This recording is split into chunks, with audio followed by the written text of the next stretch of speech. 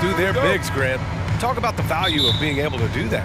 Yeah, B.A., you know, it just speaks to how both teams can beat you in multiple ways of playing. I think it can lead to higher percentage looks with the bigs. Oh, man. Oh, punch that was. Bad intentions.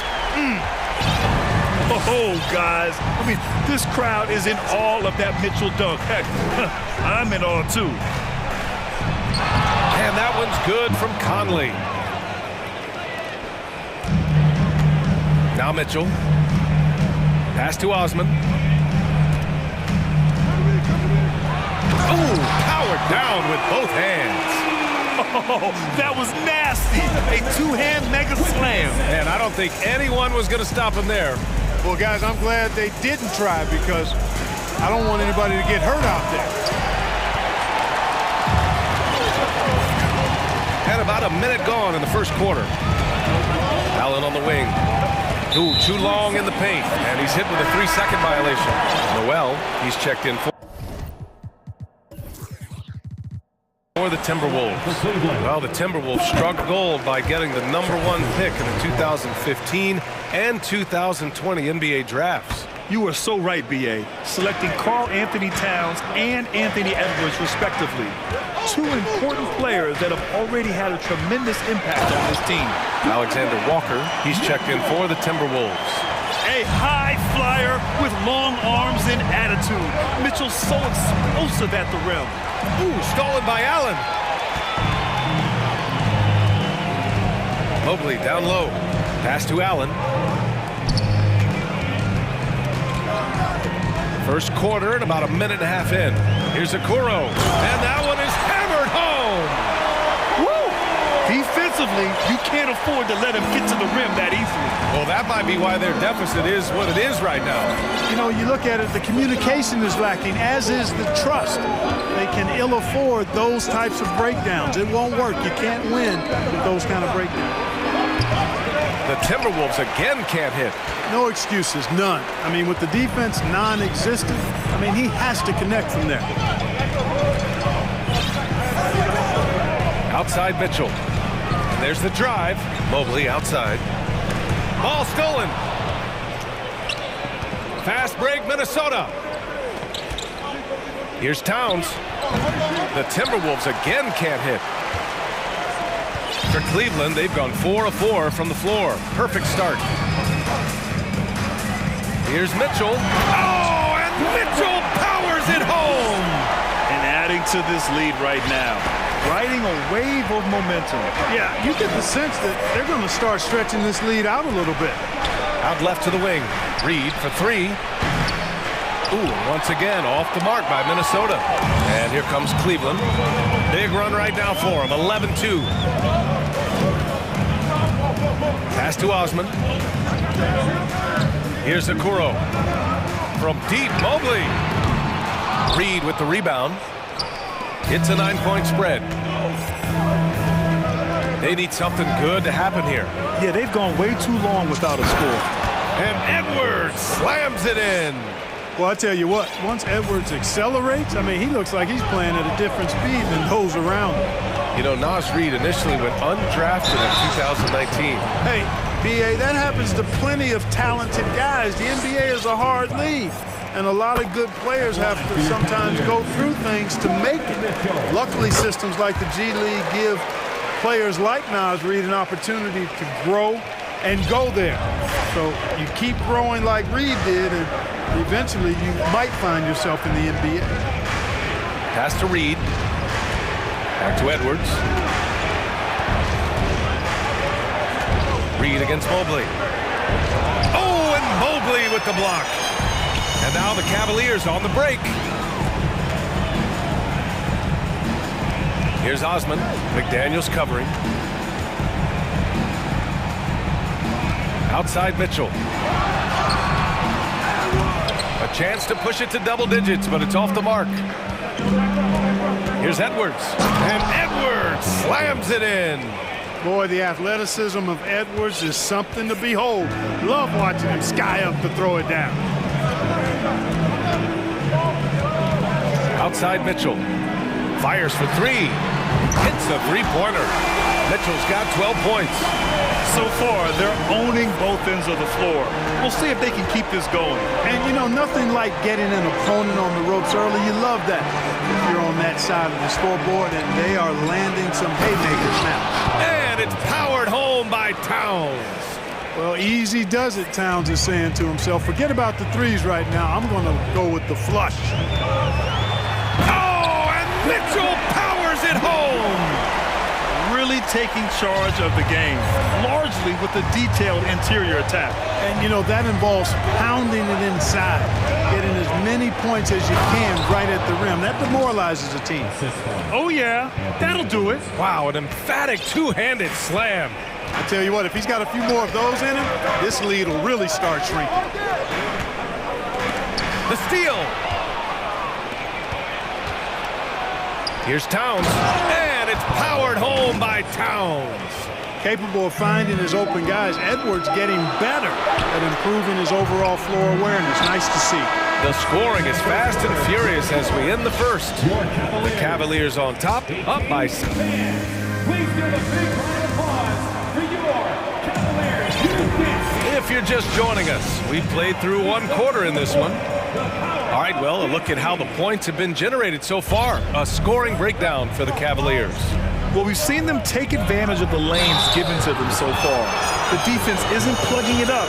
It's being exploited. And, you know, in no time at all, they've also started finding points inside, already taking apart that interior defense. The lengthy pair of Mobley and Allen are together inside. Donovan Mitchell out there with Okoro. And it's Osman in at the small forward position. That's the group for Cleveland, getting going in the second. Well, one thing you learn about Anthony Edwards, he does not lack for confidence. He wants to become the best to ever do it, and he believes he can.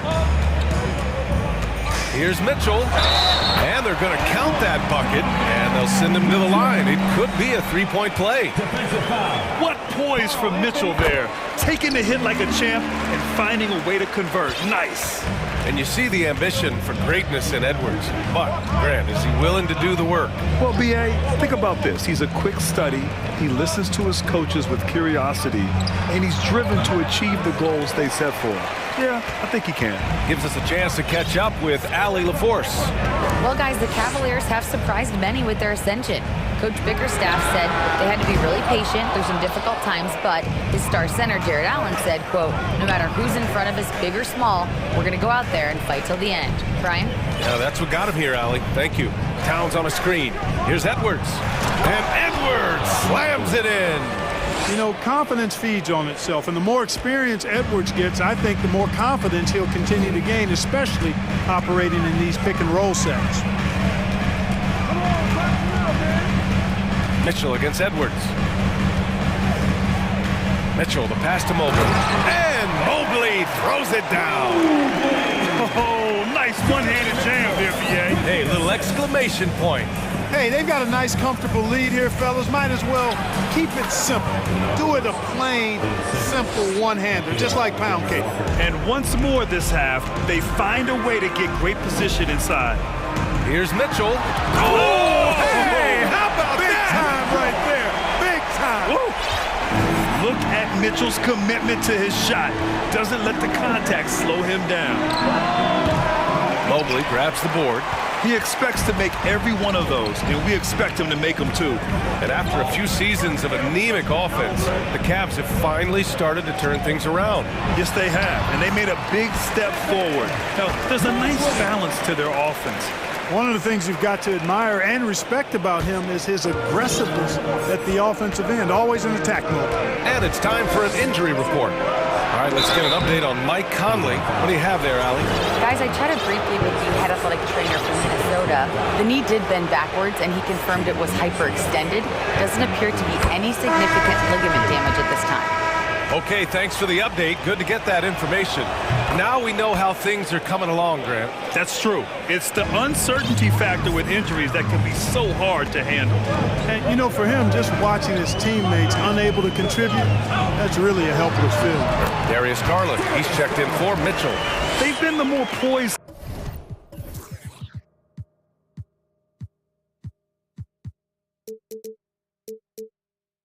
team tonight, and the score reflects that. Well, I like the way they're playing. A very smart first half. Quality shots, not wasting possession.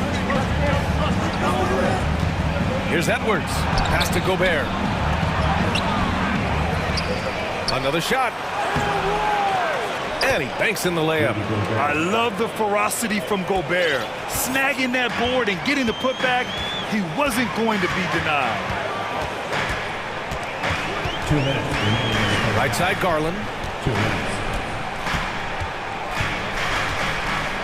There's a minute 54 left in the second. Allen, the pass to Garland. That one off the back iron and out. The Timberwolves trail. Here's Edwards. And Edwards slams it in. Yeah, you know, once Edwards flips that switch, now he stays fully engaged. His offensive arsenal is on full display. To the inside, Osman. And he slams it in one-handed. And breaking out the one-hand slam. Man, an emphatic way to extend the lead a little more. Yes, indeedy. Well done. And in traffic, he uses the reverse to keep the shot blocker at bay. What an incredible move. Not everyone has that kind of skill. No, that was outstanding, guys. And the shot is good by Garland. Gets the shot he wants. The defense wasn't quite connected enough. They lost contact. Picked by Gobert. And he'll draw the foul. And coach doesn't like the call at all. He's opting to use his challenge. He wants the officials to look at the replay. People were worried that this was slow. The previous play is under review. Close calls in every game. The NBA was smart to adopt this challenge policy in 2019. You know, one thing this does for a coach is let his players know he's got their back. If they're adamant that the call was wrong. After the review, the ruling on the floor is overturned. So they see clear evidence of a bad call, and they're going to overturn it. Probably the right decision. And give credit to the officials for recognizing the mistake and correcting it. Nobody likes to say they got it wrong, but they fixed it in a hurry. Edwards with it, now guarded by Mobley. Edwards, the pass to Gobert. And Gobert with the stuff. And this is why Gobert shoots a high percentage, because he looks to finish with strength inside. Garland against McDaniels. So it'll be 2 free throws. He was fouled in the act of shooting. I like that. I mean, some physical play inside. He's not about to give up any easy baskets. And, you know, the defense gets their money's worth on that foul, stopping the layup and not giving up the and one. Prince is checked in for Anthony Edwards. Productive trip to the line. He doesn't like to leave points on the table. 4 seconds separating the shot and game clocks. Alexander Walker with the bucket. Alexander Walker's got his first bucket of the game, and he's on the board for 3.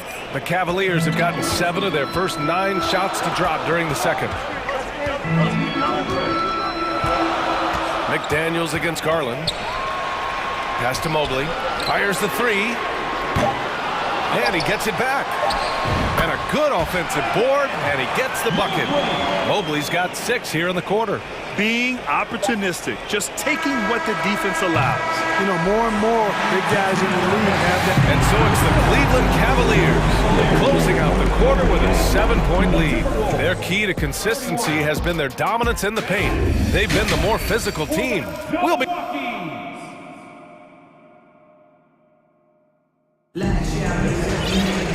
Well, for those just tuning in, thanks for being with us. Second half of this game still to play.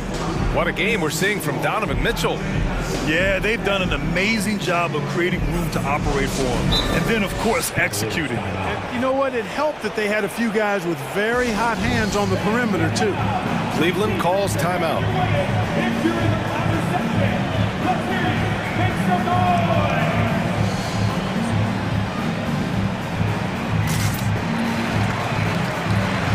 As you know, Grant, this game can be so hard on your body.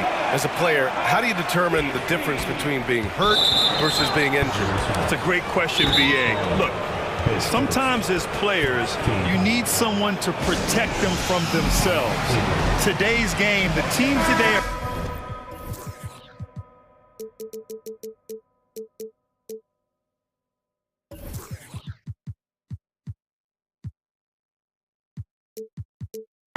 smart about protecting players and preventing things from getting worse. But it really comes down to the players, the doctors, the team overall, just being smart and having a big picture about the injuries. Kicking off the second half, here's Chris Finch's 5. We've got Mike Conley, Jaden McDaniels out there with Kyle Anderson. Then there's Rudy Gobert, and it's Prince in a 2-guard. Shot clock at 6.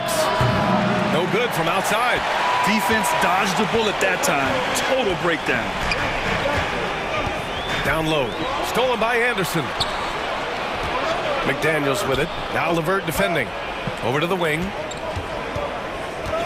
Boy, that foul looked intentional. Not exactly what you'd expect here. Yeah, I know. It just doesn't make sense given the situation. I mean, I'm just not sure what he was thinking right there. I mean, he needs to get his head in the game. Yeah. Oh, my goodness! Disrespectful.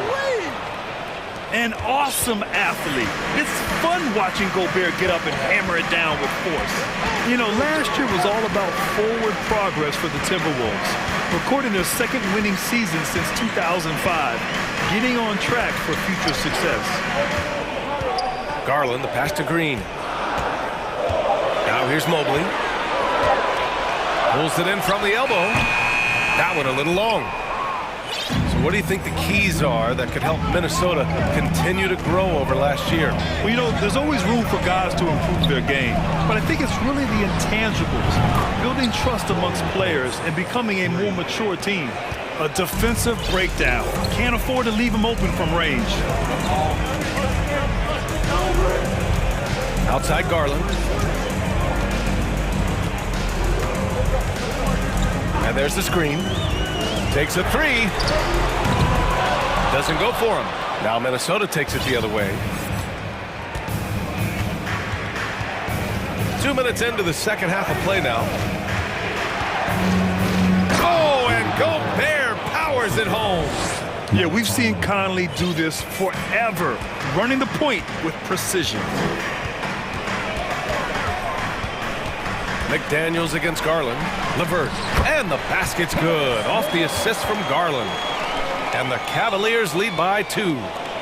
And the Timberwolves with possession here. They've only allowed 2 points so far in the second half. Banked it in off the glass. Conley's gotten his second bucket. Now this is just too easy for Conley. The D can't allow him to get this close to the basket. Outside Garland. The rebound by the Timberwolves. Right side McDaniels. Pass to Gobert. Conley against Green for the lead. Kept alive by Minnesota. Here's Prince. 2 minutes. Back to Gobert. And stolen by Mobley. 1:51 left in the third quarter. Mobley on a screen. Levert attacking. Outside Garland. And it goes as the official call. And here comes the coach's challenge. He disagrees with the foul. He does not hesitate to ask for a second look. It's a pretty heated game. Every call matters. And even with the coach's challenge in place, we've seen so many of these personal foul calls still The previous play is under review. There's no doubt there's going to be a gray area in a lot of these calls. But at least we have the option to take a second look, so the officials can be sure they get it right. The ruling on the floor stands. And they've made their decision. The call will stand. And as much as it hurts to lose a challenge, I think Coach would challenge that call again if he could. He really disagreed with the foul, and he's still peeved.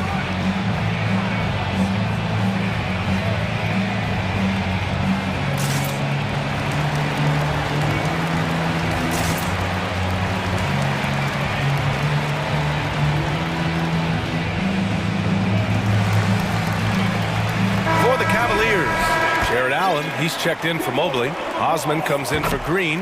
And Okoro is subbed in for Levert. And a new group getting ready for the Timberwolves. Karl Anthony Towns is checked in for Gobert. Reed comes in for Anderson. Alexander Walker, he's checked in for McDaniels. And it's Edwards in for Mike Conley.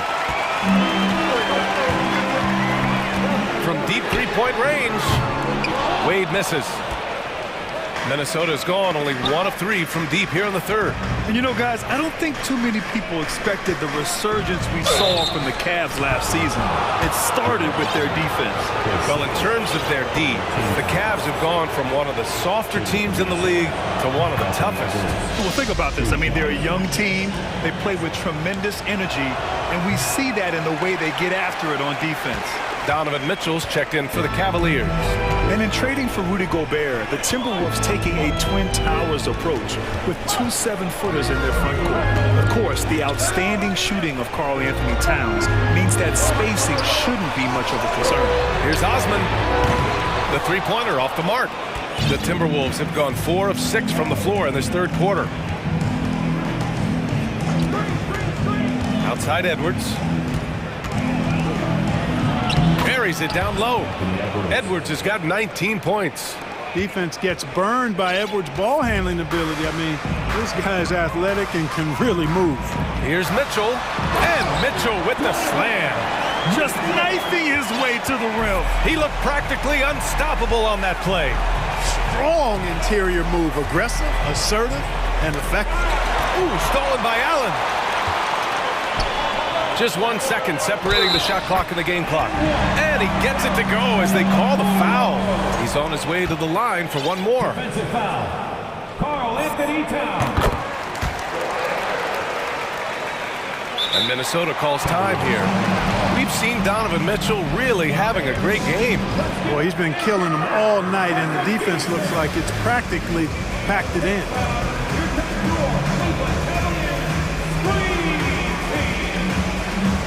Evan Mobley, he's checked in for Wade. The Timberwolves also with a sub. Conley's checked in. The Timberwolves have gotten 5 of 7 attempts in the third quarter.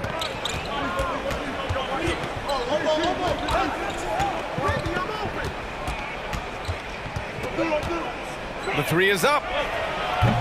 The rebound by Osman. And here's Mitchell. He knocks it down, but wait a minute. The officials getting together here. They may want to review this one. Well, The previous play is under review. turns out the officials are going to review the play. They're trying to see if he released the ball before the buzzer or not. And after seeing it now in slow-mo, I definitely... The ruling on the floor is confirmed. He wasn't quick enough on his release, it would appear. Extra little... Shots continuing to fall as we conclude the third. Both teams putting up some points. The Cavaliers on top, up by 5. And time to step away quickly, but we'll be back in no time with the start of the fourth quarter. 3 tense quarters behind us. One more to go. Thanks for being with us as we get ready for the fourth. A moment to hear from Allie LaForce. JB Bickerstaff had some words for his team over the break. He told them to be more careful about their selections, saying, quote, don't force it at the arc. If it's not a good look, don't risk it. Move the ball, attack inside. Use your options. And Allie, thank you for that. The lengthy pair of Mobley and Allen are together inside. Okoro is out there with Donovan Mitchell, and it's Osman in at the small forward. That's the 5 for Cleveland right now. Conley passes to Reed. Outside Edwards. And here's Conley. Three-pointer. The rebound by Allen. Allen's got rebound number 5 here tonight. Mobley outside. From downtown. The rebound by the Timberwolves. Towns has got 4 rebounds now. They're searching for a way to score. Yeah, buckets have been very tough to come by. Gets the bucket and the foul. They'll pin that one on Jared Allen. Well, I tell you what, so hard trying to corral Towns. He's got excellent strength, good feet, good hands, and he's got a will to score the ball that you've got to appreciate. You know, when he referred to himself as the greatest big man shooter of all time, Karl Anthony Towns certainly raised some eyebrows and sparked some debate in the NBA fraternity.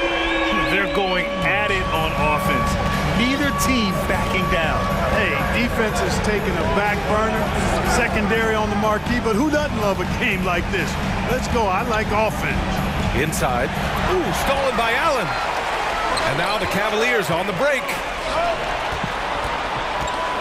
On the wing, Mitchell. Here's Osman, guarded by Edwards. Mitchell against McDaniels. 4 on the clock. Mobley finds Mitchell. Whoop, there's the shot clock violation, so they'll turn it over.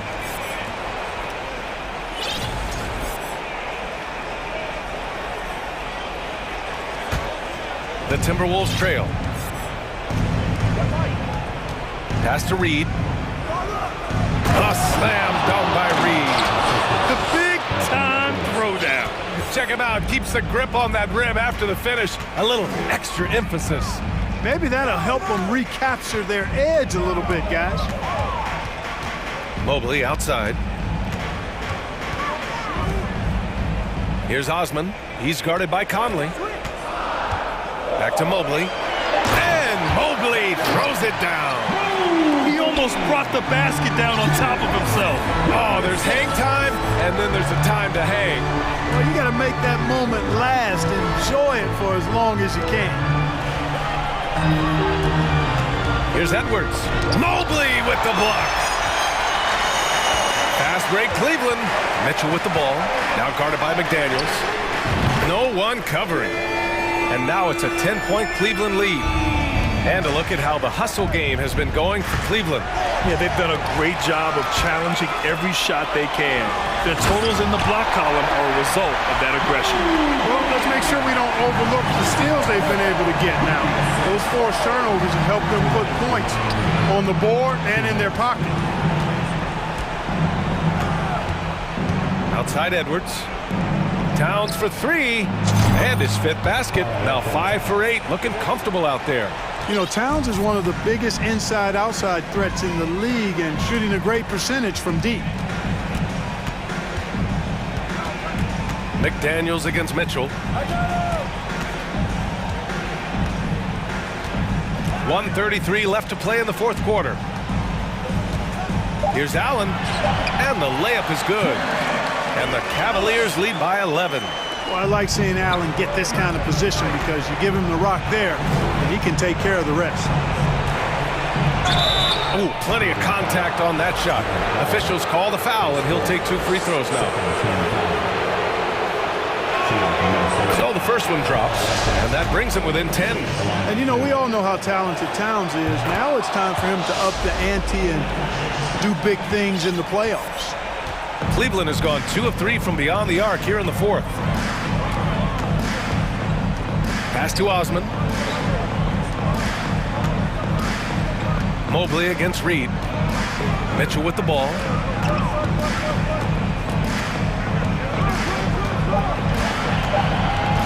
Fires the 3. Towns with a rebound. And he almost made them regret defending him so loosely.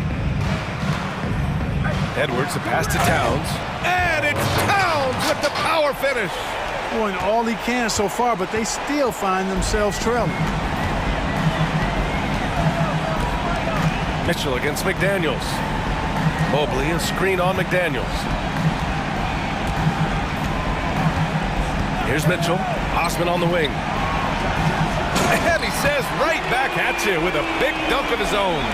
Over his career, Mitchell has developed his playmaking for others, a great skill to have. And there's the lob, and the officials call goaltending, so they'll award the basket. I mean, he had the right idea, but his timing was just a little off, and it resulted in a goaltend. Here's Mitchell. 19 seconds left in the 4th quarter.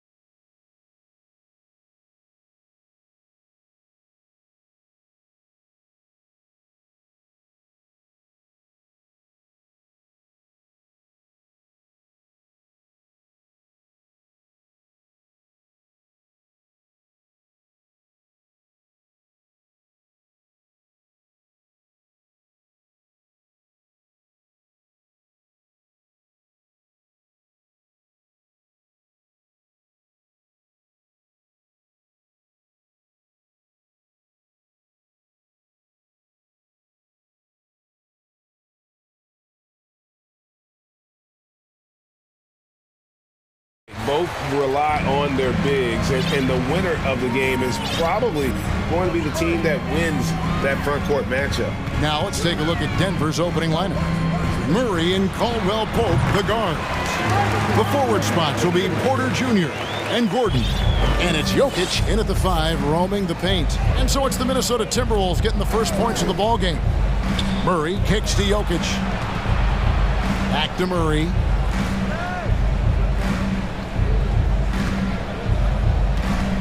Six on the shot clock. In the corner, it's Gordon. Plenty of space. And Karl Anthony Towns pulls it down. And here's Edwards. He'll bring it up for the Timberwolves.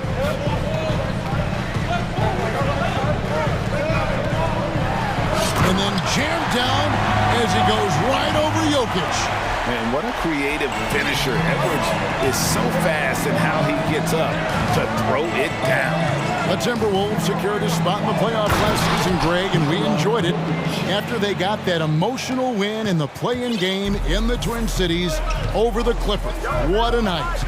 And Kevin, you could tell it meant a lot to the player. This is a team that has struggled for so long, and by getting to the playoffs, this is a step in the right direction. Here's Murray. Michael Conley making his last shot. Caldwell Pope with a screen for Murray.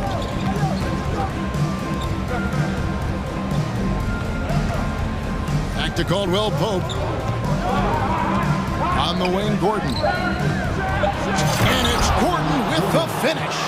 And that is a merciless dunk coming from Aaron Gordon. Here's Edwards. Here he goes. And Edwards with the stuff. Oh, and how about squeezing the orange as tight as he could there before the stuff? Yeah, no way he's going to lose that thing on the way up. Now here's Murray. From deep, Jokic. That one's no good. That makes him 1 for 2. And he didn't punish them for the weak coverage there, but they can't count on him to continue missing. And there's the 3-second call, this one on the defense. And the #1 overall pick in 2015, Karl Anthony Towns has been the franchise player in Minnesota, but out to prove he can be the cornerstone on a contender. And the technical free throw is good. And we've seen Towns take on more of a leadership role over the years, wanting to be the guy for this team. Read the pass to Towns. And he drops it in from the low post. Greg, in order for Towns to get the Wolves to where they want to go, and certainly where he wants to go, how does he take the next step? For me, last season, an inconsistent playoff performance for Cat. He's got to make an imprint on the game, even when shots aren't falling. Here's Gordon after the made shot from Karl Anthony Towns. And while we've got a moment, let's send it over to our terrific reporter, David Aldridge. David? Well, I caught up with Coach Mike Malone. Defensively, he wants his guys to protect the rim and do everything they can to push the offense out to the perimeter. He told me if we can do that, I feel good about our chances. Now, guys, obviously that's a tall order, but he's trying to get his guys to get geeked for the challenge. Thank you, David. And Aaron Gordon's getting roughed up in there, and he doesn't mind it. And after spending his first 7 years in Orlando, Aaron Gordon traded in 2021, going from the Magic, a team out of the playoffs, to a team chasing a title. Edwards drawing the double team. Stolen by Caldwell Pope. Gordon finds Jokic. Here's Caldwell Pope. Edwards defending. Caldwell Pope passes to Jokic. Reed with the rebound. And with Aaron Gordon leaving Orlando, Greg, how'd you think that deal worked out for him? Kevin, I think the change of scenery was great for Gordon. Taking on more of a complimentary role and getting more big game experience. Really no idea why you're fouling in a situation like that. You know, maybe there's some bad blood between those two. Here's Edwards. And Edwards with the stuff. And how about the quick eyes there from Towns? Finds a hole in the defense and exploits it there with a nice find. Murray with it. Picked up by Edwards. And here's Jokic outside. It's rebounded by Towns. And there hasn't been anything easy for him in this period. No, I haven't seen him in comfortable spots, or at least spots we've seen in this offensive set that are allowing him to settle in. Edwards can't hit. The Nuggets trail by 6. Jokic with it. Pass to Caldwell Pope. A three-pointer off the mark. There's 18 seconds left here in the first quarter. Over in the corner, Conley. Stolen by Caldwell Pope. Pass to Gordon. 4 seconds left. Driving inside. Oh, and he misses the dunk. Yeah, tried to show off just a little bit there, but ultimately didn't work out. You know, he's going to get a few stares from his coaching staff. And so it's the Minnesota Timberwolves with their lead standing at 6 points here at the end of the quarter. And they've done a phenomenal job down low. So many of their points coming right at the rim. We've got more in store for you right after this. And for those of you just tuning in, the second quarter of action is where we're at right now. And let's quickly check out the scoring breakdown here for Minnesota. A lot of high motor play from them in this one, allowing them to kind of charge through the defense and find good looks. Love the passing that they displayed at the start of the game. Great ball movement that's opening up some chances without really getting deep into the execution. On the floor for Denver as we get going here in the second quarter. Out on the perimeter, it's Caldwell Pope and Porter Jr. Thomas Bryant is out there with Aaron Gordon, and it's Jackson in at the point guard position. First personal foul. First team foul.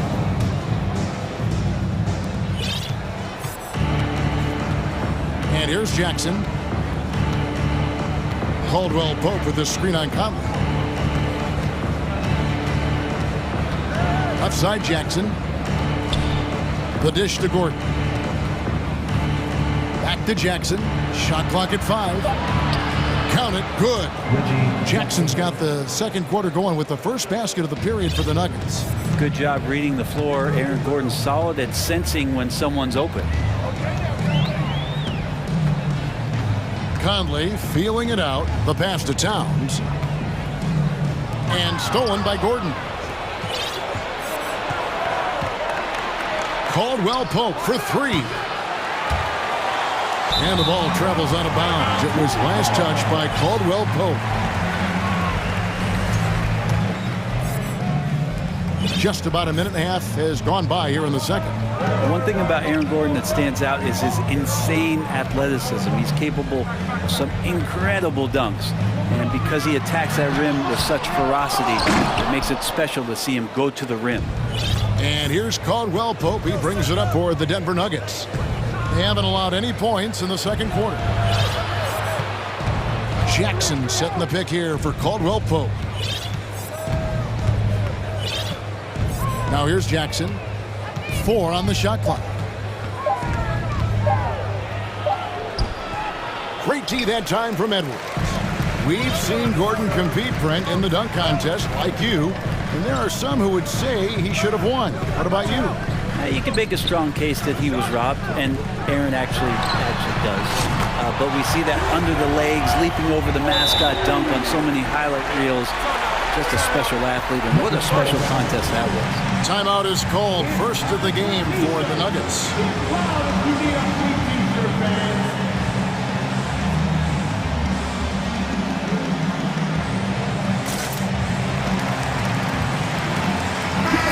Minnesota making some changes.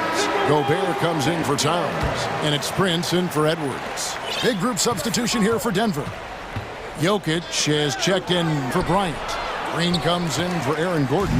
Brown is checked in for Caldwell Pope, and it's Jamal Murray in for Reggie Jackson. Conley the pass to Gobert. Reed with it. Back to Gobert. He kicks to Conley. A 3-ball. Offensive rebound.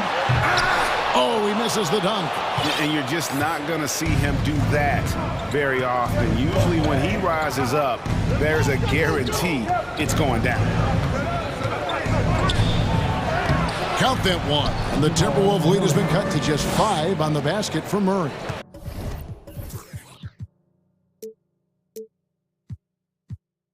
Greg, Father Time is undefeated, and every player has to make the decision when it's time to retire. How big a factor was age for you? Well, you don't want to leave anything on the table, but your body will tell you when it's time. I know that was the case for me. Prince dishes to Gobert. Prince misses. The Nuggets trail by 5. They've been looking out of sync offensively. Yeah, their offense has ground to a standstill. And there's Brown. That's good on the assist by Murray. And teammates more and more looking for plays from Murray like that.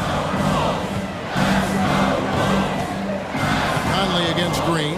Lets it go from deep. Jokic with the steal. And the whistle blows. It's going to be on Michael Conley. That'll be his second foul of the game. Second team foul. Making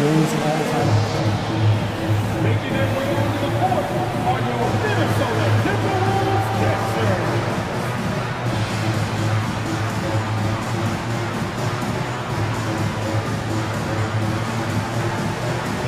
Some changes for Minnesota. Anderson, he's checked in for Reed. And it's Edwards in for Mike Conley. The Nuggets trail by 3. And 1:01 left in the second quarter. Jokic kicks to Jackson.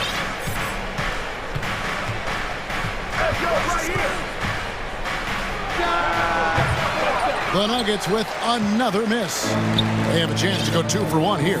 Let's see how they play the clock. Gobert in the corner.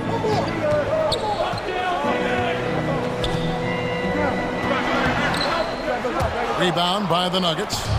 Now 8 seconds separating the 2 clocks. Green with a screen on Edwards. Jackson uses the glass to finish the layup. Jackson's got his second bucket of the game to go. Good work down low from the 6'2" Reggie Jackson. Not bashful. Here's Edwards. Denver grabs the miss. Jokic has got 4 rebounds in this game. Looking to end his cold spell. And finished off by Edwards. Oh, he got fancy with that one. Yeah, maybe trying to give them the momentum boost they need to break this game open. And here's Green outside. No good on that one. And a close game so far to the... Thank you, David. We'll be back after... 18. The Nuggets. 15.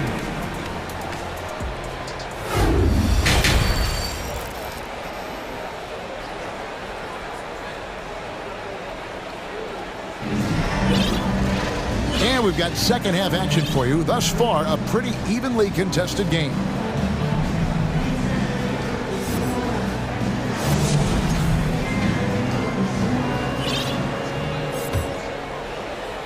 And so Bryant will bring it up for Denver. They trail by 3. They've got McDaniels. Conley out there with Taurean Prince. Then there's Kyle Anderson. And it's Towns in at the 5. That's Chris Finch's 5 as we get into the second half. And that one falls coming off Conley's feet. Towns has got 9. And never lacking confidence from deep. Some big men have to develop that confidence. Towns has always had it. Gordon, the pass to Porter. Trying to answer back, but that 3 is off the mark. Timberwolves leading by 6. Greg, looking at the shooting numbers of Michael Porter Jr., they're off the charts. I mean, his first full year in the league, Porter Jr. was top 20 in field goal percentage, top 10 in three-point percentage. Incredible numbers for a 6'10" wing. Shot clock at 3. Here's Towns. He can't get that one to fall. Now the Nuggets take it the other way. For 3, Caldwell Pope. The rebound by Anderson. Minnesota shooting 43% from the field. Towns, a screen on Caldwell Pope. And the dunk by Towns. And how about the agility of Towns? Cutting with purpose there after setting the screen. Great display of his basketball IQ. And finished off by McDaniel. Excellent on both ends of that play. Yeah, the steal was sharp, but the slam topped it off. And we say it time and time again, so I'll repeat it. Have to be careful with the ball or this is what happens. A different look for Denver.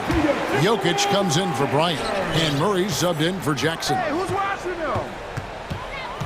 Passes it to Jokic, looking to end the run. Rebounded by the Timberwolves.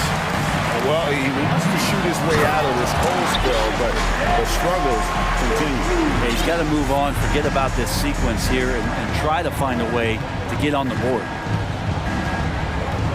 Here's Murray. Lays it up off the glass. And there's a feeling sometimes, even at 6'3", when Murray gets to the interior, he plays a bit bigger. Conley with it, out guarded by Murray. And the dunk by Towns. Oh, he just punches that one down with a fury. Rubs it in a little deeper with the hanging finish. And they double up Murray. Jokic finds Murray. Left side, Gordon. And it's Gordon finishing it off. Love some AG highlights where he's jamming it down like that. Timberwolves leading by 10. I think it's pretty clear, Greg, what the goal is for this Denver organization long term. It's simple, Kevin. Make it to the finals. The Nuggets have never been there. They've been close reaching a conference finals on more than one occasion. And Matador defense, that's one of the easiest shots he is ever going to see. Yeah, feels like Christmas right now, just gift wrapping points. Murray kicks to Jokic. And a wide open look for Porter. And the three off target.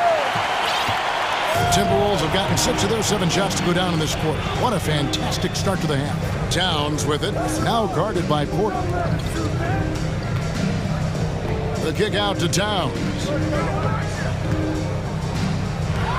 The three. The Timberwolves need to get a shot off here. Off target from three-point range. The Nuggets trail by 12. Murray outside. And it's Murray with the jam. And appreciation for Jamal Murray and his athleticism getting all the way up there. Caldwell Pope against Conley. Towns for 3. That's in there. Conley with the assist. Conley's got 6 assists in the game. Unwilling to let up even for a moment. That's his killer instinct, just fanning the flame. He's the guy that you want to go to right now, trying to put this one away. Time called here. The Nuggets decide to talk it over.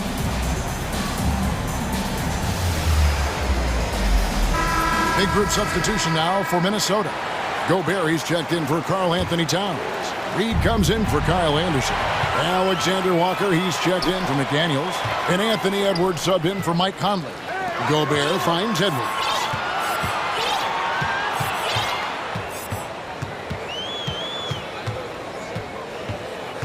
Back to Gobert.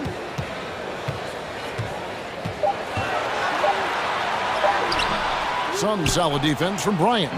There's a little bit of pressure on him, but not enough to cause him to miss a shot that's in that close. Here's Edwards, and he goes right over Thomas Bryant and slams it down. Oh, great work by Edwards to get up court in a hurry and get himself a bucket. Can't let those fast break opportunities get away. And it's Brown missing. Minnesota with the ball. They're on an 18-6 run. Edwards against Jackson. Here's Gobert. Got it. Good job in the low post. Gobert's got his first basket. And using his insane wingspan and athletic frame, Gobert can flat out dominate down low. And there's the foul. It'll go on Bruce Brown. That is his first foul of the game.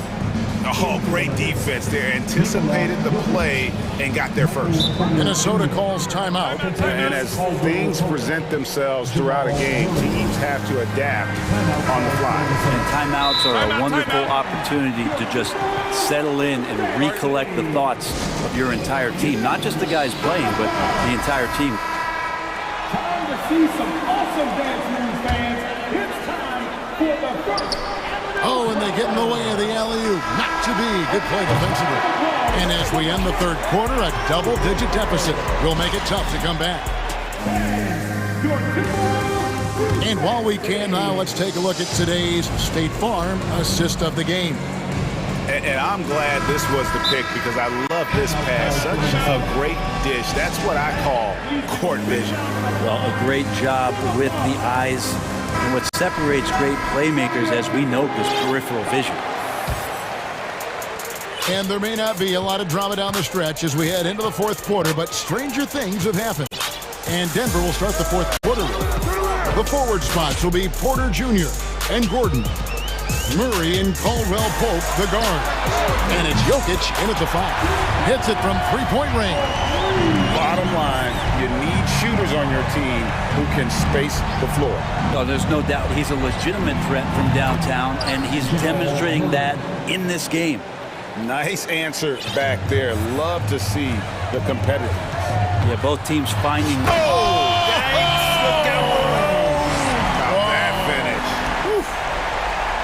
How about the athleticism from Edwards rocketing off the drive there for the slam?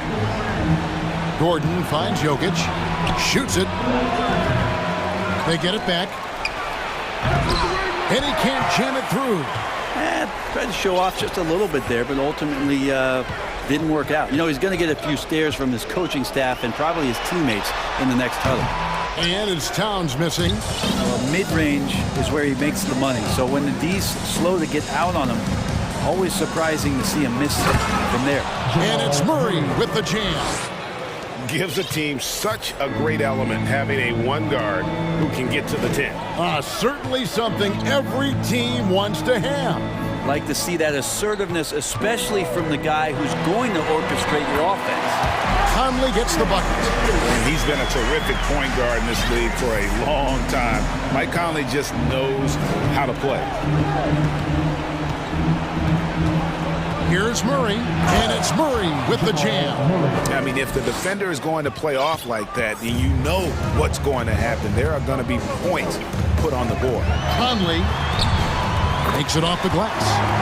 And the Timberwolves lead by 19. Now that's excellent. Get the ball down deep inside and cash in on a simple basket. Right wing. And Jokic wide open. He shoots. Good, and the assist goes to Murray. And there are just enough threes in Jokic's bag for you to step out and have to pay attention to him. Towns wide open. And again, Minnesota with the triple. He's just stretching him out. The defense has got to do a better job of staying attached to him. I'm not sure what the defense collectively was thinking there. You got to know where he is at all times. Here's Jokic, and Jokic throws it down. Oh, Air Serbia. Jokic up there. Pass to Reed. Around 3 minutes gone here in the fourth quarter. What elevation. He's a smaller but still determined big man, and he likes mixing it up with his impressive vert. Jokic sets the screen for Murray. Pass to Jokic. Launches a three. Rebound, Minnesota. McDaniel's got 4 rebounds now tonight. Here's Towns. And the call on the shot sends him to the line. And the assets traded by the Wolves for Rudy Gobert surprised a lot of people. In essence, 5 first-round picks, 3 of them unprotected. They better hope this thing works out. A lot riding on it. Get on Jamal. Conley against Murray. Jokic with his screen on Conley.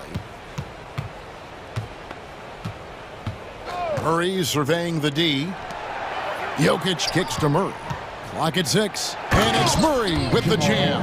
And tonight's battle is going to end with a very clear winner, leaving nothing to chance. Impressive win for the Timberwolves. They found a great rhythm from long range. Yeah, Kevin, every time they left a man open deep, he'd get a good shot at the basket. Didn't hesitate, and that aggression paid off. And one of the key components to this victory, if not the biggest, was the incredible performance for Karl Anthony Towns. Just knows how to fill it up, and that's exactly what he did tonight. Nobody that they assigned to him could really get a handle on him. Can't hit the turnaround jumper. And so it's Murray who brings the ball up for the Denver Nuggets.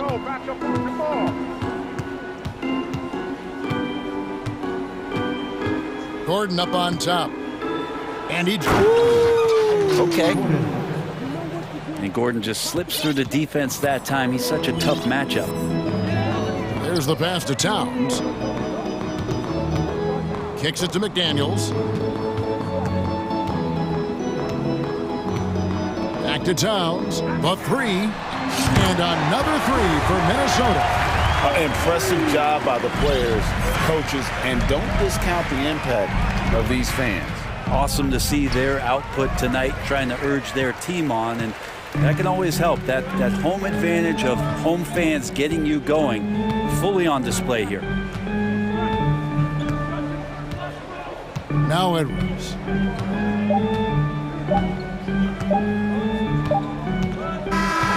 So it's Minnesota.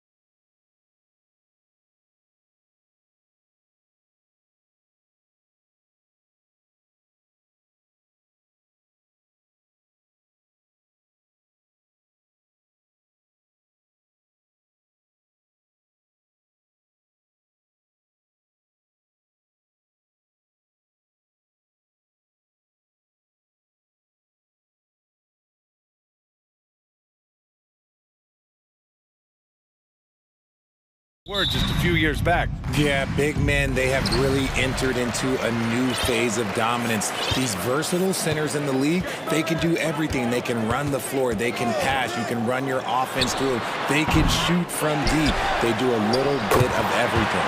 Incredible athletes. Now the starting group for the Sacramento Kings.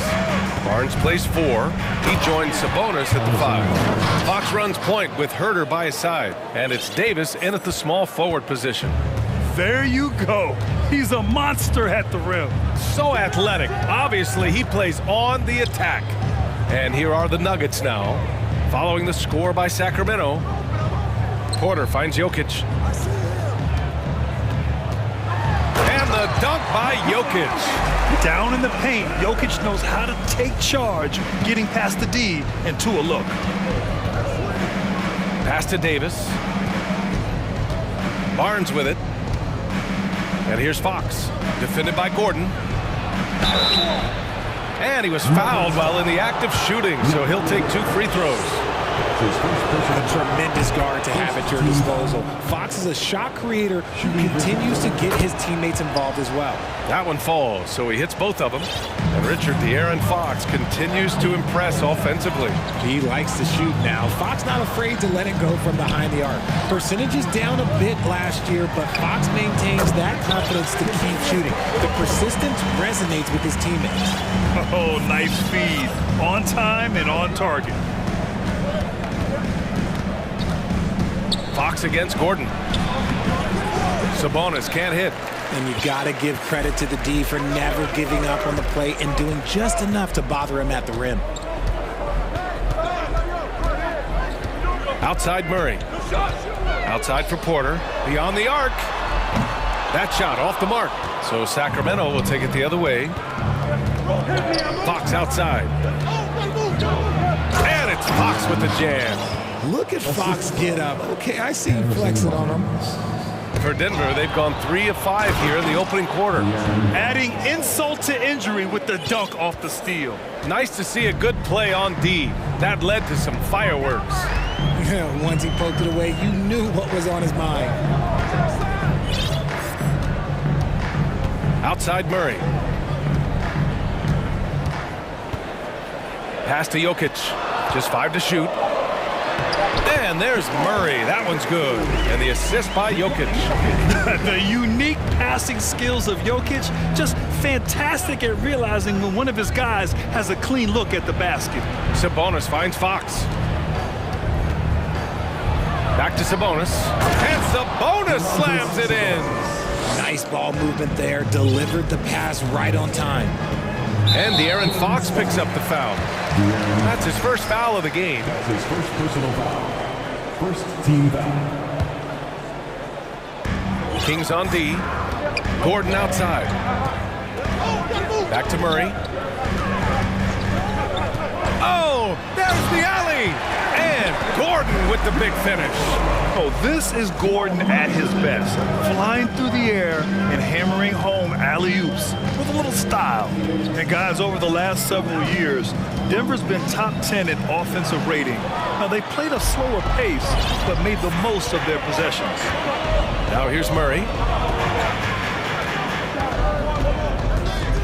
And there's 1:38 left in the first quarter of the game. Here's Herter. The basket's good off the assist from Fox.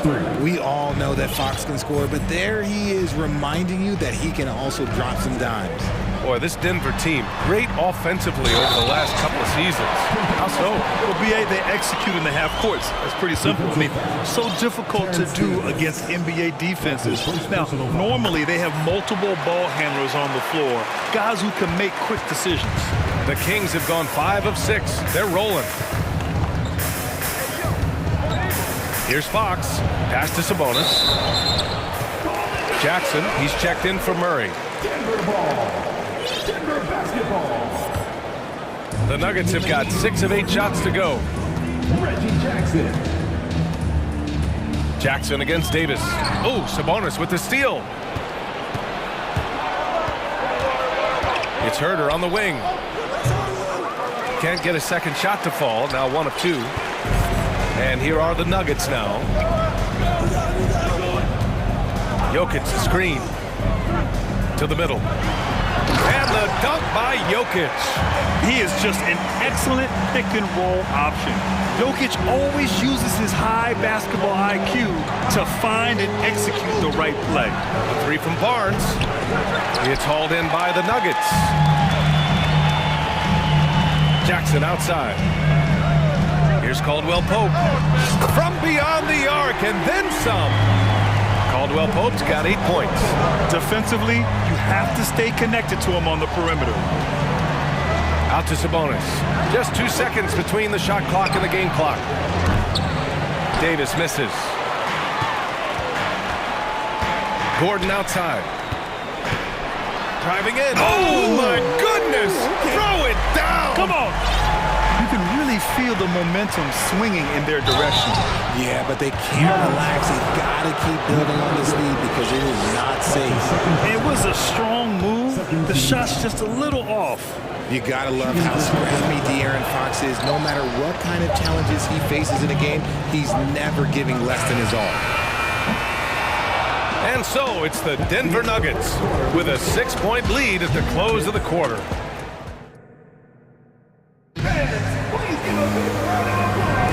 And for those of you just tuning in, second quarter action is where we are. And a look at how the offensive approach has been going so far for the Nuggets. The Kings trailing, and Aaron Gordon Grant throwing up in the heart of Silicon Valley, San Jose. Yeah, Aaron using that to his advantage, involved with some apps. Now, we've seen a lot of players getting into the tech world. Great to see guys like Gordon branching out into business. Bruce Brown is out there with Jackson. Then there's Aaron Gordon. Then it's Thomas Bryant. That's the group in the game for the Nuggets. And Grant, a career resurgence for Reggie Jackson. Yeah, B.A., after dealing with injuries, even at one point considering walking away from the game, he's found renewed success, and he's shown he's got plenty left in the tank. No surprise there. He's about as automatic as it gets from the stripe. Hope I didn't jinx him. I tell you, a little extra pressure on D when you're up against a point guard who can elevate. It doesn't make it easy, does it? Yeah, hard to strategize for a guy who can make a pass or a play like this right in your face. Here's Brown. After the Kings picked up a basket a moment ago, Gordon can't hit. Outside Davis. Sabonis outside. Back to Davis. Out to Fox. Gordon with a steal. Here in the second quarter, a little over a minute of play. Bryant a screen on Fox. Jackson, the pass to Bryant. The three. Barnes with the rebound. Pass to Sabonis. And so he draws the foul, headed to the line to shoot a pair. It's going to be on Thomas Bryant. It's the versatility and the unpredictability of what Sabonis does that makes him so hard to match up with, which is why he gets these easy tic-tac fouls. Mitchell's checked in for Sacramento. Sabonis is a dominant interior scorer. He's got the touch, the strength, and a wide array of post moves to work with. Now a timeout called by Denver, and the Nuggets making a change here. Green is checked in. Second quarter of action, about a minute and a half played. Davis against Murray.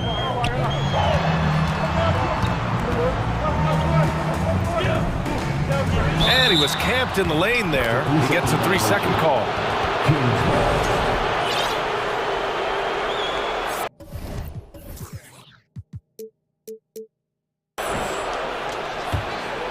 They've been keeping things close. And now have a chance to jump back on top, B.A.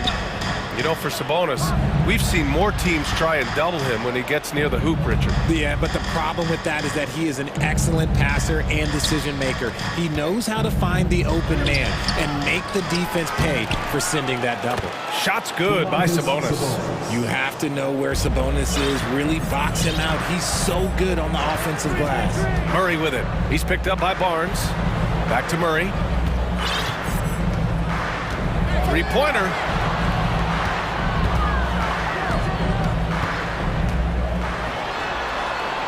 And that one's good. That makes him 2 for 3. skilled finish by Murray. He can score inside and outside, really anywhere on the court. Out to Sabonis.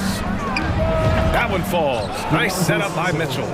Sabonis has got 6 points in the quarter. God, it's just ridiculous. He is just an absolute surgeon when he has the ball. This man is surgical. There is no way to slow him down when he wants to score. Good awareness by Murray. Sees a hole in the defense and feeds the guy ready to exploit it. Ooh, took him no time at all to get that one. That's how you up the ante. Come right back at him. Yeah, I love the competitive fire right there. You drain a triple on us, and I'm coming for my revenge. Gotta give him credit for jumping on the ball and making the most at the other end. Boy, inexcusable at this point of the game. They got to be more composed in these moments. An important 2 points, not just on the scoreboard, but also for a little bit of momentum. For the Nuggets, Nikola Jokic is checked in for Bryant, and it's Jackson in for Jamal Murray. Pass to Jokic. Takes the 3. The shot off that time. So the Kings will take it the other way. Mitchell, the pass to Sabonis. Back to Mitchell. Sabonis with it. Here's Davis. An easy 2 on the layup. And now a 4-point Sacramento lead. Well, Richard, as a former player yourself, what's your take on stars demanding trades and jumping around the league so much? It's tough because I've seen the other thing happen to stars. Blake Griffin re-signs with the Clippers. They show him videos of putting his jersey in the rafters, and then he's traded a year later. So I think everybody has to figure out what is best for them, but you also have to try as an individual and as a professional to fulfill your obligations. And I think trades can be someplace in the middle of that. And again, Denver no good. Here's Sacramento now. They're on a 17-7 run. Davis, the pass to Sabonis. Over Jokic. Rebound by the Nuggets. Jokic has got 5 rebounds tonight. Outside Porter. Back to Jackson. With the drive. And he drops in the layup off the glass. Jackson's got 4 points this quarter. 36 seconds left in the half. Oh, and a vicious dunk by Barnes. And once he gets to the rim, it's fairly automatic. Nothing fancy right there. Just takes his 2 points, moves on. Now here's Jackson. Back to Jokic. On the wing, Porter. Pass to Jokic. Clock at 6. Here's Caldwell Pope. And the shot clock expires. 24-second violation. Sacramento calls timeout. Start it. Fans, please give a big round of applause for your defense team. One more time for your Nuggets team. There's 6 seconds left to play in the first half. Here's Fox. Great D that time from Jokic. It's been all about Domantas Sabonis for... With the score, your Nuggets, 29, the Kings, 33.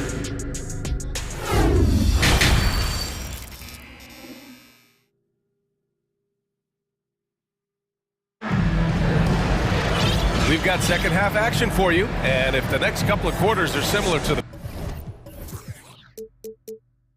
first, this one could go down to the last possession. The Kings leading. We know about the Kings and their lack of recent success, RJ, but their front office has not been idle. Yeah, they've been bold. 2 major trades at the deadline last year, an overhaul of their coaching staff, and now they're looking to end their playoff drought now. Taking a look at the Kings, Barnes plays 4. He joins Sabonis at the 5. De'Aaron Fox is out there with Malik Monk, and it's Davis in at the 3, the small forward. Now here's Murray.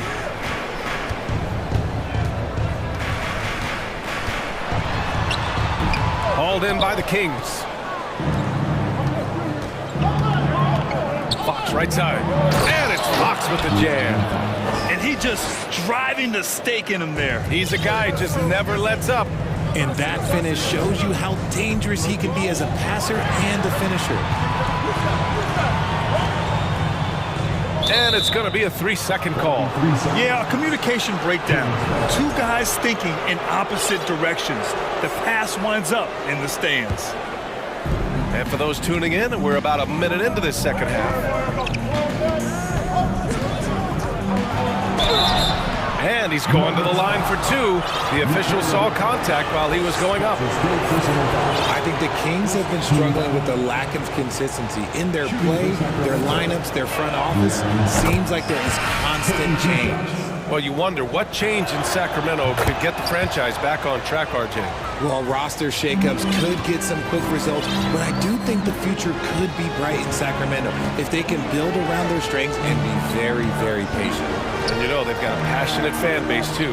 Very passionate and a hungry one. Now here's Gordon. Murray goes up and lays it in. Nice and easy.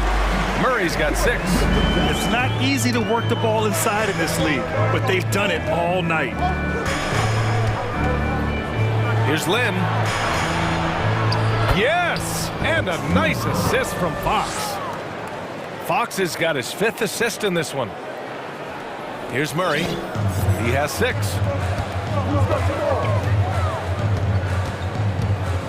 Gordon outside. Into the third. 2 minutes in now. Caldwell Pope's shot is off. The Kings have gone 3 of 3 in this second half. The 3 from Barnes. And no good. The defense just giving him the easy look there. He's not going to miss that. Here's Murray. That one no good. Excellent D there from Davis. Now here's Fox. He's closely guarded.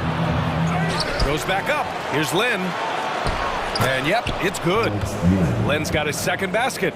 And trust me, when the D's slow to react, he'll be the first guy to make them pay. Yeah, they're going to do a much better job of putting a little bit of pressure on him on his way to the hoop. Here's Caldwell Pope. 11 points in the game. From deep. Lynn pulls it in. And it's Sacramento's ball. They're on an 11-2 run. And that one falls. His 5th basket in 7 tries. We've seen Fox take over games before. Only takes a few shots to go, and then this man is feeling it. Now a timeout called by Denver. A different look for Denver. Jokic comes in for Bryant. And it's Jackson in for Murray. Domantas Sabonis, he's checked in for the Kings. Murray comes in for Barnes. Now here's Jackson. 2 minutes remaining. Pass to Jokic. 2 minutes. Gordon outside. Back to Jokic.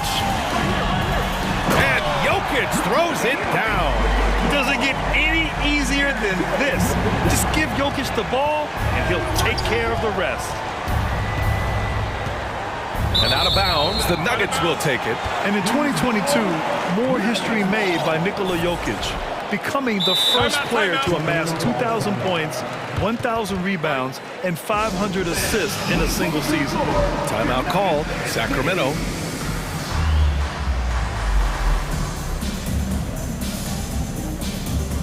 So the Kings making a change here. Herter's checked in. For Denver, they've got just 2 of 6 in the second half. And Nikola Jokic breaking barriers at the center position, Graham. Oh, so true, B.A. That 2,000, 1,500 season, it never been done before. The Joker's ability to be a facilitator at the 5, almost a point center, we've never really seen that before. And keeping us updated from the sideline, Allie LaForce. Well, the league and the world have endured tremendous challenges in recent years. Commissioner Silver said, quote, "We found a way to keep going under very difficult circumstances. It required enormous diligence. To keep playing throughout the pandemic, we are particularly proud of that." Brian? Hey, the show must go on. Thanks, Allie. Murray's checked in for the Nuggets.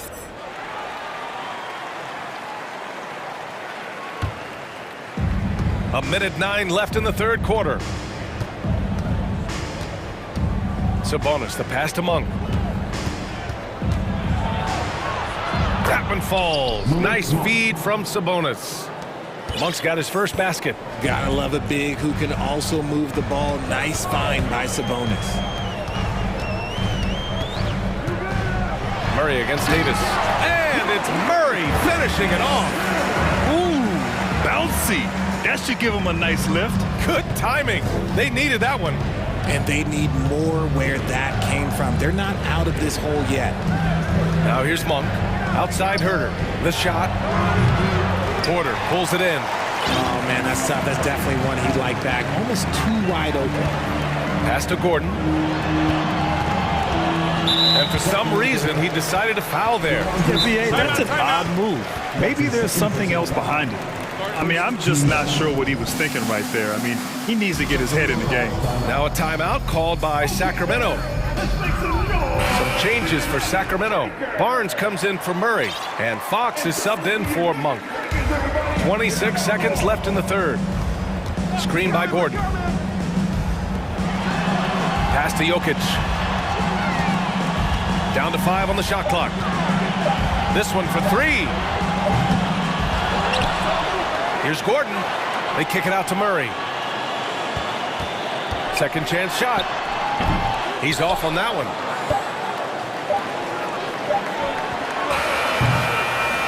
And so it's the Sacramento Kings closing out the quarter ahead by 11 points.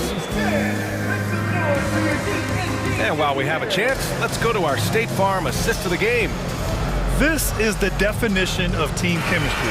I love to see this kind of communication and connection between teammates leading to the perfect pass. Serving it up on a platter, that is a beautiful dish. And 2 teammates on the same page. Woo. And there have been 2 very different performances from these teams today as we get going in quarter number 4. Gordon is the 4 with the Joker in the middle. Caldwell Pope and Porter Jr. They're the 2 and the 3. And it's Murray in at the point guard position. That's the group in the game for the Nuggets. And sends it home with some passion. I think he's rubbing it in a little bit here, hanging up there like that. Back to Porter. Davis against Murray. Oh, got a piece of it. Gordon, the pass to Murray. Can't connect from short range. Sacramento has gotten 3 of their 7 threes to find the net in this matchup. Here's Fox, and it's Fox with the jam. And he just driving the stake in him there. He's a guy who just never lets up. And that finish shows you how dangerous he can be as a passer and a finisher. Here's Murray. Misses off the left iron.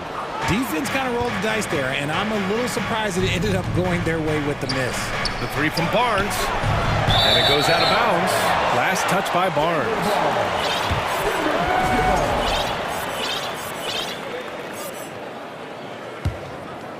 And for Denver, they're shooting a nice 50% for the game.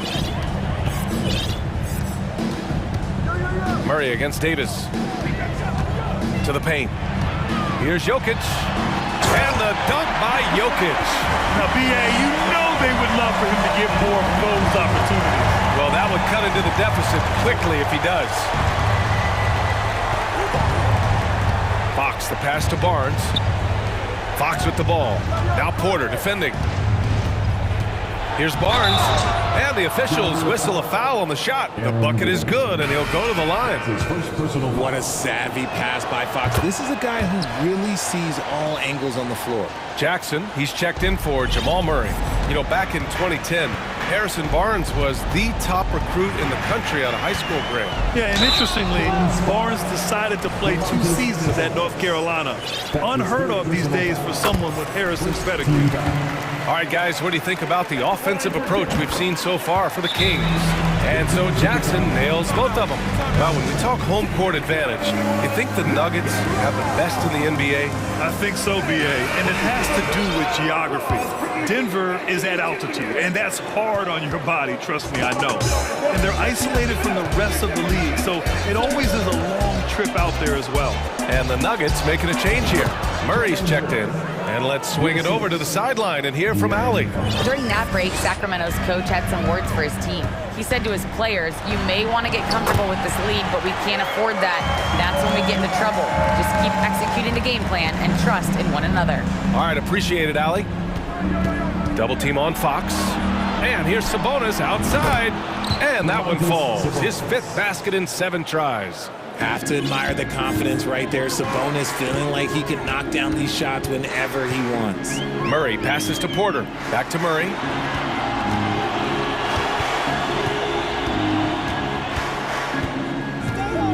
To the inside, and it's out of bounds. Still Denver's ball. Great read to get a hand in there and disrupt the play. Yeah, I think he was hoping to maybe even get the steal, but I agree. He still got a good outcome. Porter finds Gordon. Shoots over Barnes. Gordon can't hit. For Sacramento, they've gotten 5 of 6 shots to go in the fourth. Hey, yo, right here. Outside Barnes. Back to Fox.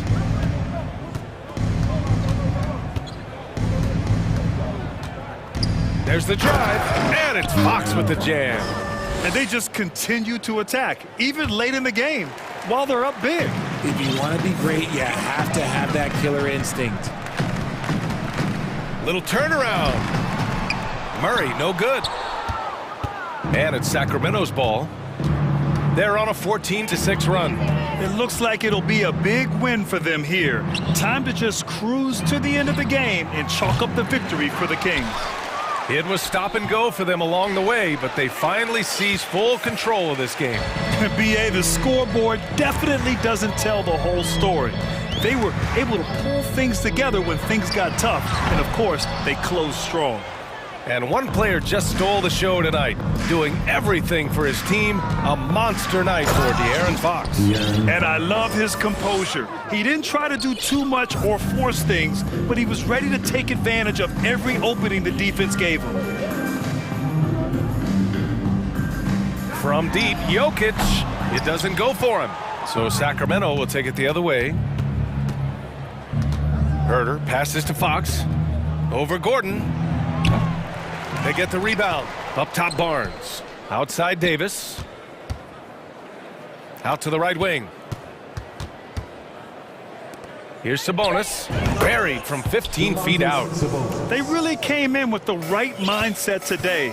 I can guarantee you their flight home will be filled with some smiles. And as it should be, to be this dominant on another team's floor, look, when you go home, you're going to go home feeling good. Outside Davis. Back to Fox.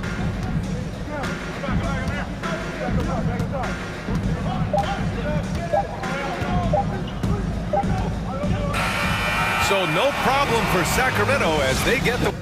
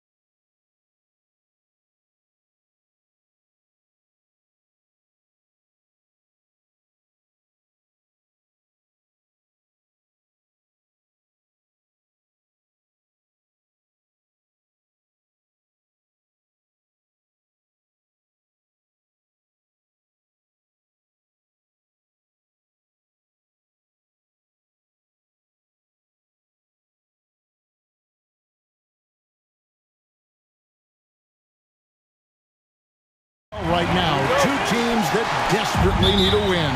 Tonight is huge for these two, and a winnable game on the schedule for either side.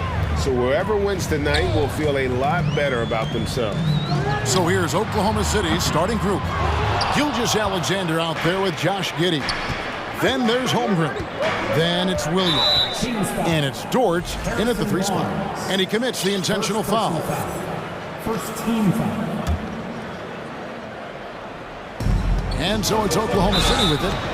And contact on the shot, so he'll be shooting free throws here. Well, the tremendous length at the guard spot that Shai Gilgeous-Alexander presents is a problem for a lot of defensive players.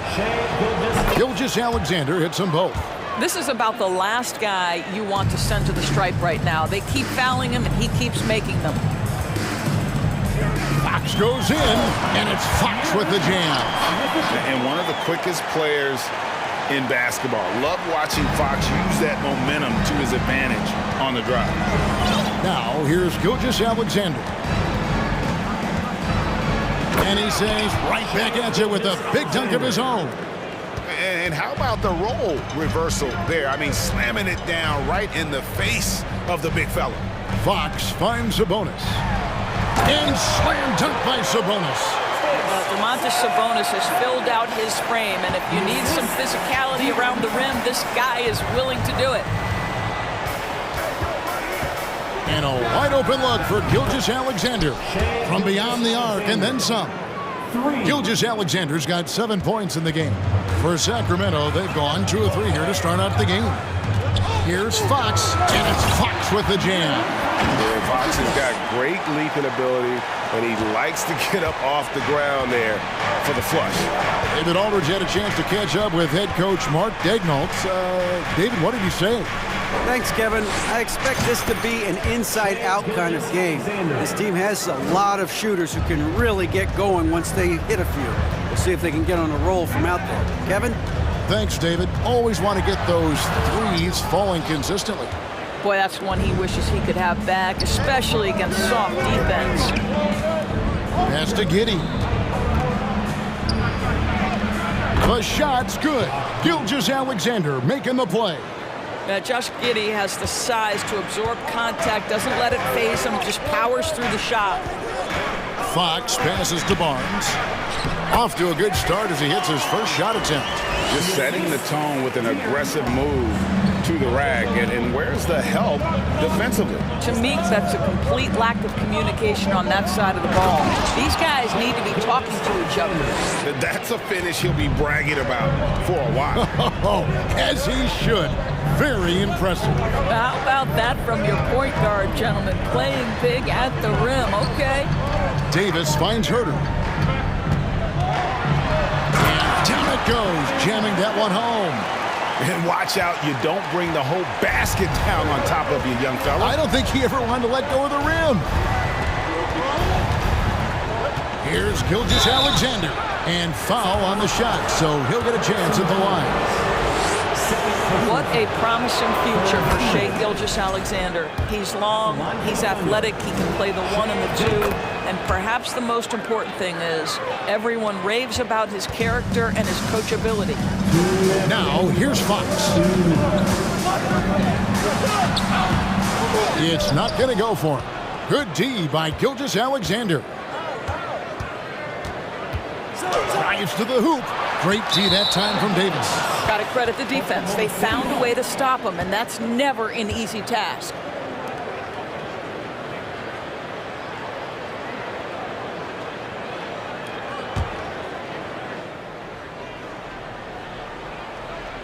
The Thunder leading by 5.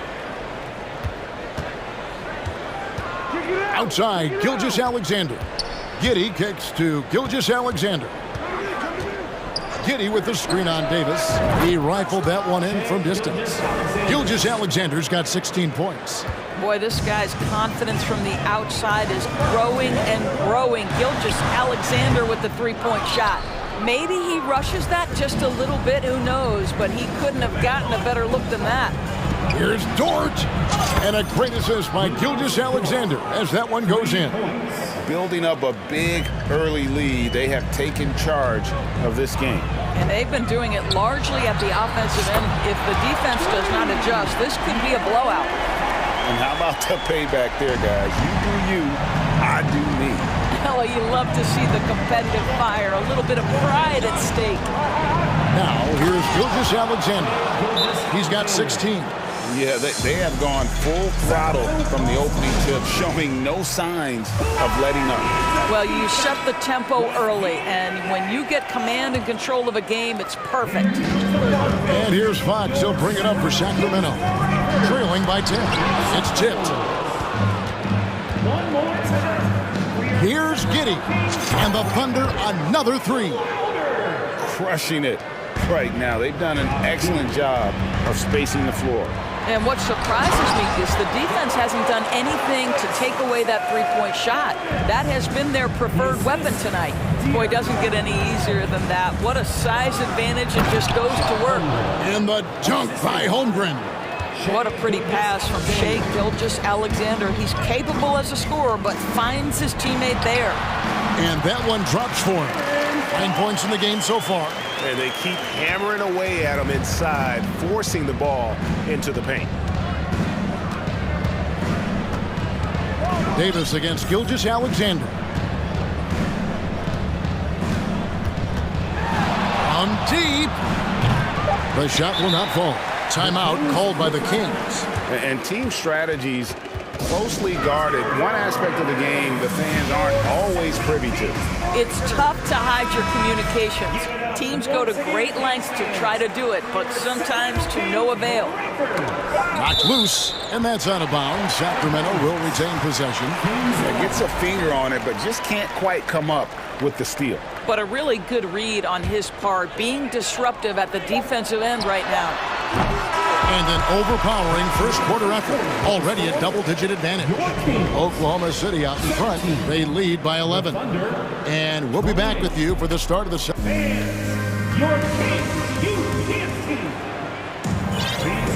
And glad to have you with us, folks. Second quarter of basketball. This game has not exactly been neck and neck, but plenty of time left in this one. And what do you guys think so far about the offensive approach for Oklahoma City? They've looked to fire as much as possible from outside the arc, and so far, they are hitting at a high clip. The other thing I love, how they're making the extra pass. They're not settling for the first shot. They're going from good to great. So for Oklahoma City right now, Josh Giddey is out there with Gilgeous-Alexander. Then it's Lou Dort. Then there's Holmgren. And it's Williams at the 4. Great teamwork, punctuated by a strong finish. Going right to the rim, which is where you want transition opportunities to end. They get the rebound.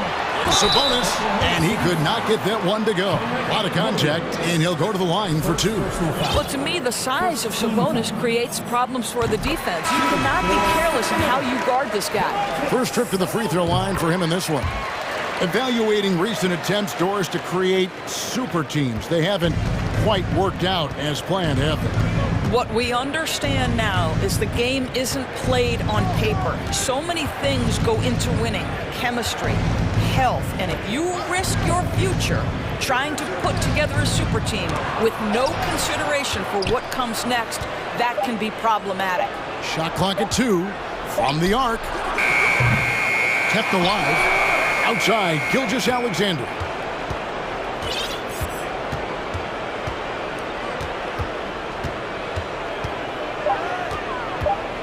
Oklahoma City needs to get off a shot. Scooped up.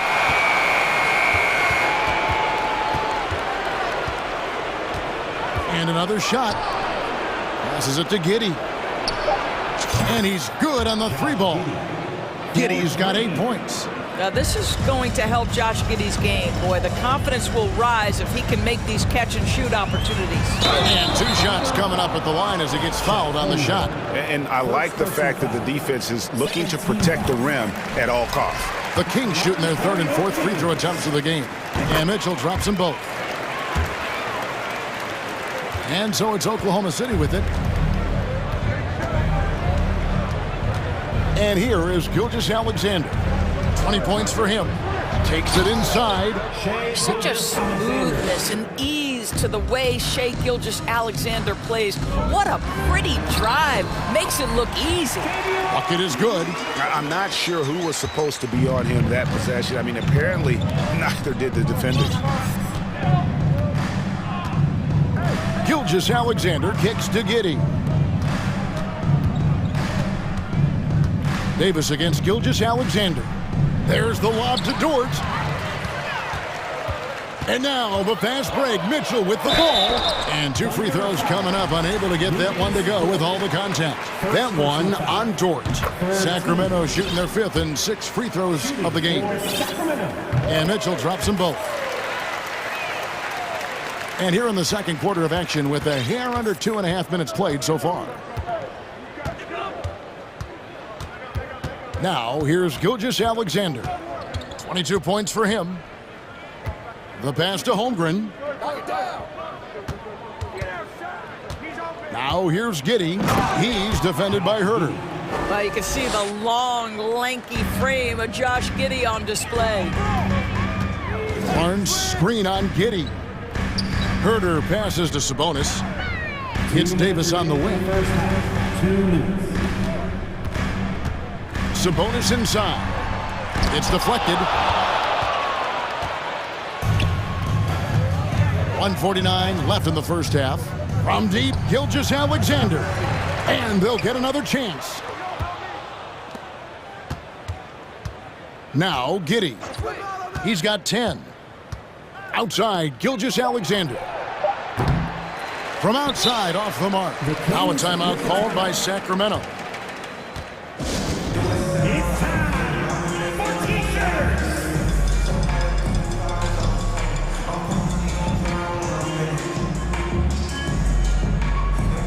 And some changes here for the Kings. Lenz checked in for Sabonis. Monk comes in for Kevin Herter. And De'Aaron Fox subbed in for Davion Mitchell. And Oklahoma City also making a switch. Kenrich Williams. He's checked in for Gilgeous-Alexander. Fox finds Barnes. And the dunk by Barnes. How about that quickness rolling off the screen? Barnes gets all the separation he needs there. Outside Williams. Outside Dort. And he throws it down hard with one hand. And he can do a lot more damage to the rim than that when he wants to. Oh, you're right. And with the lead they're enjoying, I'm surprised he didn't put a little something extra on that one. Here's Davis. Here's Barnes. Fox got the loose ball, but that will be a backcourt violation. And to make that mistake at this time is tough to come back from. These are the kinds of plays that can be game changers, that can make you hang your head. The Thunder leading by 14. Giddey with it. 10 points for him. On the wing, Williams. Back to Giddey. Into the lane. Lets it go. Williams kicks to Holmgren. Oklahoma City the rebound. Williams passes to Giddey.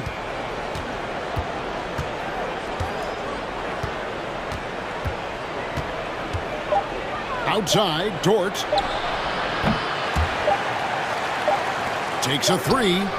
Oh, and he just knocked down the buzzer beater. Yeah, that's exactly how to end the half on a high note. Tacking 3 points onto this lead at the horn. The mood in each of those locker rooms will be very different. A dominating first half of basketball, and so far hasn't been close. Thunder lead.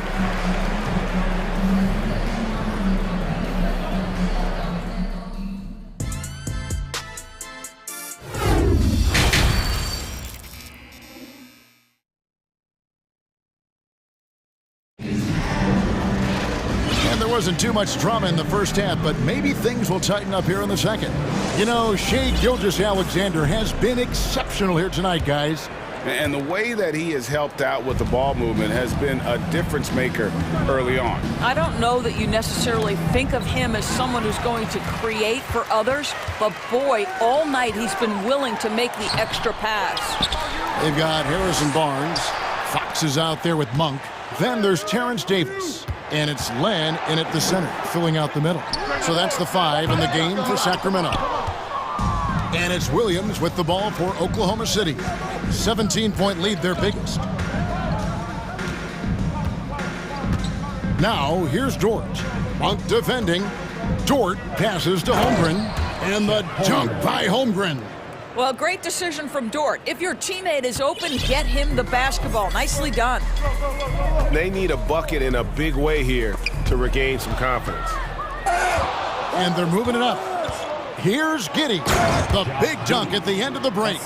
Well, if you don't take care of the ball, fellas, that's what can happen. Absolutely, Greg. That makes the turnover even more painful. At the end of the day, though, it's 2 points. Don't hang your heads. Let's get refocused and play with more patience. And Fox starting to show you his abilities inside. It has quick instincts, which I think helps him when he's down low. Giddey shooting foul as the whistle blows. He'll shoot 2 free throws. Second personal foul. No question, he got bumped on that shot. Kevin Herter, he's checked in for Malik Monk. And both free throws good for Giddey. When you look at Josh Giddey's overall skill set and combine that with the 6'8" size and the point guard mindset that he has, he is special. The playmaking, the willingness to score it in tough spots. This guy has got a bright future. And how high can you fly? I mean, he finishes that one with some pop. GA after getting loose in the lane with a scintillating move. Giddey, no one around him. Off the mark there with the three-point shot. The Kings trail by 19. Yeah, instinctively, too. Fox there looking to be a ball mover, a facilitator. And that's one reason why his team is playing well. Here's Giddey. He's got 14. Kicks it to Holmgren. And Barnes sends it back. Fox inside the one. And Holmgren pulls it down. Holmgren's got 6 rebounds in the game. Here's Giddey. Dort wide open. Gets it to go from beyond the arc. Dort's got 11 points. Well, for Lou Dort, it's all about building confidence from three-point territory. This is a growing part of his skill set. Timeout called by the Kings.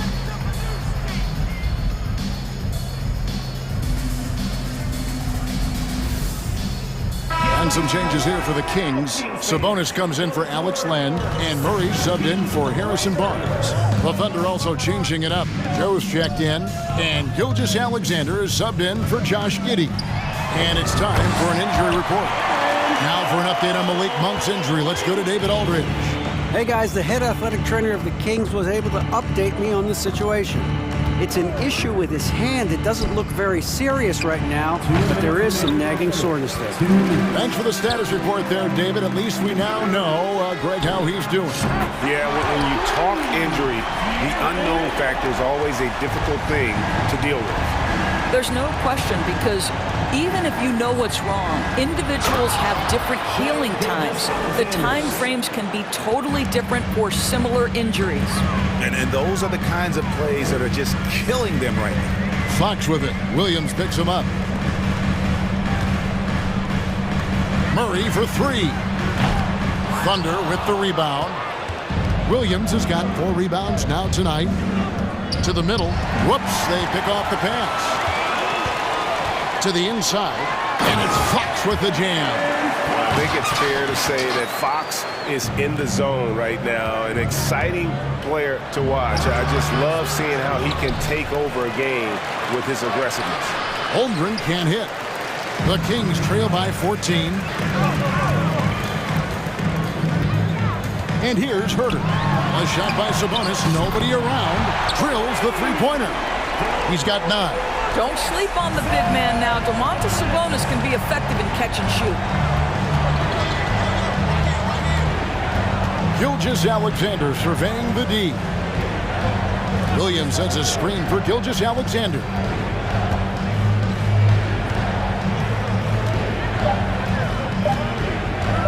Inside, deflects the pass. Whoops, there's the 24-second shot clock violation, so they'll turn it over. And right now, let's watch that terrific swat. And guys, that is lockdown defense at its finest, going right at the shot and then able to knock it away. Timeout is called, first of the game for the Thunder. Some changes for Sacramento. Harrison Barnes, he's checked in for Murray.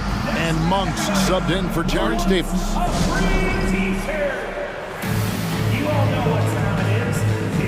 Williams, he's checked in for the Thunder.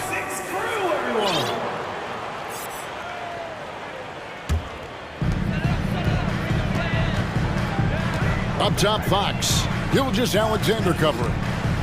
Herder passes to Fox. Out of hand on it. On the wing, Giddey. He's got 14. Pass to Gilgeous-Alexander. Driving to the basket. And that one is hammered home. Well, just get right up and over the top of the defense. Gilgeous-Alexander, no doubt. And here at the end of the third quarter, it's a double-digit ball game. Oklahoma City out in front. They lead by 3. And let's go back to a terrific pass that we're calling tonight our State Farm assist of the game.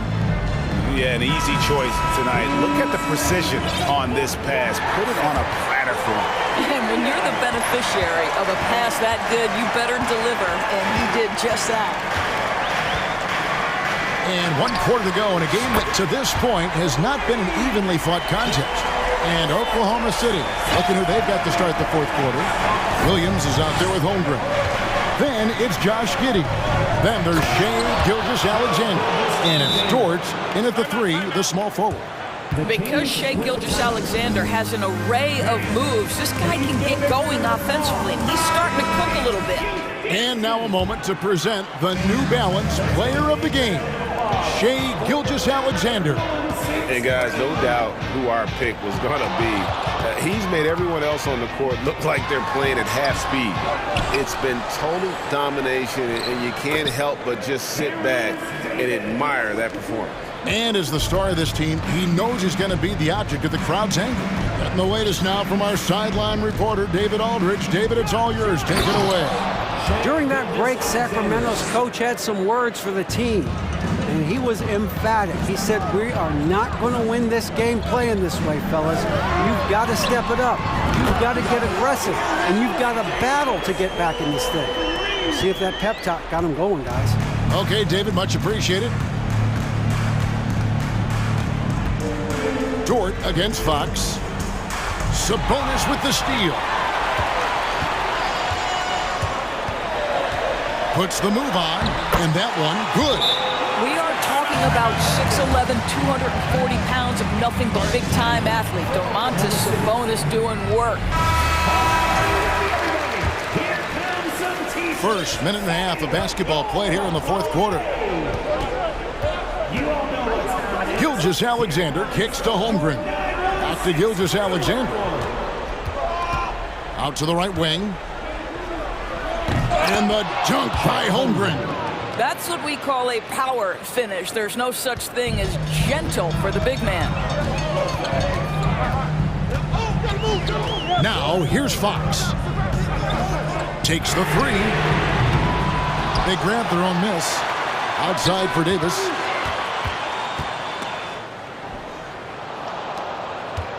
Just 5 to shoot.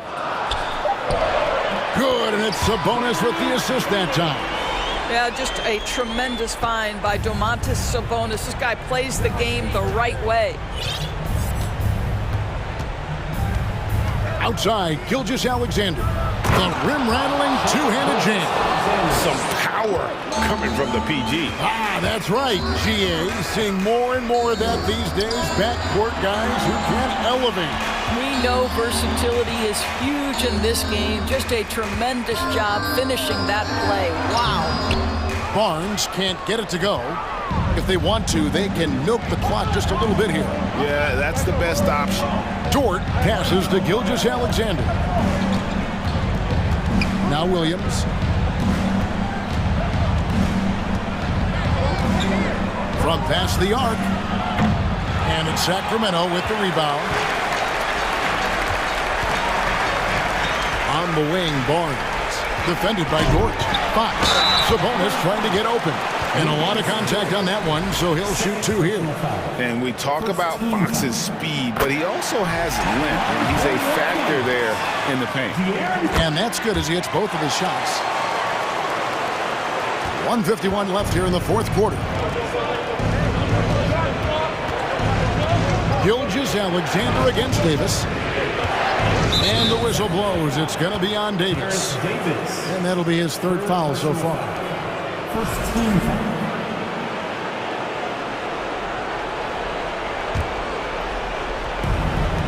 1:41 left in the fourth quarter. Williams finds Gilgeous-Alexander. 6 to shoot. Back to Williams. Fires for 3. I'd say a solid defender, right? He can cover multiple spots. Barnes active getting up into that shooter. Just got a little ahead of himself going for that rebound and gets whistled for the over the back. And to me, that's just a case of being too aggressive. You're out of position. Don't compound the problem by committing that foul. Boy, did they need those free throws to go down. They're definitely within striking distance. And he gets the whistle. 2 free throws coming up. It's going to go on Sabonis. Let's remember, Gilgeous-Alexander is 6'6", so getting on the interior is not a problem. And so both free throws are good, and it's a 7-point game. Well, you want to continue to build the lead, so a very productive trip to the line right there. Davis, the pass to Sabonis. On the wing, Gilgeous-Alexander. Guarded by Fox. Fox against Gilgeous-Alexander. Williams. The shot's good. Gilgeous-Alexander making the play. And the Thunder lead by 9. Here's Fox, and it's Fox with the jam. And he wanted everybody in the building to feel that ferocity. And we did. Yeah. We felt it. Even over here, we felt it. To the paint. Holmgren kicks to Gilgeous-Alexander.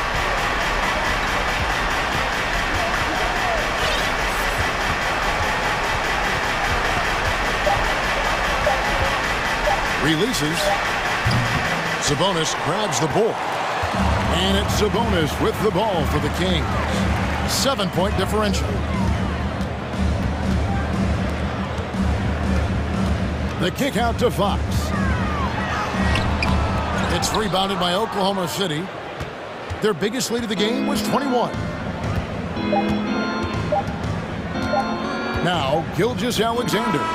So it's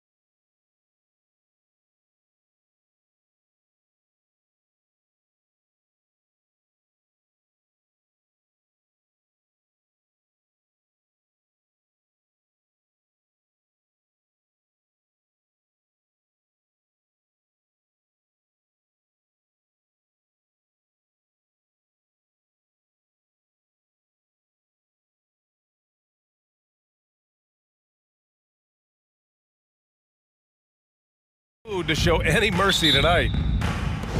So Cleveland will get first possession. A look at the opening lineup for the Cleveland Cavaliers. Jetty Osman out there with Danny Green. Then it's Jared Allen. Then it's Donovan Mitchell. And it's Okoro in at the 2 guard. Well, last season for the Thunderbird, their top 8 guys by playing time, all 23 and under. You get experience for those guys, and there's really nothing that replicates game time, game action, game decisions. These guys all exposed to it last year, BA. Let's see what kind of strides they make in this season.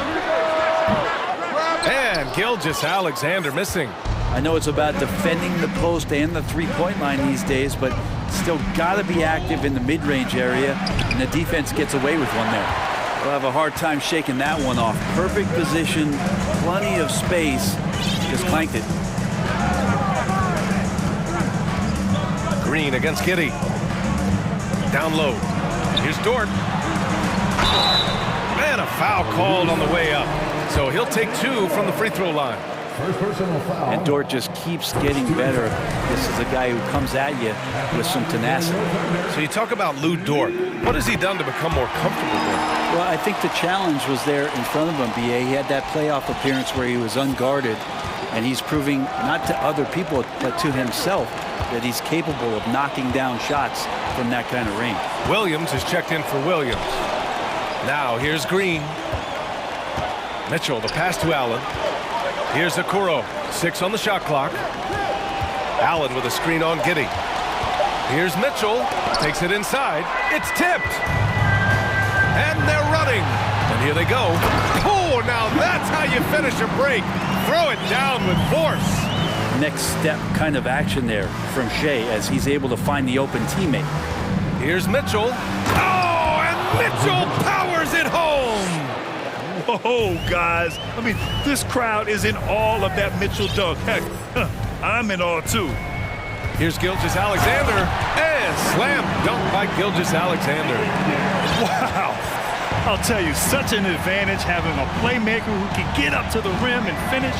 Now that is what every team wants. Like to see that assertiveness, especially from the guy who's going to orchestrate your offense. The 3 from Mitchell sinks the tray. Mitchell's got 7. Okoro showing his ability to find an open teammate. Outside Gilgeous-Alexander. The kick out to Williams. It's Dort on the wing. Checked by Mitchell. And Dort with the bucket on the assist from Williams. The defensive effort was lacking a bit, but hey, give him credit for finding a weakness there. Just really smart basketball and exploiting whatever holes that he's seeing right now in the defensive squad. And at 6'3", Mitchell gets high up there for those slams. I love that he didn't settle for the layup on that play. Gilgeous-Alexander, and slam dunk by Gilgeous-Alexander. And the lead just keeps changing hands. 5 times already, and we still haven't gotten out of the first half. Here's Mitchell. And that one falls. His 5th basket in 7 tries. If you're the D, don't let Mitchell beat you inside. Gotta push him out further. Now here's Gilgeous-Alexander. Defense is right there. Pass to Holmgren from deep 3-point range. The rebound by Allen. The Cavaliers have gone 5 of 8. Solid opening quarter for them. Mitchell against Gilgeous-Alexander. And it's out of bounds. They say it was last touched by Mitchell.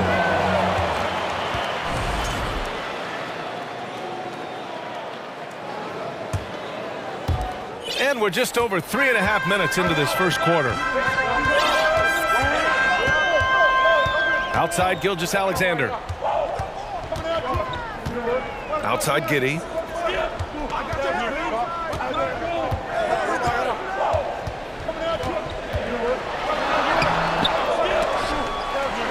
Pass to Holmgren. And another shot. And the layup is up and in. And Giddey just that 6th sense to find the open man. Allen with a screen on Gilgeous-Alexander. It's intercepted. All by himself. And slam dunk by Gilgeous-Alexander. Put that one-man show on Broadway. That's one way to go with the alley-oop. Mitchell into the... Yes, sir! Oh! That's what you tune in for right there. Wow. And when I think of Mitchell, I think of relentless. He's so active and drives with such purpose. Left side, Gilgeous-Alexander. Outside, Williams. 6 to shoot. Green against Giddey. Oh, Green with a block. Well, if you're going to make that offensive move, it's important to know where Danny Green is. One of the better shot blocking guards you're going to find.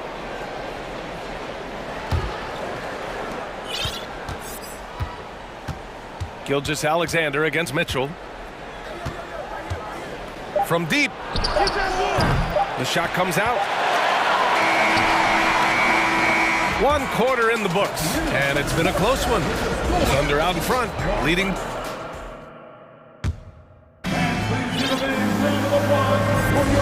Good action already in this one, but a fairly even matchup after this first quarter of play. All right, guys, what do you think about the offensive approach we've seen so far for the Thunder? Ever since this game started, they've been attacking on the inside, looking for ways to bust up the defense and get high percentage looks. Well, one thing standing out right now is just how fearless everybody is in getting to the inside. They're taking advantage of any lane or angle they get to get after them. They've got Shai Gilgeous-Alexander, Lugans Dort out there with Kenrich Williams. Then it's Josh Giddey, and it's Holmgren in at the center, locking down the middle. That's the group for Oklahoma City, getting going in the second. Osman, no good. It's tough to get open in this league, and when you do, it hurts not to capitalize. Here's Gilgeous-Alexander. He has 6. Well, Brent, comparing eras, a touchy subject, but how do you juxtapose the era of your father, Rick, in the 60s and 70s to your era, and even nowadays?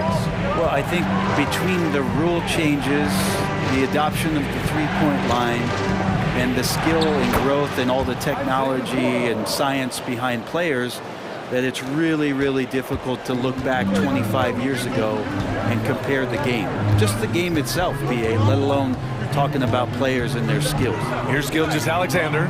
After the Cavs picked up a basket a moment ago. And slam dunk by Gilgeous-Alexander. And SGA up there getting that flush to go. From deep, Mitchell. Kept alive. And Allen gets it to go. They're punishing those late defensive rotations, getting good looks inside throughout the half. And here's Gilgeous-Alexander. He's got 10.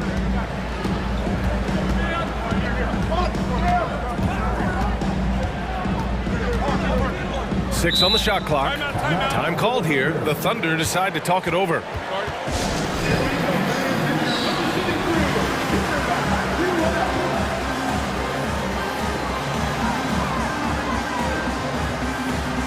For the Thunder, Williams has checked in for Williams, and Joe subbed in for Shai Gilgeous-Alexander. Garland's checked in for Cleveland. We're now about 2 minutes into the second quarter. Shot clock at 3. From deep, Giddey. With the clock winding down, and he goes in for the dunk. And he's battling for everything, doing all he can to help extend their lead. Just throwing down the putback with authority. Team's having a tough time containing him, attacking all the way there. And it's Allen who...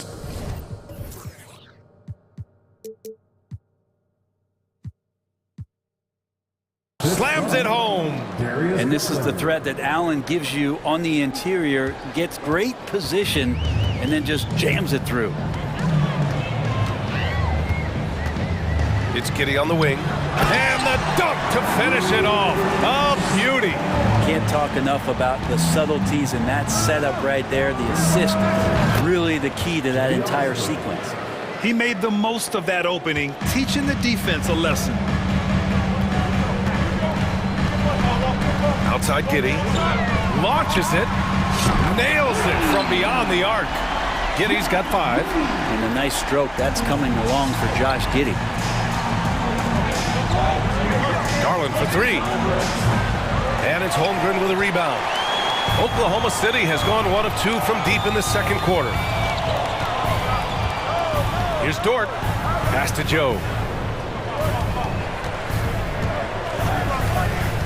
1:36 left to play in the first half of basketball.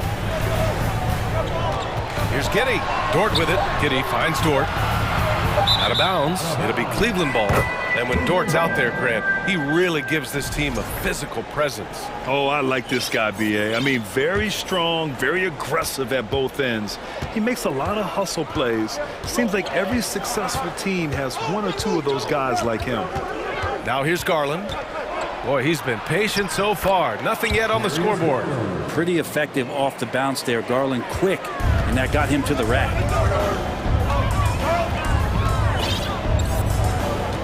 1:05 left in the first half. Williams a screen on Green. Outside for Dort.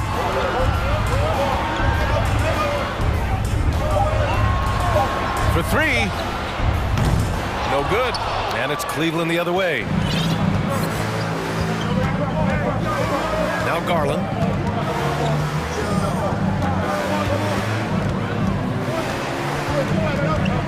Osman on the wing. Lets it go from deep. And the basket's good. Off the assist from Garland. 6 points for him. And those are the kind of signs where Garland is improving his overall awareness to find teammates. Shot clock and game clock separated by less than 6 seconds. And it's Giddey off the drive. Pass to Williams. Now a timeout called by Oklahoma City. And as the coaches draw up their strategies, the players staying hydrated with some Gatorade.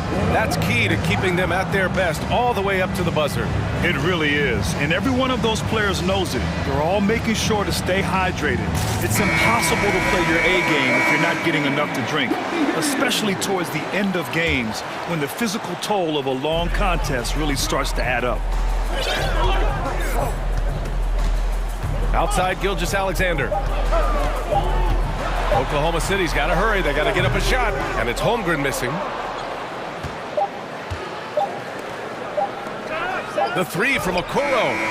That misses. Would have counted had it gone. And that'll do it for the first half. This game is tied. And we'll be right back after halftime for the start of the third quarter. See you in just a bit.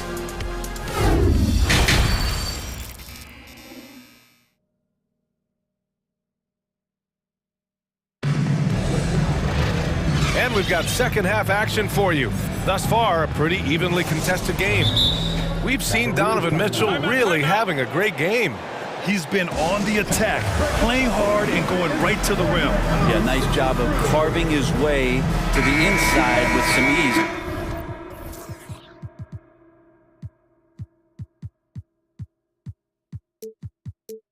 Not much resistance out there. Cleveland calls timeout.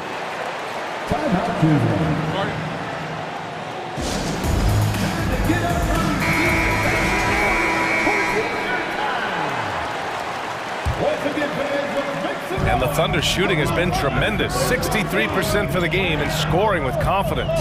Setting the floor for the Cavaliers. Mitchell out there with Okoro. Then there's Cedi Osman. Then there's Mobley.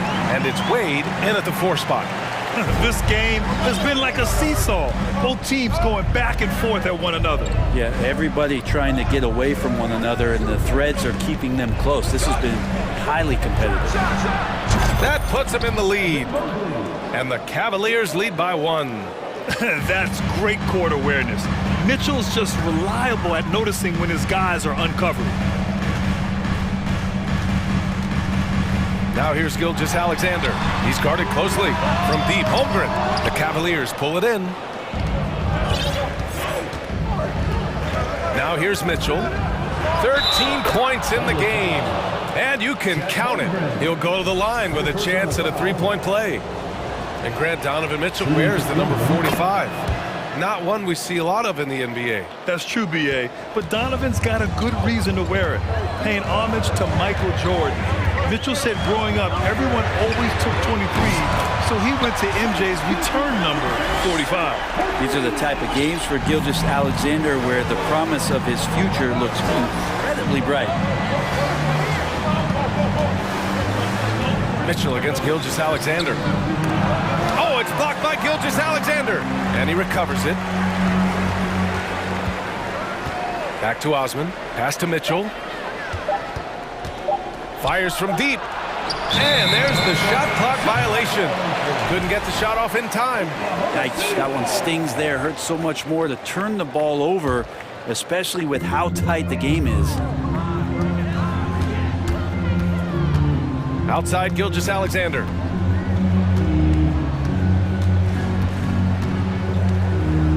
They set the pick. And he got the whistle on the way up. So he'll be headed to the line for a pair. That one on Mitchell. Such a long and versatile guard that possesses a very intriguing and exciting skill set. Gilgeous-Alexander, lots of room to grow.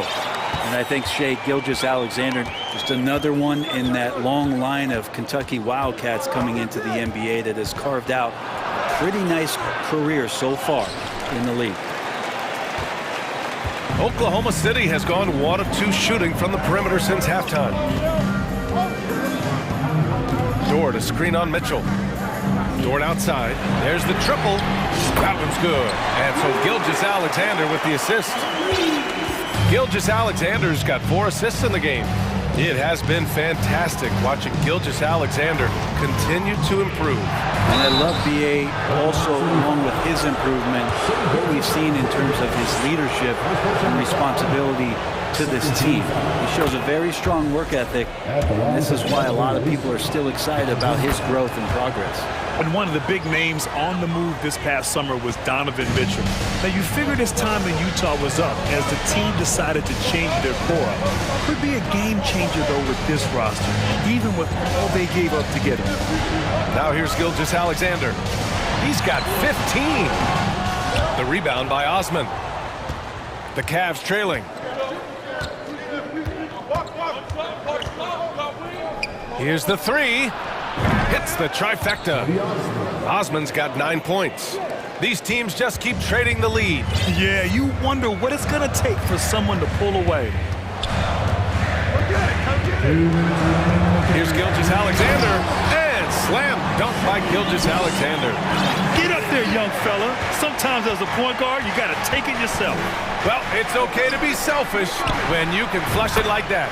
Well, if he's calling his own number, there's a reason for it. They respect the decision-making from him out there. Now here's Gilgeous-Alexander. He's got 17.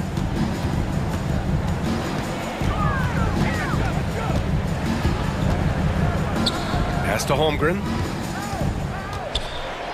Outside for Dort. Oh, it's stolen by Mitchell. And pushing it up, here's Cleveland. Here's Okoro. Mobley outside. The shot that time not on target. And Oklahoma City will go the other way with it. Outside Gilgeous-Alexander. 58 seconds left in the third. Ooh, he took a hard foul on the shot. So he'll head to the line to shoot a pair.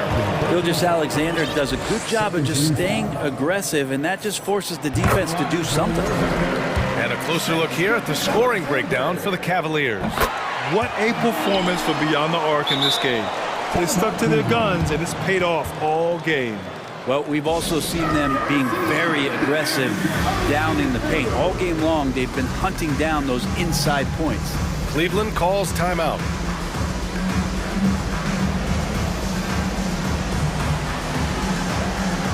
Giddy's checked in for Gilgeous-Alexander. Green's checked in for Cleveland. Darius Garland comes in for Mitchell. Giddy against Garland. Outside, Green. Pass to Okoro. Now Mobley. Shot clock at 6. Okoro, no good. Giddy with it. He's got 5. 24 seconds left to play in the third. Shakes him. Mobley with the block. Garland against Giddy. Mobley, a screen on Giddy.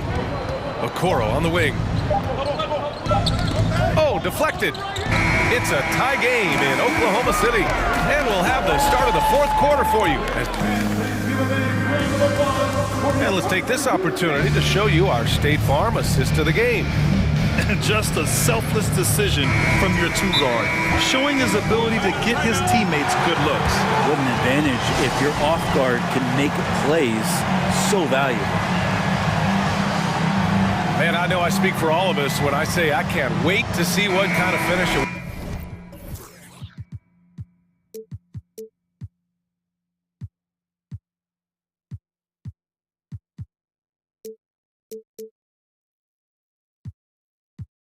Waits us here in the fourth quarter.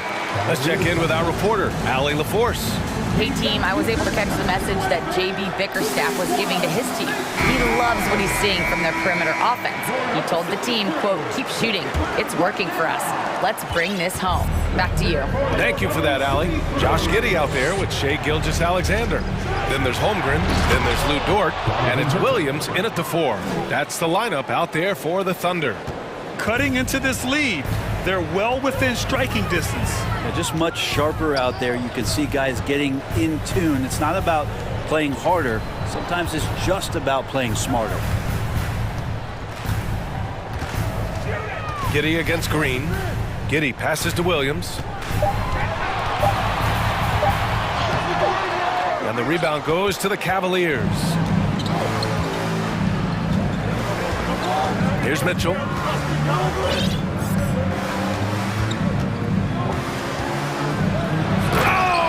Mitchell powers it home. Look at Mitchell's commitment to his shot. Doesn't let the contact slow him down. Boy, they need something to go to regain some confidence. No question. Way too many empty possessions for them. Gilgeous-Alexander passes to Dort. Cavaliers with the rebound. Mitchell's got 4 rebounds now.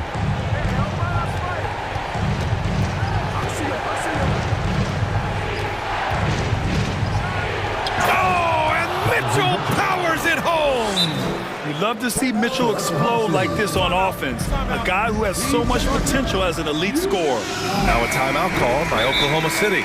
And the other team is running all over them right now. The timeout before the timeout here, maybe just to cut off the momentum and have a chit-chat with the team to settle down. We've gone about a minute and a half into this fourth quarter. Now here's Gilgeous-Alexander. Not a lot of room. Pass to Holmgren. The 3. And that comes off the assist by Gilgeous-Alexander. Gilgeous-Alexander's got his 5th assist in this one. Outside Mitchell. Jacks up a 3. Here's Okoro. Giddey defends. To the middle. Here's Allen, and it's Allen who slams it home. Yeah, you saw Allen do a great job of just placing himself in that pick and roll, and he's right where he's supposed to be. Outside Gilgeous-Alexander.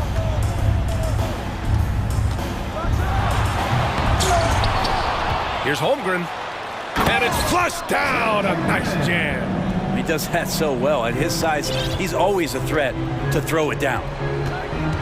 Here's Okoro, and the powerful one-handed slam. And Okoro does a good job on the bounce that time. That's a nice move. The Thunder have gone 2 of 5 from the field in this final quarter. Outside Gilgeous-Alexander.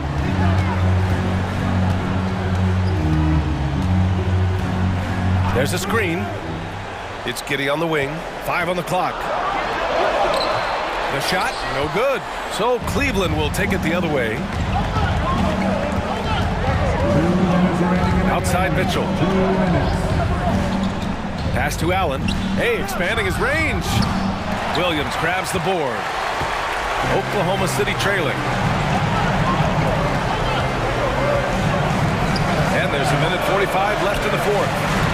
From 7 feet away, that one's good. And so Gilgeous-Alexander with the assist. Williams has got his first bucket in this one. Cleveland has gone 6 of 14 from the perimeter tonight. Mitchell against Gilgeous-Alexander. Back to Mitchell from outside the arc. He buries it from 3. Mitchell's got 9 points in the quarter. It does a lot for their spacing when Mitchell's draining threes. That's what they want from him. He can really open things up for their bigs inside. And the three-pointer goes. Gilgeous-Alexander coming through big time. Cleveland has gone 1 of 2 from deep in this quarter. Pass to Osman, puts up a 3. The Thunder with the rebound. Outside Giddy. Gilgeous-Alexander with the ball.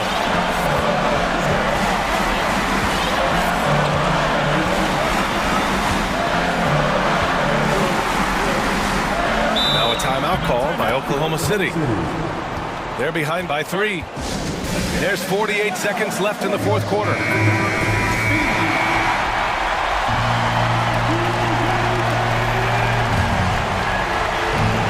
Here's Giddy, 5 to shoot. To tie it up.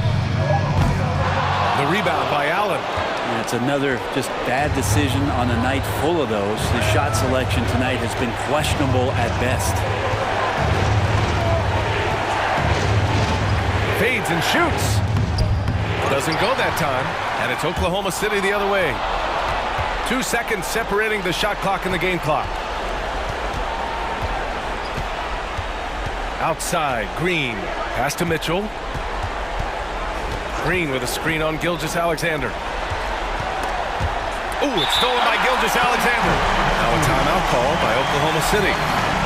They're trailing by 3. 9 seconds left to play in the fourth. Guys, what do you think? If they leave the arc open, take it. But it may be safer to get a quick 2 and then foul. Don't force something up. You got to be smart here.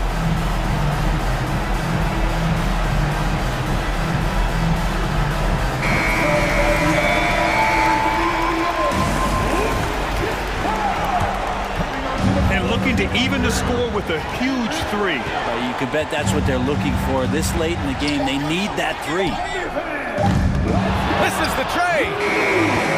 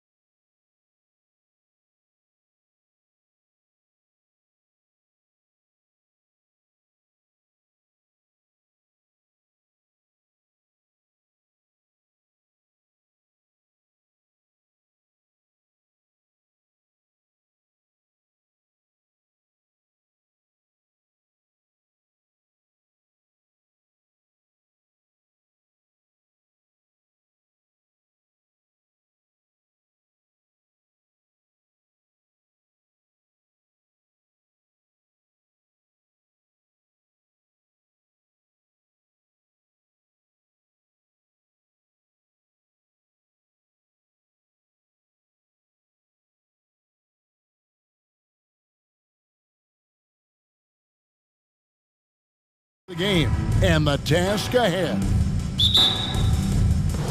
And it's the Cavaliers to start out. Look at Cleveland's starting group. The defensive pair in the post, Mobley and Allen. Donovan Mitchell is out there with the Okoro. And it's Osman in at the 3. The shot by McDaniels, no good. And here are the Cavaliers.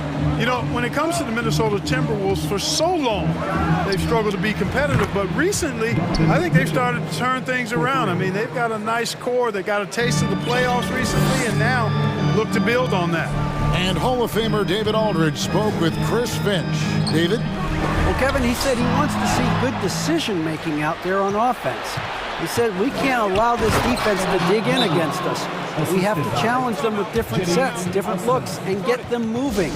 And then use our ingenuity to capitalize when they make mistakes. Guys, he is very confident in his team's mentality. Thanks for the report, D.A. Looking to get into a rhythm early, Greg, with their shooting. And I think to get into a good flow, you need to get everyone involved, even if it's as a facilitator. That's right. I mean, the only thing that matters is what the scoreboard shows. I mean, your role is dependent on what the team needs from you at the time. Excel in your role. That's what good teammates do. Shot clock at 6. Edwards. 2 free throws coming up, and they call the shooting foul. And for the Timberwolves, Clark getting the #1 pick in the 2020 draft certainly helped their turnaround. Yeah, that's rocket fuel when you're trying to move up, and they got a good one, a special one in Anthony Edwards. That guy is going to help them take major strides forward. This is an organization clearly on the rise. Now, here's Mitchell. Over in the corner, Allen. Back to Mitchell. Stolen by Michael Conley. Edwards looking it over. Pass to Reed. Goes back up. Pass to Towns. Goes up from the top of the key, and it's in there. You know, the turnaround jumper, guys, is one of those shots that always just look so good. I mean, it's got that nice, smooth, singular motion. Sweet. Now here's Allen. Okoro kicks to Allen. Allen, a screen on Conley. And it's Osman missing. The Timberwolves have gone 1 of 3 for the field to start this one so far. And Conley gets it to go. The assist from Edwards. Nice read by Edwards there, finding a wide-open teammate and sending the ball his way on target. Mitchell left side.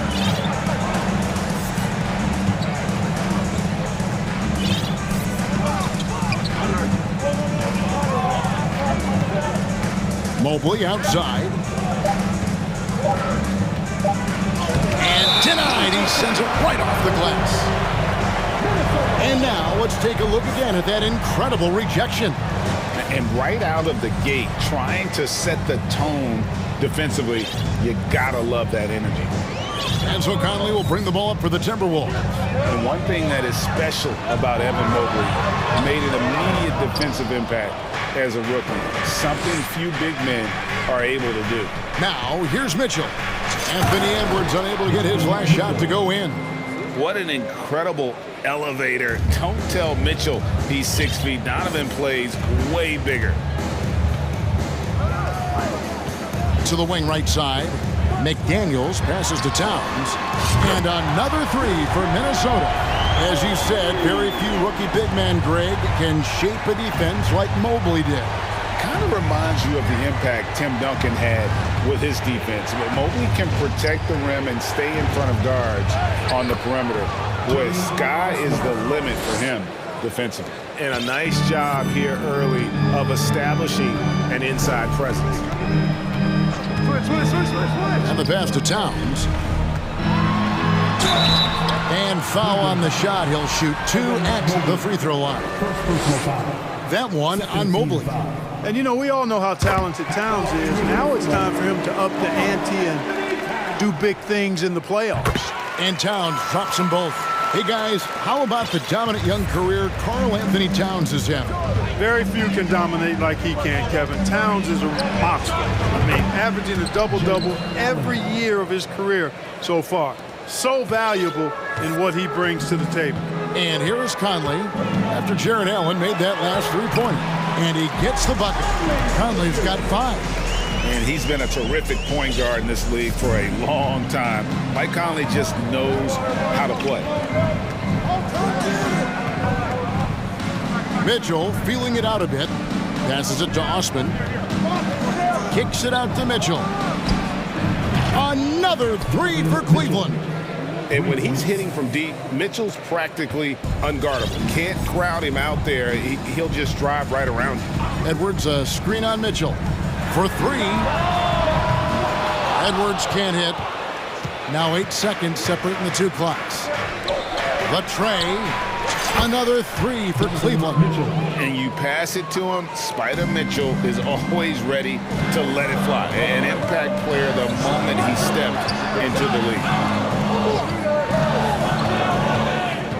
Outside Edwards.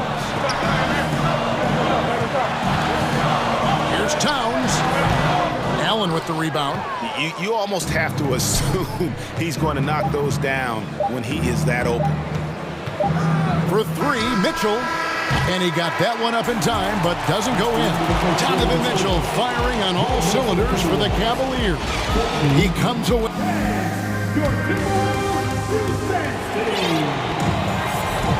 And if you're just joining us, we've played through 1 quarter in this one. And a chance to catch up on some numbers here. The scoring breakdown for the Cavaliers. Well, they haven't wasted any time getting into a groove from deep, putting up and hitting a healthy amount of three-pointers thus far. I would like to highlight, too, guys, the excellent passing they've done early on. I mean, they've done a really good job putting the ball into the hands of guys ready to shoot it. Hiding in at the wing, it'll be Edwards and McDaniel. Reed is out there with Towns, and it's Conley in at the 1 spot. So that's the lineup for Minnesota. Well, Clark, here's an interesting stat trend of the 2022 season. More shots are taken from three-point range, but fewer makes on average per shot. Yeah, the volume has gone up, but the makes have not. You know, more teams are launching triples, and more defenses, quite honestly, Kevin, are focused on challenging those shots. Not surprising to see the numbers trending in the direction you mentioned. Here's Mitchell after the made shot from Karl Anthony Towns. Mobley kicks to Mitchell.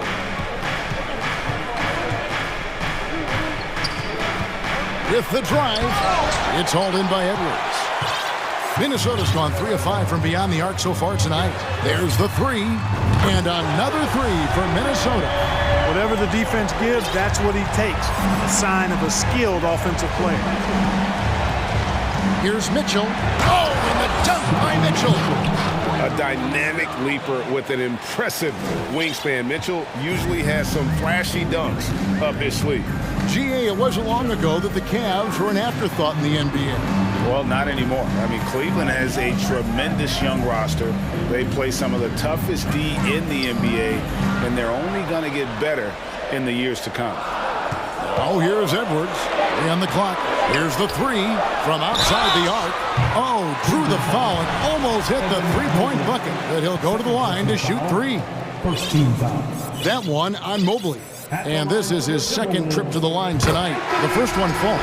How about the work ethic of Anthony Edwards? Not to mention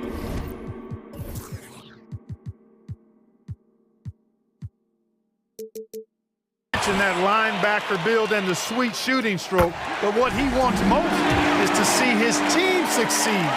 That's what you love about AE. Garland, he's checked in for Cleveland. Last season, Clark, the Timberwolves snapped a 3-year playoff drought. An important milestone for this squad, Kevin. I mean, it shows they're ready to compete in the postseason. That's huge and speaks to just how far this team has come. And we've seen several lead changes tonight, neither team giving an edge. Yeah, and the lead has changed hands, and it just hasn't stayed in those hands very long when it's changed. Back and forth we go. Guys, 7 times the lead has changed hands here now. Yeah, that number should easily top double figures before it's over. Garland with the bucket. Garland's got the game tied up here for the Cavs. And they've done well at taking advantage of some late defensive rotations and getting the ball in the paint. Here's Reed, a second chance effort, and it's sent back by Allen. It's really hard to shoot over Allen, which is probably why you shouldn't try to do it. Garland kicks to Mobley. 2 minutes remaining in the half. 2 minutes. Back to Garland. Mobley outside. Kicks it out to Garland. That's the three fly. He's now 2 for 3 with that miss. Timberwolves have gone 4 of 7 from the field in this second quarter so far. Outside Edwards. Now the dish to McDaniels. Back to Edwards. Pass to Reed. The Timberwolves need to get a shot off here. Lets it go with the 3. It doesn't go for him. And Cleveland the other way now. And Mobley throws it down. Man, can you always depend on him or what to lead you to the right place with that pass? Money. Edwards passing to Reed, and he takes the fantastic lead pass up strong for the slam. Unselfish. As somebody who already draws a lot of defensive attention, Edwards has to be willing to make that next pass. Garland goes up and lays it nice and easy. Garland's got 6 in the quarter. And they've repeatedly probed inside in the first half, guys, and it's paid off. Reed with it, guarded now by Okoro, and the shot goes down. You know, coaches will take possessions like that all day long. Phenomenal use of the screen there. Garland kicks to Allen. And Allen with the slam. How about the hops for a guy that long? Allen enjoying throwing it down like that. Bam! 6 seconds separating the shot and game clocks. Pass to Edwards. And finished off by Edwards. Oh, doctor.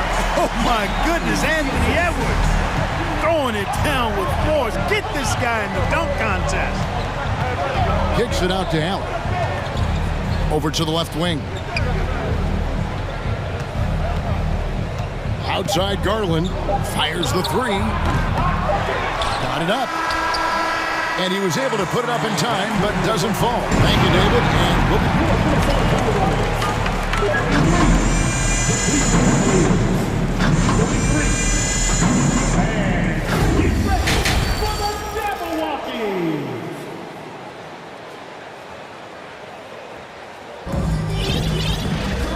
Second half of basketball upon us. We may be in for an exciting finish based on how close of a game that's been so far. It's been one outstanding game from Donovan Mitchell. Yeah, he's just been raining down on them from deep here. Talk about dialed in. Well, you know, the stroke looks fantastic. Even when he's had a hand in his face, it hasn't affected him at all. So on the floor for Cleveland, they've got Garland. He's out there with Okoro. And it's Wade in at the power forward position. Now here's Conley. Back to Anderson. It's stolen. Mobley against Conley. And he's going to get whistled for that foul, G. That was intentional, but not exactly logical. How about pointless to foul there? I mean, I don't know where his head is, but it's not in the game. Gobert, he's checked in for Naz Reid. Yeah, gets a finger on it, but just can't quite come up with the steal. Clearly a careless pass. He got away with one there. And it goes out of bounds. Last touch by Wade. I'm not sure whose fault that was, guys, but they need to get on the same page here.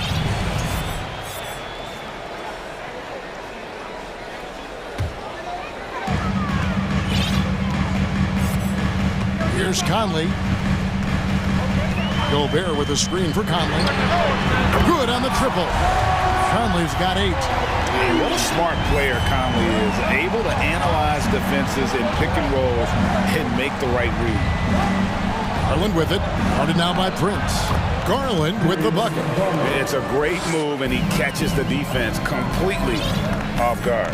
Yeah, if that's a harbinger of things to come, he's looking at having a very big second half. Now here's Anderson. Here's Gobert.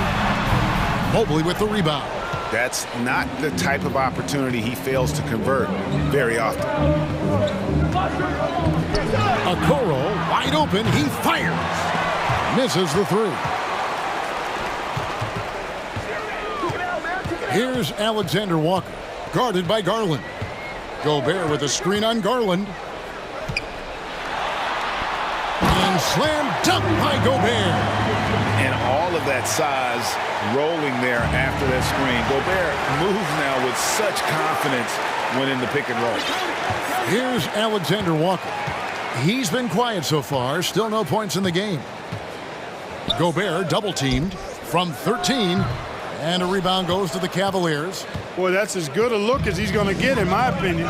He's just got to shake that one off and get ready for the next chance. And one of the biggest stories of the summer was Rudy Gobert being traded. Gets a fresh start with the Timberwolves. Back to Garland, and Cleveland turns it over again. No clue where that pass was going. That is a brutal turnover. Minnesota leading by 3. Now here's Gobert. Kicks it out to Prince. Back to Gobert. Good D by Mobley. And so it's Mobley with it. He'll bring it up for Cleveland. Garland with the bucket. His performance today has just been so important. What a luxury to have a guy that's that dependable. And the Timberwolves call time.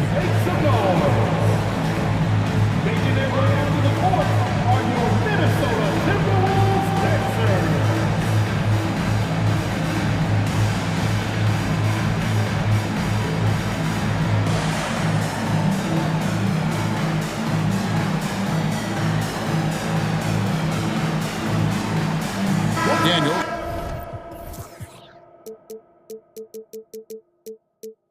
He's checked in for the Timberwolves. Edwards comes in for Michael Conley. Cleveland also making some changes. Green comes in for Isaac Okoro. And it's Mitchell in for Garland. And the foul called on Danny Green. That is his first foul of the game. First team foul. Well, we're into the third quarter, just over 2.5 minutes played. Edwards passes to Gobert. Here's McDaniels. Offensive rebound. Another shot. And it's finished off inside by Gobert. Gobert's got his second bucket. He knows his job. Gobert is there to own the glass and cash in on as many second chance opportunities as he can. Now, here's Mitchell. He's got 16.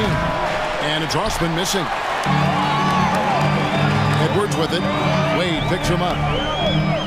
And the foul is called. He intentionally grabbed him there for some reason. I don't know. Kevin, all I can think of is that he's trying to slow the game down a little bit. Right. That's a stretch, though. Definitely a strange move on his part. And the Cavaliers making a change here. Allen's checked in. And how about the play by Gobert there in the paint? Not afraid to get physical on his way to the basket. The drive by Mitchell. And then Mitchell with the dunk. Oh, and he went for the two-hander on the slam using some muscle. Some urgency from him there. Sure. I get the feeling, guys, that he may be sensing that this is a critical time in this game. Oh, here's Edwards. 9 points in the game so far. We've got 1:08 left to play in the third. Mitchell with it, working on McDaniels. The shot by Wade, no good. Minnesota's gone 6 of 12 from outside. A very nice 50% mark, shooting the three ball well. Exactly how you want to run the break. Great execution by Ed. Here's Mitchell, 18 points for him. High post Allen. No dice from the high post. Look at him, and he's a little hit and miss from there, even without a defender in his face. No guarantee. 34 seconds left in the third quarter. Back to Gobert. The Timberwolves working the ball around now. Lays it up and banks it in. Gobert's got the lead up to 6 now for the Timberwolves. And no matter what they've tried, the D just has not been able to deny them the ball inside. And folks, the coach's challenge has been initiated for a personal foul. Close game like this, and he thought it wasn't a good call. And I think when it comes to some of the more difficult calls to make, personal fouls can be tough. Really tough to catch everything in real time. The wonders of technology. We've seen replay reviews so effectively, and involving the coaches by being able now to challenge like this is something. After review, the ruling on the floor is overturned. And the announcement on the review is that the foul was called in error. So they have determined to overrule the original call. And guys, this is what it's all about, getting the call right. And I think in this case, the video review showed that while it was a tough call to make on the floor, they got it right with the review. And the Timberwolves call time.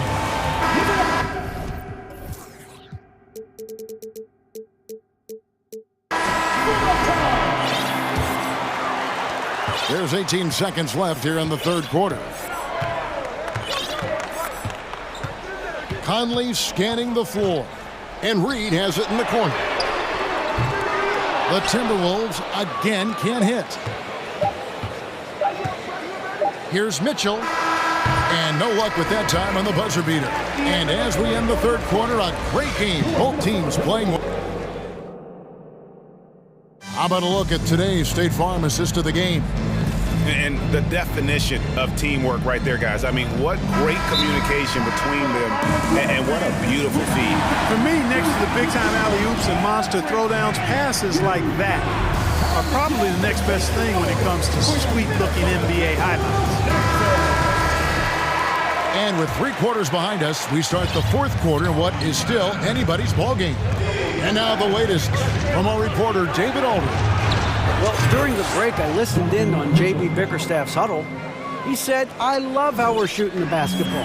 You guys have been locked in from 3. Just keep taking makeable shots. If you don't have it, pass it to the guy who does. Kevin? Thank you, David. Nas Reed out there with McDaniels. Then it's Torian Prince. Then there's Towns. And it's Conley in at the point guard position. So that's the lineup for Minnesota.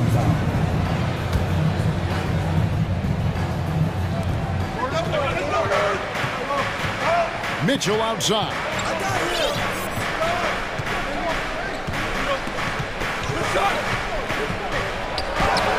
And that one's in. He's only missed 3 of 13. Cutting into that deficit now, well within striking distance.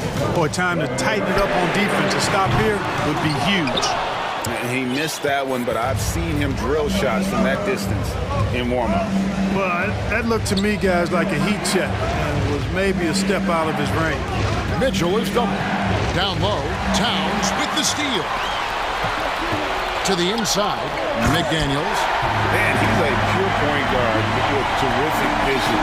Conley finds open teammates at times before they realize they're open. And he drops in the layup off the glass. Mitchell's got 27 points. And guys, here in the fourth quarter, still a close game. Instant classic, fellas. This one could come right down to the last shot. And the Timberwolves call time. The Timberwolves making a switch here. Edwards is checked in. Final quarter of play, about a minute and a half off the clock into it. And he's fouled pretty hard on that shot, but he's got the chance to pick up the points at the line. It goes on Isaac Okoro. Yeah, and you know, when Edwards is aggressive, I think it forces defenders to try to get physical back, and when he's close to the rim, he usually is able to draw the foul as a result. And Edwards drops them both. The Cavaliers trailing. Allen with the screen for Mitchell. And another 3 for Cleveland. And this is the game plan for him. He's a big part of their floor spacing. And you know what? It's all about the long distance game for him tonight. He's getting it done from out there. Edwards, that's good. Boy, you love to see Edwards shine on offense like this. I know it's got to be making his coach happy, too. Mitchell outside. with the rebound. Minnesota's gotten off to an 0 for 2 start from downtown here in the fourth quarter. Edwards with it. Guarded now by Okoro. Reed the pass to Towns. Minnesota calls timeout. Adjustments are a part of the game, and the coach sees something he doesn't like here. And you know what? We'll see what changes he makes coming out of this timeout.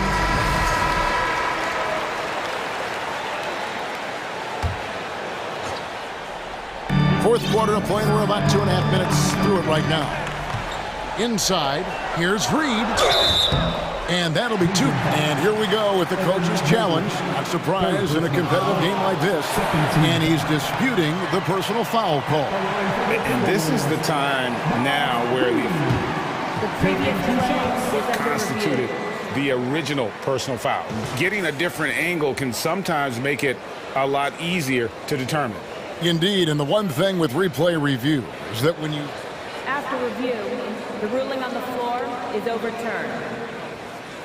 Which these players are moving at, and how fast the action really is, and how hard it can be sometimes, you know, Greg, to make the right call. And the announcement on the review is that the foul was called in error. So they have determined to overrule the original call.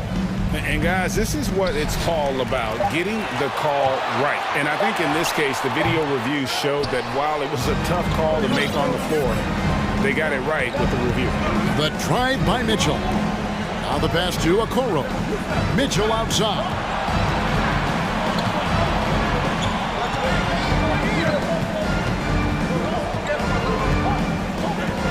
Four on the clock. Screen by Allen. Here's Mobley. With 1 on the clock, and slam dunk by Allen. I tell you, this guy just does not quit on the boards. His energy is contagious, especially on the offensive glass. Outside Edwards. Towns finds Reed. It's tipped. And that one's good. Towns has got it all tied up now for the Timberwolves. Man, how about the cool, calm collectedness of Towns? Helps him come through when the game gets snug. The drive by Mitchell. The timely screen gave him a step, and he took it all the way. And I think Mitchell's focus increases when it's clutch time. The bigger the moment, the better he is. And he doesn't let the pressure get to him. Cool and confident from the line. Fourth quarter of play, and over 3.5 minutes have gone by. Towns for 3. It's rebounded by Cleveland. Mobley's got his 5th rebound right now in the game. Green kicks to Mobley. Now here's Okoro. Defense right on him, and the wide open shot from Green. Off target with his 3. Timberwolves have gone 3 of 8 here in the fourth quarter. Passes to Reed, launches it. The shot, no good. And it's the Cavaliers taking it the other way. I think we'll see them burn the clock a bit here. Yeah, smart move. Boy, you've got to appreciate the passing there. Results in a great look. Towns, the pass to Conley. And it's sent back by Allen. Offensive rebound. Conley kicks to Reed. Here's Towns. Goes up again. It's rebounded by Cleveland. And he has definitely been struggling in this quarter. You know, guys, it seems to me as though he's over anxious. He seems to be pressing, trying too hard, moving too fast. Just needs to calm himself down and wait for good shots. Towns wide open. Good. And now they trail by just 4. Absolutely amazing. This young man is so money, and his teammates absolutely love him. Karl Anthony Towns, a.k.a. Big Cat. Pass to Green.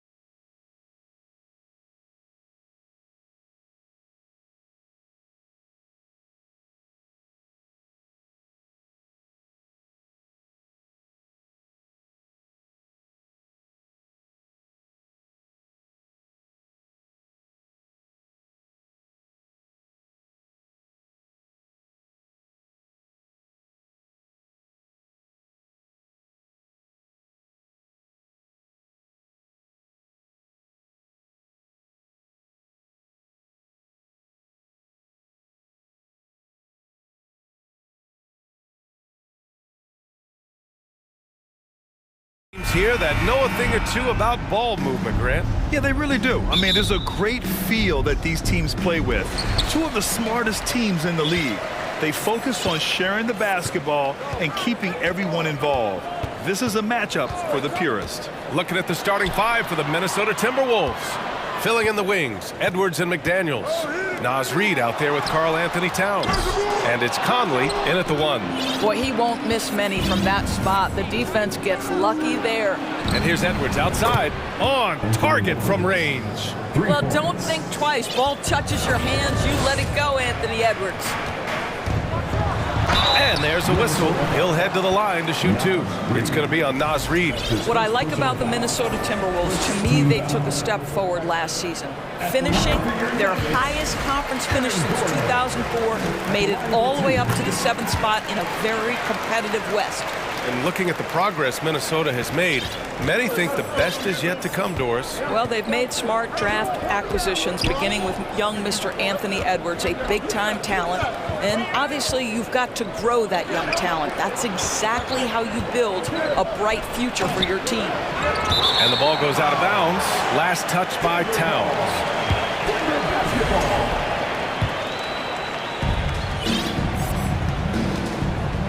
And we're about a minute into the first. Inside. They kick it out to Murray. Here's Jokic. That one doesn't drop. Now Minnesota takes it the other way. Edwards, a pass to Towns. And a nice finish on the layup. Oh, big-time athletic play by Cat right there. Brushes off the contact, gets to his finish. Nicely done. Offensively, it's been a struggle for him. Yeah, they need to string together some shots to have any kind of chance. Murray passes to Porter. Murray, no good. The Timberwolves have gone 2 of 3 from the floor. Edwards with it, checked by Gordon. Here's Towns. It's hauled in by Nikola Jokic. All alone from mid-range. You've got to think he's kicking himself. Caldwell Pope's shot is off. Yeah, and the defense has really got to tighten up on him. I mean, he's just too dangerous from the three-point line. The shot by Towns, no good. Denver's gone 0 for 3 from downtown. Murray against Conley. Outside Murray. To the inside. Oh, it's stolen by Towns. Edwards for 3. And the ball out of play. The Nuggets will have it. Boy, not sure what happened on that one. Just an unforced error. The Nuggets have gone 0 for 5 to begin this game. Well, you think about the resurgence for Karl Anthony Towns in the 21-22 season. Selected to his 3rd All-Star game, he actually won the three-point contest, and considering the regular season, 50, 40, 80% shooting, really sound basketball. And Minnesota has possession after the Nuggets picked up a basket just a moment ago. And that one drops for him. Towns has got his 2nd basket of the game. Well, unselfish play by Anthony Edwards' teammate is wide open. He puts it right where it needs to be. 2 minutes remaining in the first. Conley against Murray. Jokic with a screen on Conley. Pass to Jokic. Clock at 6. It's good. And the assist goes to Murray. Jokic has got 5 points. And for Towns, team success was the biggest change for him in that 2021-22 season. It was, B.A., because when you consider out of his first 7 seasons in the league, it's only the 2nd time his team finished with a winning record. But Towns is looking to make that a regular occurrence from this point forward. And it's Murray finishing it off. Oh, explosive move. Sometimes Murray doesn't get enough credit for his athleticism. Pass to Towns. Back to Edwards. 2 shots, 2 makes. Off to a good start. Now you want to get him going as soon as possible. Great way for him to start this game. He's a guy who, if he gets hot, he can carry your offense for long stretches. Now here's Murray, and here's Jokic outside. Reid with the rebound. And the defense got away with one there. I mean, that's a shot he typically makes. and he's going for the lob, and it's powered home by Towns. Well, just tremendous persistence from Karl Anthony Towns. Even under duress, the ability to stay focused. Murray. Oh! Come on now, guys. That's flat out insane. Hey, when's the last time you saw a jam like that? That's good from Towns on the assist by Conley. 9 points in the game. Well, Karl Anthony Towns has that face-up three-point shot definitely in the offensive arsenal. You better put a hand up. Now a timeout called by Denver. For the Nuggets, Bryant, he's checked in for Nikola Jokic. Green comes in for Porter Jr. And it's Jackson in for Murray. Jackson outside. Pass to Gordon. Here's Caldwell Pope, guarded by Edwards. Jackson with a screen on Edwards. Back to Jackson. Up and over Conley. Jackson, the pass to Bryant. No problems knocking that one down. Everyone knows Thomas Bryant is elite finishing the basketball in the painted area. But now get to that mid-range game, Thomas Bryant. Nicely done. Well, a good close contest so far as we finish the first quarter.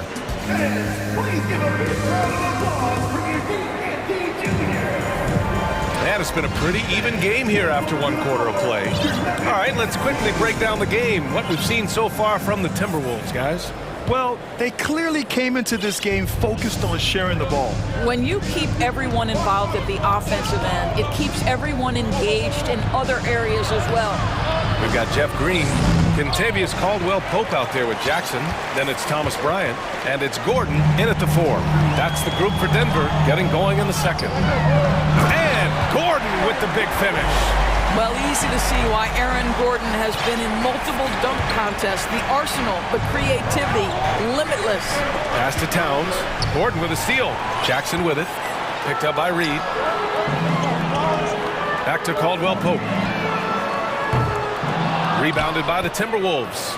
I know that he has the ability and confidence to sink that shot, but better luck next time, maybe. And for hammers it home. So nice. Boy, when you look at Anthony Edwards' frame, it is pro-ready right now. That upper body strength, the ability to play through contact, the end one. Yes, sir.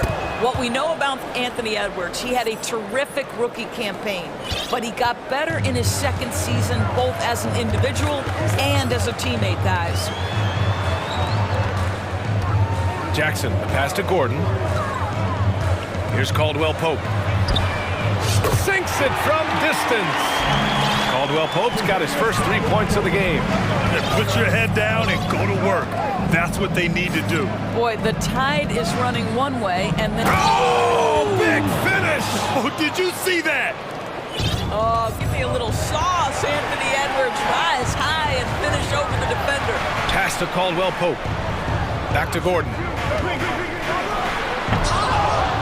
The shot, no good. And Minnesota the other way with it now. Here's Edwards. And Edwards slams it in. Well, Anthony Edwards came into the league with a reputation as a scorer. He is starting to hum a little bit right here.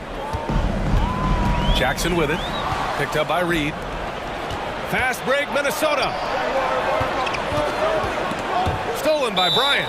Now a timeout called by Denver. I don't think this timeout is just to give the guys a breather. Coach is looking to switch things up. And as you know, it's what comes after that gives you some sense of what has changed.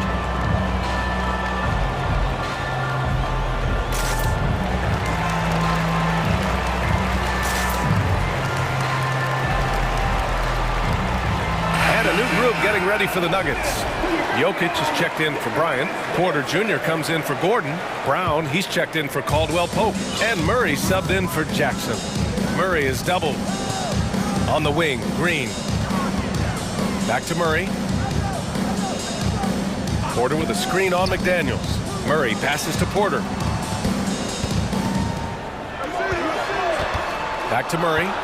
Lets the three fly. And again, Denver no good for Minnesota. They've gotten 3 of 4 field goals in the second quarter. They've been taking care of business. Especially at the offensive end, where they've been totally in sync. In 2022, we saw a lot of teams playing a slightly slower game, Doris, compared to previous seasons. I think, Brian, what's interesting about the NBA is it's a game that is in a constant state of evolution. You had the three-point revolution. You had a stretch of time where teams would not hit the offensive glass. That has now come back a little bit. Unequivocally, defense is improving drastically, and so you've got to find a way to score it. Minnesota in the lead. Right side Conley. And he gets the friendly roll as that one goes. You can really feel the momentum swinging in their direction. You want to continue to build on this lead. Right now, still a little too close for comfort. Outside, Green. Looking to end the drought. Here he goes. Oh, and there's the whistle on the shot. So 2 free throws for him coming up. Hey, if you can't block it, sending him to the line can be the next best thing. The first one falls for the Nuggets. Caldwell Pope's checked in for Brown, and it's Jackson in for Jamal Murray. And both free throws good for Green. And in the second quarter, a little under 3.5 minutes played already. Here's Alexander Walker. Stolen by Jokic. On the break. Here's Jackson. And he buries his first look. Sometimes a player is born with a passer's mindset. He deals it with conviction. Now here's Conley. Defense right on it.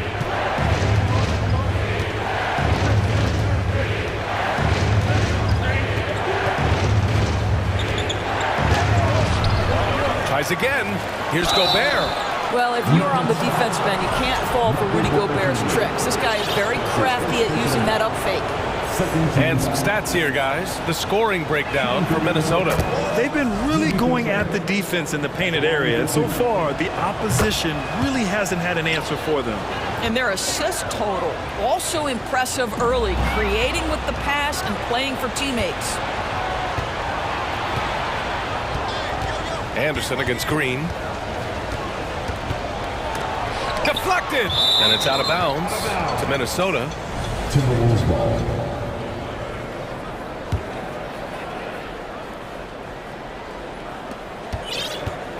Down low. Here's Gobert. Oh, and Gobert powers it home. Gobert has a thin frame, but make no mistake, he is physical and he relishes contact. Timberwolves foul. That's his first personal foul. First one falls for him. At the line for Denver.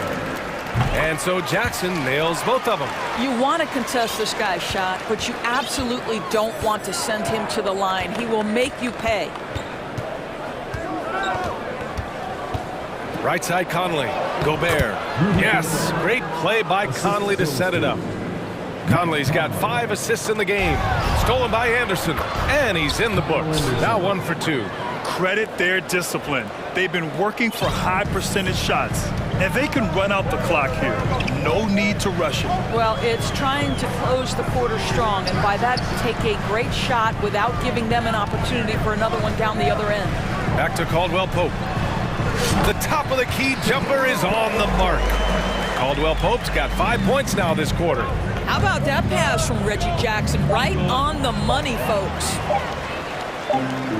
It'll count. No good on the buzzer beater. Allie, as always, thank you.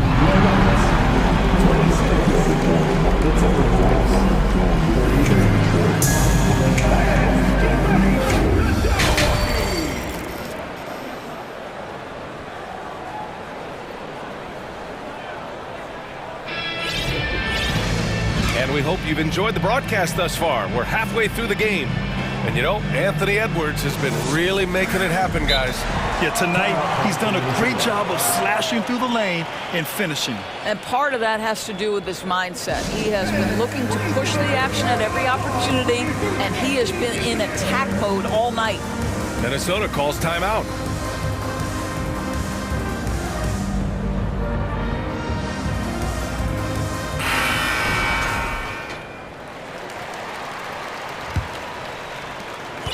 And for Minnesota, they're shooting an efficient 64%. Excellent. So for Minnesota right now, Kyle Anderson is out there with Rudy Gobert.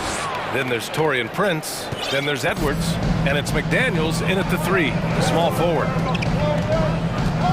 Pass to Bryant from the arc. Drills it from deep. Bryant's got 5 points. Well, you let Thomas Bryant get set for that shot. He's able to make it without hesitation. To the middle. Here's Gobert. Oh, and makes it with the kiss. And the Timberwolves lead by 8. Probably a play they drew up in the locker room at half. Well, there is nothing better than catching a rhythm as early as possible. And boy, that's a terrific start right there. Murray with it. Guarded now by Anderson. Murray passes to Porter. Off the mark there with a 3. So it's Minnesota now. Even on the years he's not winning Defensive Player of the Year, Rudy Gobert finds a way to finish in the top 3. This is one of the most consistent, elite defenders in the game. Boy, a wide open shot from his favorite spot. That is one he'd like to have back. Here's Murray, puts the move on. Oh, and he got fouled on his way up. He'll head to the line to shoot 2. It's on Anthony Edwards. And the intensity Murray plays with is impressive. Excellent work forcing the issue and drawing the contact. Of course, with Gobert, it still feels like he doesn't get the credit he deserves. And BA, at this point, I find that inexcusable.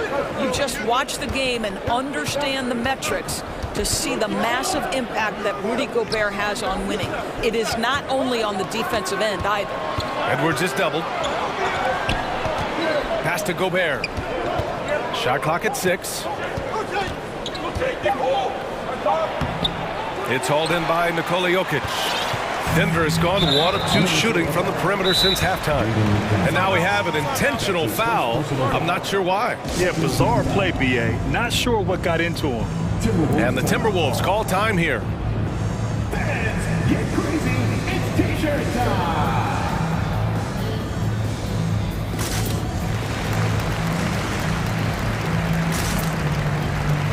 Caldwell Pope's checked in for Brown.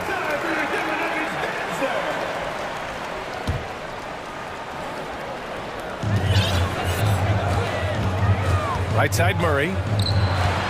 Here's Caldwell Pope. Pass to Jokic. There's the 3.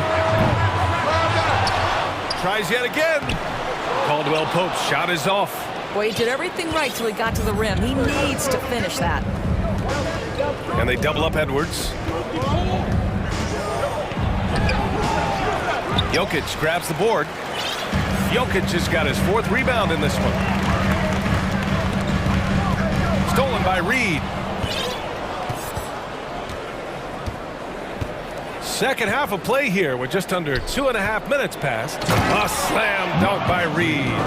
And that's what happens when you don't take care of the ball. Hey, that makes the turnover hurt even more. At the end of the day, though, it's 2 points. Don't hang your heads. Let's get refocused and play with more patience. Murray against Edwards. Pass to Caldwell Pope. And again, Denver no good. The Timberwolves have gotten 3 of 6 shots to fall so far in the 3rd. Back to Edwards, to the paint. Here's Towns. And it's Towns with the power finish. That's easy money for Karl Anthony Towns. Gets in close range and leaves no doubt. Now here's Murray. The D's right on him. And here's Jokic outside. Buries it from 3. Jokic has got 8. What a terrific play by just a tremendous all-around player. This guy makes it look easy. And they double up Edwards. Pass to Alexander Walker. Inside. Jokic grabs the board. Jokic has got rebound number 5 here tonight. And here's Murray.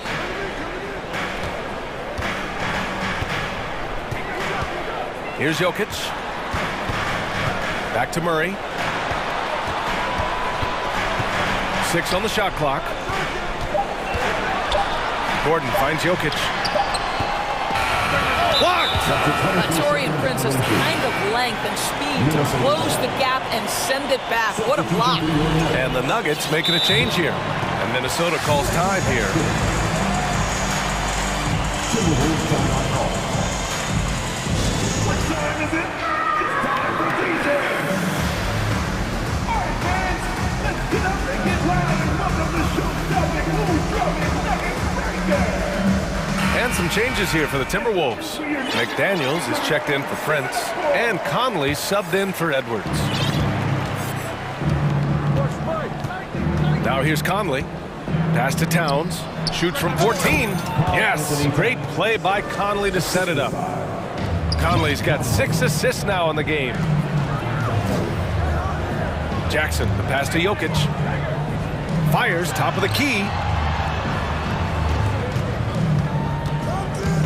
41 seconds left in the third quarter. And he lobs it up. And Gordon with the big finish. You love seeing Aaron Gordon in the pick and roll. This guy is adept at setting screens and then getting into open space. Conley with the ball. Checked by Gordon. Back to Reed.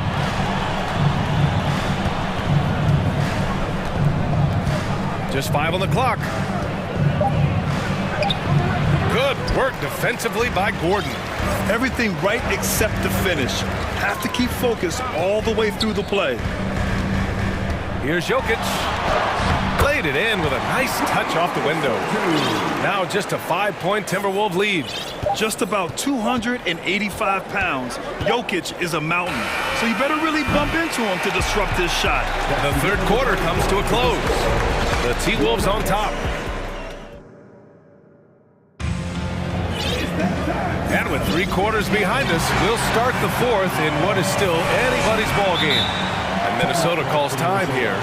Yeah, coach no doubt wants to use this timeout to review the matchups and maybe make some adjustments as well. And the guys get a little bit of a break, mentally, physically, just recharge here quickly. And from the sideline, let's catch up with Allie. I was able to listen in on what Chris Finch was going over with his team. He complimented the three-point shooting. He said, quote, "It's one thing to get the look, it's another to bury it. I believe in you guys. I think you've got this game on lock. Let's go out there and let's take this. Guys." Okay, thank you, Allie. Murray and Caldwell-Pope are the backcourt pairing. Gordon is the 4 with the Joker in the middle. And it's Porter in at the 3. That's the group on the floor for Denver. Conley passes to McDaniels. Oh, got that bucket in no time at all. There's a reason Mike Conley's teammates love playing with him. If you're open, I promise he'll find you. Here's Caldwell-Pope, guarded by Edwards. Here's Jokic. Good work defensively by Towns. It's all about the defense right there. Without that level of activity, he probably scores it. And Edwards slams it in. Boy, defense has no answer for Anthony Edwards' athleticism. What a dunk. On the wing, Caldwell-Pope. Launches a 3. Rebound Minnesota. Towns has got 4 rebounds now. And they double up Edwards to the inside. And it's Towns with the power finish. Attacking the rim with power. Tremendous finish.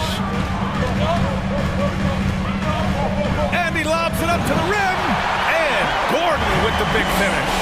Just put the pass in his vicinity and Aaron Gordon will take care of the rest. Here's Towns. And it's Towns with the power finish. He's been a piece of the puzzle tonight, but it's a team effort. Everyone's contributing to this lead. Pass to Jokic. The 3 is up. Minnesota with a rebound. Towns has got 5 rebounds in the game. Murray against Conley. Towns with the ball. From behind the arc. Reed passes to Towns. Cash money. Out of his 14 attempts, he's drained 9 of them. I mean, there's no aspect of the offensive end of the floor that's problematic for Towns. He's a 3-level scorer. His team understands he's in rhythm. It's looking easy for him right now. Murray finds some space, and that one is right through the heart. Murray's got 5 points now this quarter. Doing what he can to help shrink the deficit, but it has to be a team effort. Here's Conley. And again, it's Minnesota converting. Mike Conley is comfortable. Doesn't matter what area of the floor he's on. That time in the mid-range. Murray against Conley. Here's Jokic. Here's Caldwell Pope. The shot is good on the assist by Jokic. Pretty dime there, the kind of ball movement coaches love to see. Outside Conley. And it's good. Fought through contact, hit the shot, and will go to the line. All right, guys, what do you think so far on the offensive approach for the Timberwolves? Well, you love their unselfish play. Keeping that ball moving, good shot to great. That's winning basketball.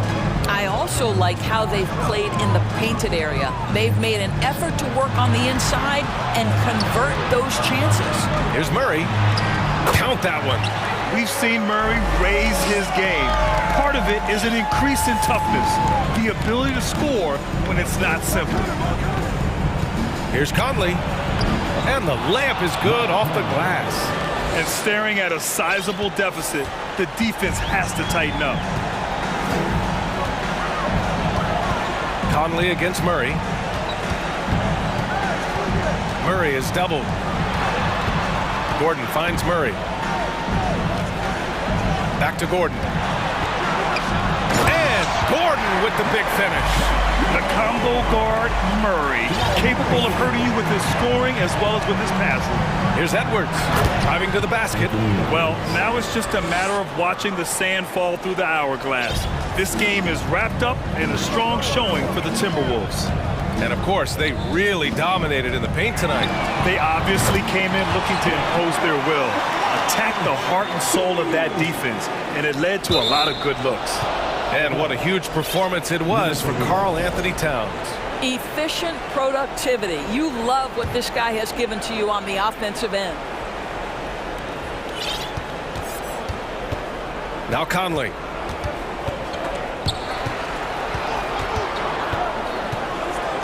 Pass to Towns. 4-3. That one's good. And it's Conley who picks up the assist. Finishing the game strong. This is how you shut the door on any hopes of a comeback. No question. They've got hot at exactly the right time. Clutch play on a team level. To the middle. Ooh, good finish at the rack off the slick feed. And the Timberwolves lead by 13. Murray passes to Porter. Pass to Caldwell Pope. Gordon with a screen on Conley. Now Murray. Gordon outside. Tries it from 16. It's off. So we see the Timberwolves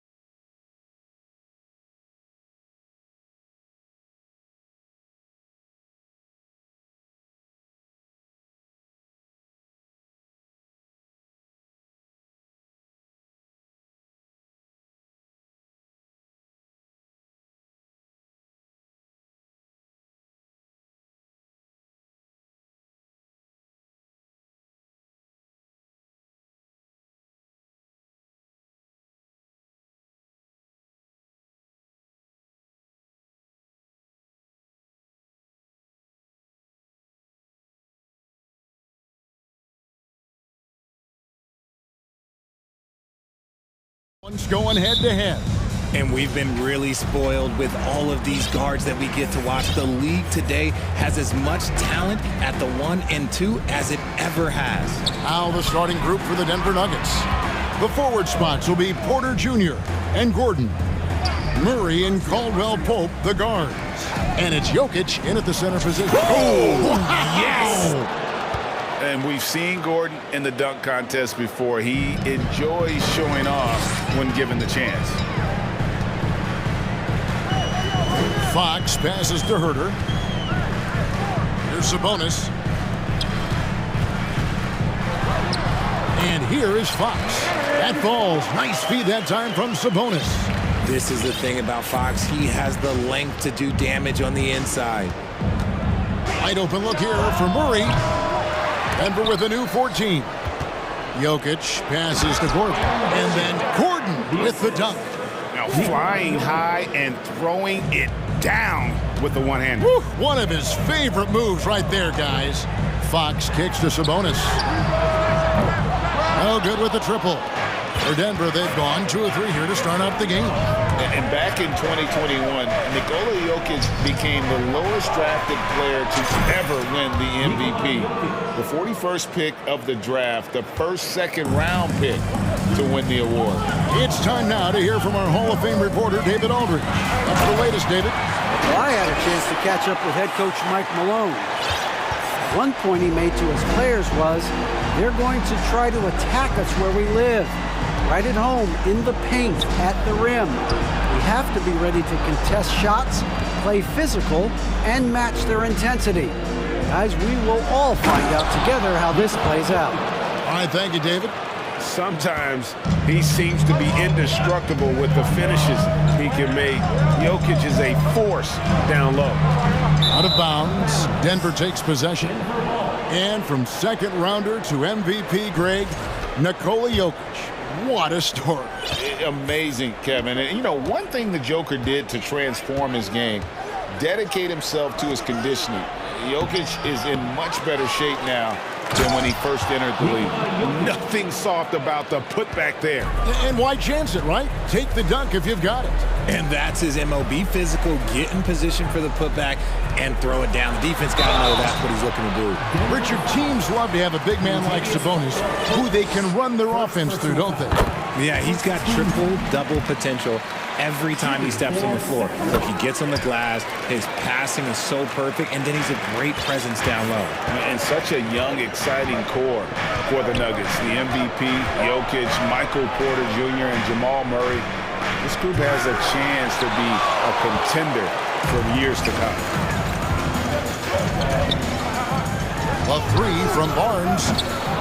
Denver grabs the miss. Jokic has got 4 rebounds in this game. And De'Aaron Fox gets the whistle that time. That is his first foul of the game. With Jokic, I mean, the potential, Greg, of this Denver team, they've got so much. But what is the key for them to actually reach it? Kevin, simply health. I mean, they need Murray and MPJ to be out there. Those two have had major injury issues. Jokic is a generational talent, but the man needs help. Second chance shot, and Sabonis finishes it off. Just doing his job. Sabonis is there to snag the offensive rebound and put it right back. Caldwell Pope on the wing. Good, and the assist goes to Murray. Murray's got his 4th assist in this one. And that's exactly what he's looking for, draining the triple. Fox passes to Sabonis. Trying to come right back with the 3 of his own, but it's no good. The Nuggets leading by 8. Here's Gordon, and it's Gordon with the finish. Displaying intensity right off the opening tip, especially on the offensive end. They came out swinging, really setting the tone on offense, and the opposition has not been able to respond. Timeout is called. First of the game for Sacramento. A different look for Denver. Ryan is checked in for Jokic. Green comes in for Gordon, and it's Jackson in for Jamal Murray. Here's Fox.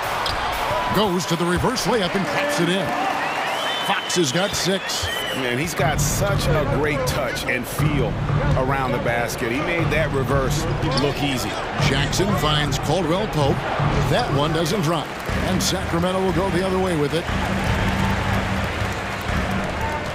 Fox passes to Barnes. It's deflected. Here's Sabonis. Over Bryant. Sabonis, no good. Nothing seems to be going his way this quarter. Yeah, straight up, guys. Like, he's ice cold, like freezing. What's colder than cold? But you don't have to shoot it, my guy. It's okay to pass the ball. Jackson, that's good. And they have owned the paint so far, and the score reflects it. It also allows them to play inside out, which will make them even more difficult to defend. Caldwell Pope on the wing. Another 3 for Denver. Their play on both ends has been superb. We'll see if they can maintain the momentum. They came out and bum rushed them. Huge difference in activity level from both teams tonight. And we talk about the importance of versatility. He's really got it all on the offensive end. And so it looks like Denver will retain possession here. And that was a risky pass. Fortunate that the D didn't get that one. It was in the air for a long time. And so it's Aaron Gordon making things happen for the Nuggets. He notched 8 points. Please give a big round of applause for your Kings. And so far through one quarter, it's been a lopsided game. We'll see if that changes here in the second. And some stats here, guys. The scoring breakdown for the Nuggets. The Kings trail by 11. On the floor for Denver as we get going here in the second quarter. Out on the perimeter, it's Caldwell Pope and Porter Jr.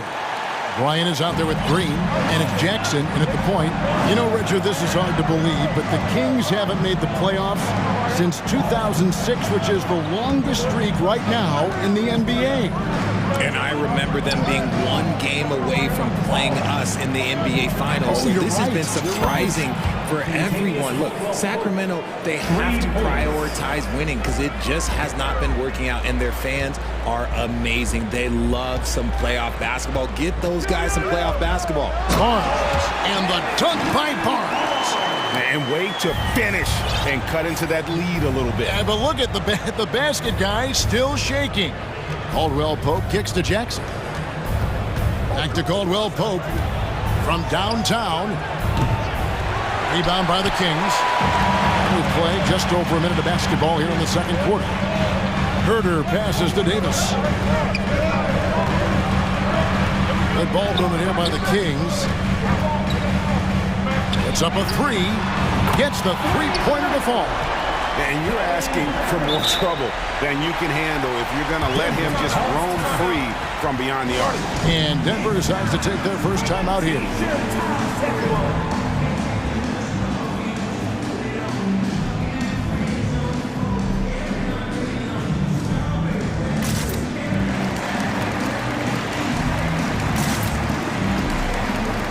Alex Len's check in for the Kings. Mitchell comes in for Fox. Big group substitution here for Denver. Jokic has checked in for Thomas Bryant. Aaron Gordon comes in for Porter. Bruce Brown, he's checked in for Caldwell Pope. And Murray's subbed in for Jackson. Back to Jokic. Fires the 3. And the foul on Jamal Murray. That is his first foul of the game. An occasional over-the-back call is fine with him. That's just how he plays and how he attacks the glass. Yeah, I always saw that as an effort foul. If it happens once, coaches usually let it slide. You just don't want to make it a habit. And yes, it's good. Richard, so much of today's NBA defense is about covering the pick and roll. As a player, is that something you enjoy, taking on that challenge of covering the screen roll game? You only enjoy that challenge because you are a competitor and you want to win. Is it something that I'm doing on my own? Is it something that I'm doing in my spare time?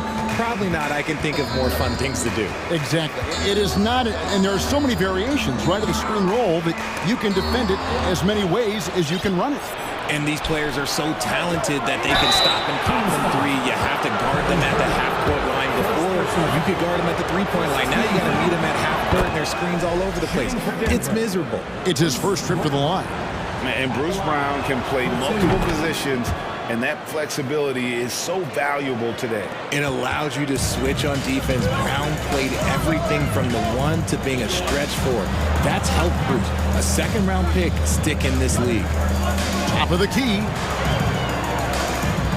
Shot is good, and the Nugget lead is cut down to just 8 points on the bucket from Landry. And guys, they continue to put a lot of pressure on the interior defenders with their work down low. Murray kicks to Jokic for the three. Sacramento grabs the miss.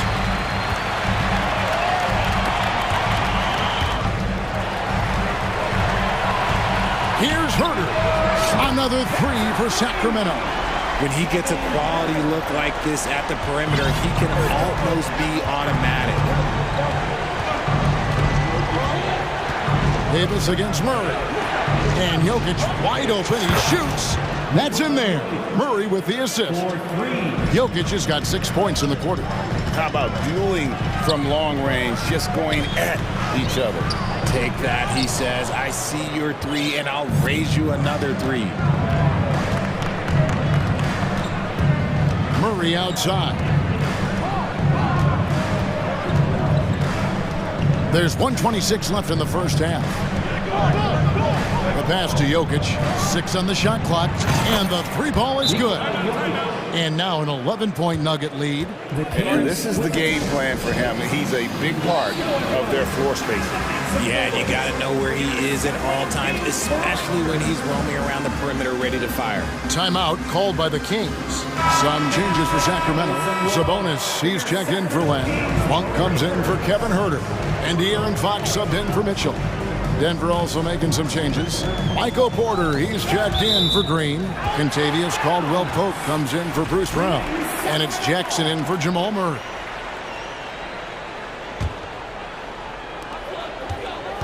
Here's Fox. Cross contact on the shot, and now a three-point play chance as he'll head to the line. Yes, sir. Fighting through the bump. Now trying to finish the three-point play. And guys, how about the scoring of De'Aaron Fox?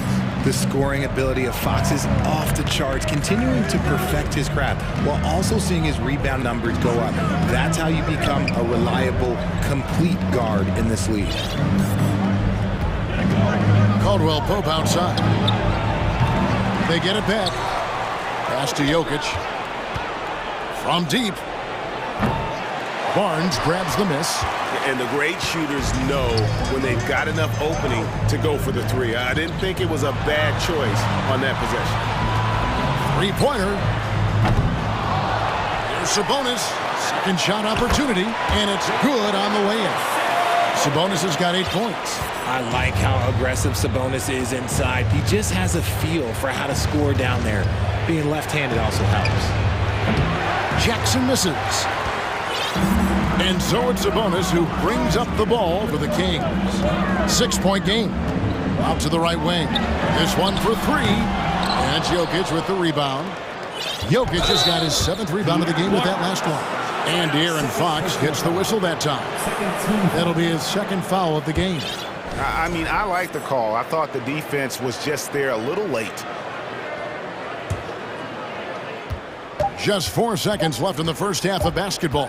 Jackson. Oh, and the buzzer beater's good. All right, thank you, David. And folks. Your Kings, 31. The Nuggets, 39.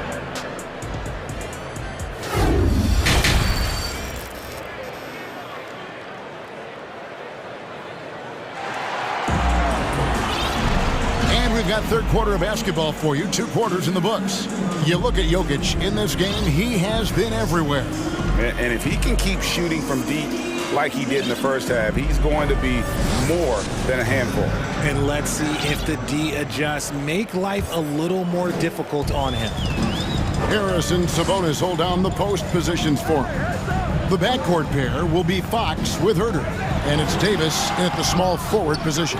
That's the group for Mike Brown as we get going here in the second half.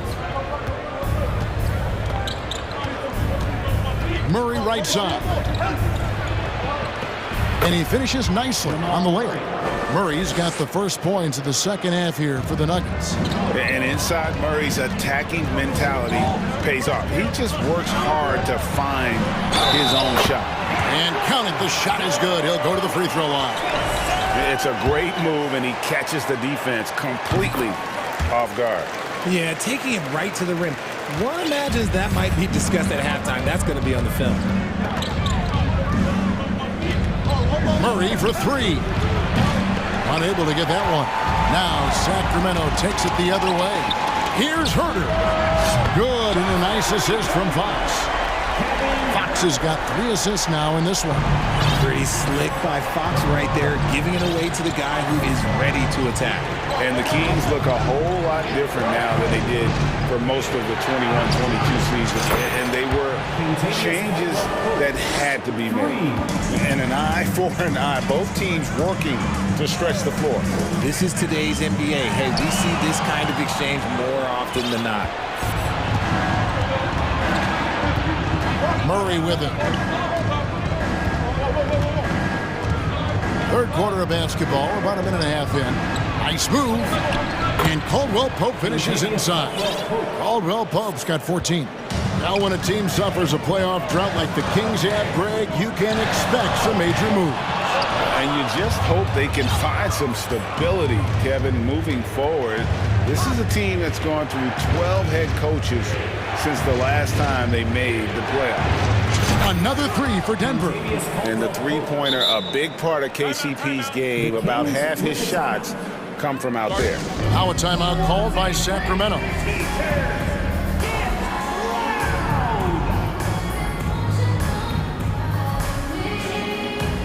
And some changes here for the Kings. Lenz checked in for Sabonis. And it's Mitchell in for De'Aaron Fox. And then for Denver, Jokic has checked in for Bryant. Green comes in for Aaron Gordon. And Reggie Jackson subbed in for Murray. Len to end the run. Back to Mitchell. Now a timeout called by Sacramento. And Tavius Caldwell-Pope really making a difference here. And he's in a complete groove right now. I don't think they can stop him altogether, but they at least need to make him work a little harder than he has been. And the Kings making a change here. Barnes is checked in. Bruce Brown, he's checked in for Denver. Just 5 on the clock. And here's Barnes for 3. Good on the three-point shot. He has 5. What are you doing? You can't give a player like him that much space. Come on now. Now a key member of that 73-win Golden State Warrior team was Harrison Barnes. And almost the forgotten part of the famed death lineup, it was Barnes, Steph, Clay, Draymond, and Andre Iguodala. Harrison, a big piece of that 2015 championship team as well. Here's Herter. And look at how well Jokic uses that size defensively there with a great contest on the shot. And Tavius Caldwell-Pope, he's checked in for Denver. In for the numbers. Just over 2.5 minutes gone by here in the second half. Watch the screen. Jackson against Len. Stolen by Mitchell.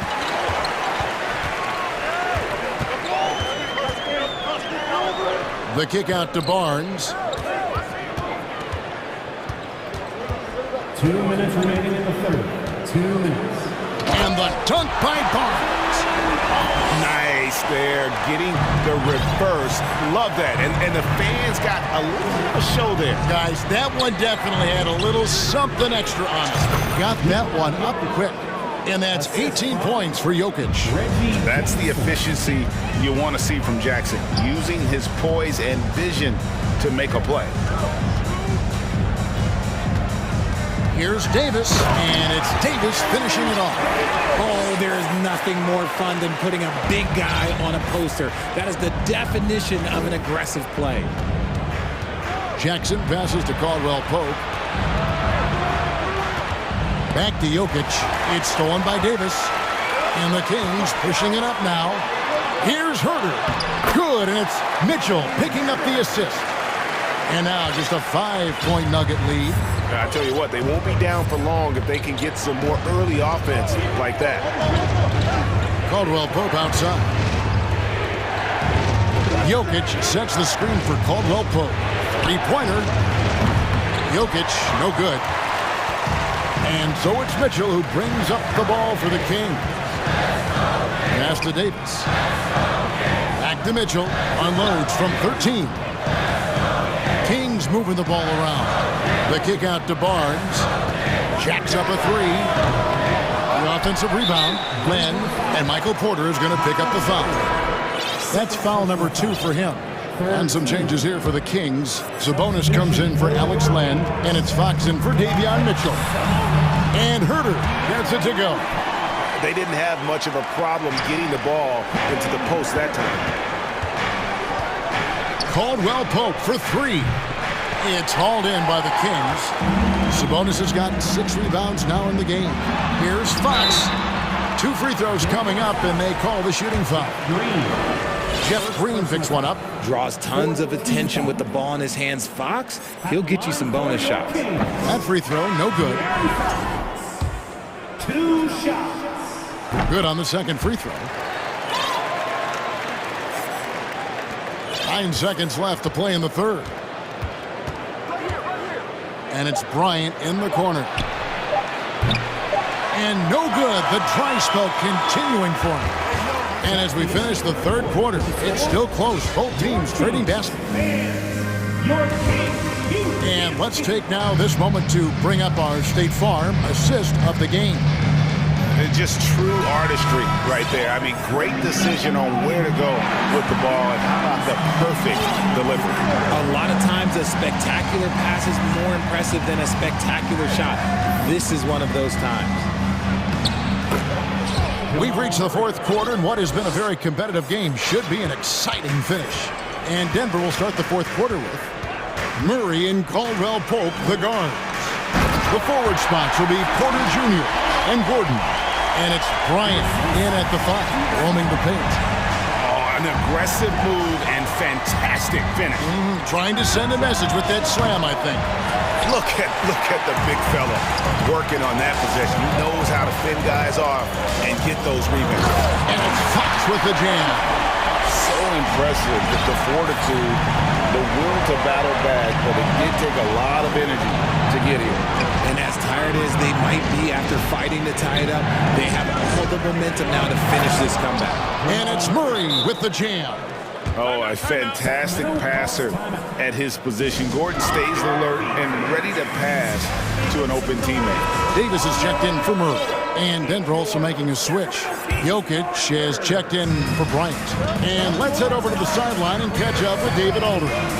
Hey, Kevin. Well, I was able to listen in with what the Kings head coach said to his team. He really got after him in the huddle. He said, look, you can rest after the game. You got to put it all out there if you want to win this one. Back to you guys. Thank you, David. And it's official. They have come all the way back. At one point, this thing seemed to be out of reach. They've played with a lot of heart to get back in this, and now they've got the other side on their heels with the game winding down. Jokic high post. Sabonis is there. Kept alive. Tries again. Caldwell Pope feeling it out a bit. Clock at 6. Fouled on the shot and picks up 2 points. So 1 free throw coming up. Yeah, shaky defense there, giving up the bucket plus sending KCP to the line. And a chance to catch up on some numbers here. Scoring breakdown for Denver. Here's Fox, and it's Fox with the jam. Just the kind of play they need in a game this close. You know, that's the kind of aggression they want from their floor leader. No doubt. That's the kind of play that can energize the whole team, and they will take it in a close game like this. Incoming, it's Joker time as Jokic shaking the arena with that slam. He had a nice open look right there. Some players shrink when the pressure's on, but he lives for these moments. Murray kicks to Jokic. Murray outside. There's the triple. Sacramento grabs the miss. Sabonis has got 9 rebounds now tonight.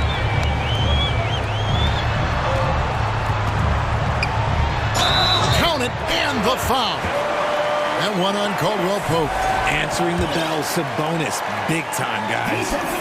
And a chance for just a second to check out the scoring breakdown for the Kings. And really, the tension could not be higher right now. And he looked like he was shooting free throws at practice. What a cool customer. Here's Gordon. That shot is off. Good D by Barnes. Things really clicking for him at the offensive end. They're making good decisions, not wasting these opportunities. What energy from Fox when they're up against it, proving he's ready to be that guy. Murray, the pass to Caldwell Pope. And here's Porter. Back to Caldwell Pope. And just miss after miss right now. Kings leading now by 5. There's the drive. And creating a little separation here, gaining some confidence. Yeah, they've locked in during this stretch. If they keep it up, their lead will only continue to grow. Murray finds Caldwell Pope, shoots over Fox. And shot by Caldwell Pope, no good. Oh, I can see some miscommunication on defense there very clearly. They were super fortunate it didn't torch them with that mistake. Fox, and the call on the shot that sends him to the line. Ooh, that's some lightning speed right there as Fox earns himself a trip to the line. Reggie Jackson's checked in for Murray. He's off on the free throw and able to get that second one to drop in. Jackson with it. Sabonis defending. And it's sent back by Sabonis. Nice defense there from Sabonis, getting his timing just right to come up with the block. And he'll shoot free throws here. Clearly fouled on that shot that time. The whistle blowing. He drops the first one, and that will put them up by 9. And both free throws good for Davis. That's Gordon with the ball. He brings it up for Denver. Caldwell Pope outside. Here's Jokic. And Jokic throws it down home. Yeah, Jokic seems determined to have a big night. So far, he's been successful. It's Fox with the drive. That one good for 2. And the Kings lead by 10. Saw the opportunity to put this away and did not turn it down. And that score probably slams the door for any would-be comebacks. And look, they put this one to bed. Oh, and here comes Barnes all alone. And you can sense that these fans, these players, they are ready to celebrate. It's always nice to perform like this, especially in front of the faithful home crowd. Jokic sets the screen for Caldwell Pope. Fires from deep.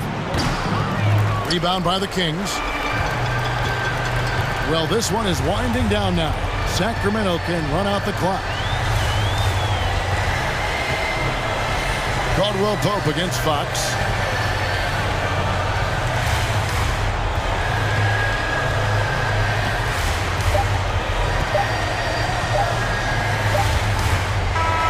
And so it's Sacramento.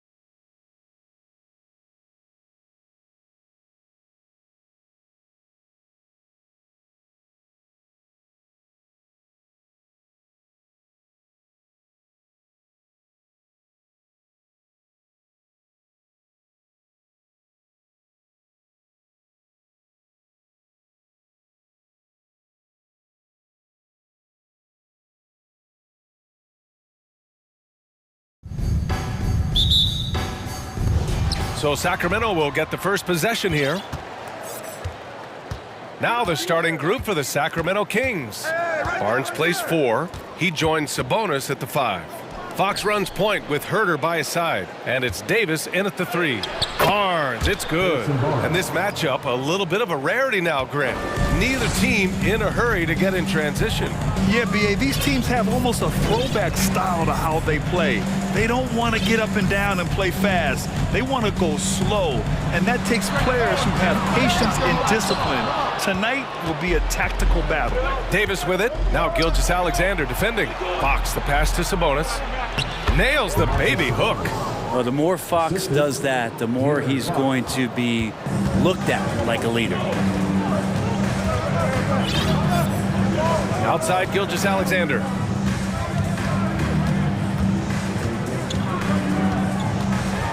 And slam dunk by Gilgeous-Alexander. Wow. I'll tell you, such an advantage having a playmaker who can get up to the rim and finish. Now that is what every team wants. Like to see that assertiveness, especially from the guy who's going to orchestrate your offense. He just rises up and throws it down hard with one hand. That is such a go-to move for him. He holds nothing back on those. Here's Dort. And he got the whistle on the way up. So he'll be headed to the line for a pair. It's on De'Aaron Fox. Dort not afraid to use his size and to play with that kind of physicality. And Dort hits them both. The Kings have gone 3 of 3 so far from the floor. Yeah, and despite being the youngest team in the league, the Thunder have been solid defensively the last couple years. A great sign going forward for this franchise. And let's take a moment to get your take, guys, on the scoring so far for the Kings. They've done a great job establishing an inside presence. Now that'll open up more options offensively throughout the remainder of the game. Love the passing that they displayed at the start of the game. Great ball movement that's opening up some chances without really getting deep into the execution. And looking at this Oklahoma City roster, what makes them so good on D? Well, they've been ridiculous. They simply can't miss right now. Outside, Williams. And Williams punches it home. Next step kind of action there from Shea as he's able to find the open teammate. Three-pointer, Fox. The Thunder with the rebound. And here's Gilgeous-Alexander. Pass to Dort. It's Dort on the wing. Back to Gilgeous-Alexander. 6 to shoot. Now here's Dort.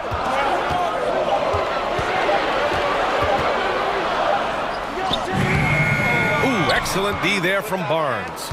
That's the only kind of defense that's going to cut the mustard here tonight. You got to stay on top of a guy like that who can play at such a high level offensively. And after putting it down, he dangles from the rim a little. Man, that's borderline taunting right there, Grant. They're playing with a certain swagger right now. Here's Gilgeous-Alexander. The Kings getting their last shot to go. Well, we've talked so much about Gilgeous-Alexander's athleticism. This is the reason why, on display. And Barnes, the bucket, on the assist by Fox. Barnes has got 5 now. And that's what they want to do. Get him open looks early. Well, we know Fox is at his best when he's playing with pace, Brent. Yeah, he can pass and defend, but it's that speed that really tips the scales as to how much of an effect he's going to have in winning basketball games. If that three-point shot comes around, is a bit more consistent, wow, there's a whole nother level to the Fox game. And it's going to be a 24-second violation. They turn it over. Now a timeout called by Oklahoma City. Well, Brent, this Kings franchise looking to turn things around. It's been years since they've contended. Yeah, B.A., you don't ever really want to get specific with win totals on a year, but how nice would it be for the Kings to hit that 40-win mark and try to get themselves into the postseason? Just hoping this recent coaching change will give them that boost to finally have some postseason basketball in Sacramento. Stolen by Giddey. Pass to Dort, and out of bounds. Sacramento will have it. Kings ball.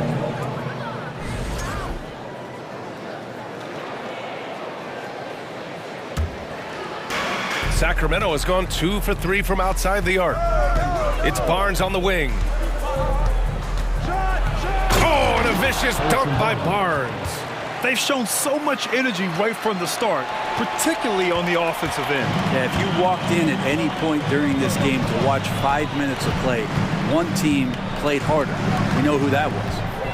Now here's Gilgeous-Alexander. And the foul is called. He missed it, so he's got a couple of free throws coming his way.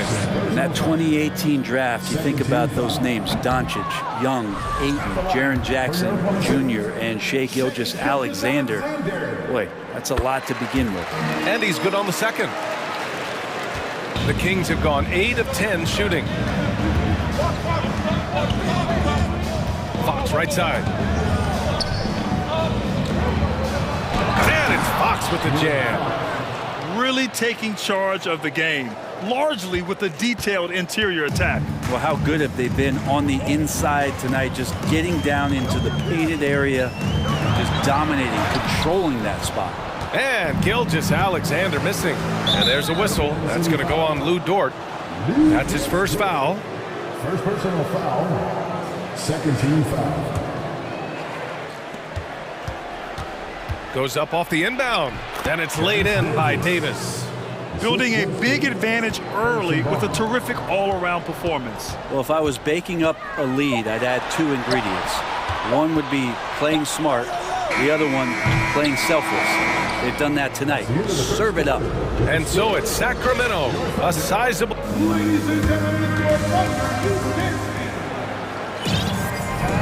And if you're just tuning in, we've got a wide margin on the scoreboard, but plenty of time left for a comeback. And for the Kings here, they've been putting on a show, guys. Just excellent first quarter defense. They've been really getting after it. Just a great job, really, of making the game ugly, trying to muck it up a little bit out there. They've got Josh Giddey. Holmgren is out there with Kenrich Williams. Then there's Lou Dort, and it's Gilgeous-Alexander in at the point guard position. That's the group for Oklahoma City, getting going in the second. From deep, Sacramento grabs the miss. Would you say testing the limits of his range there? Well, I thought they played smart, and then all of a sudden it was maybe a little too flashy there, and that's unfortunate. Well, part of the game plan was to neutralize the crowd. And guess what? Mission accomplished. Always a good sign of maturity and steps forward when you can take this kind of effort, focus, and concentration on the road to get a win. Here's Gilgeous-Alexander. 5 points in the game.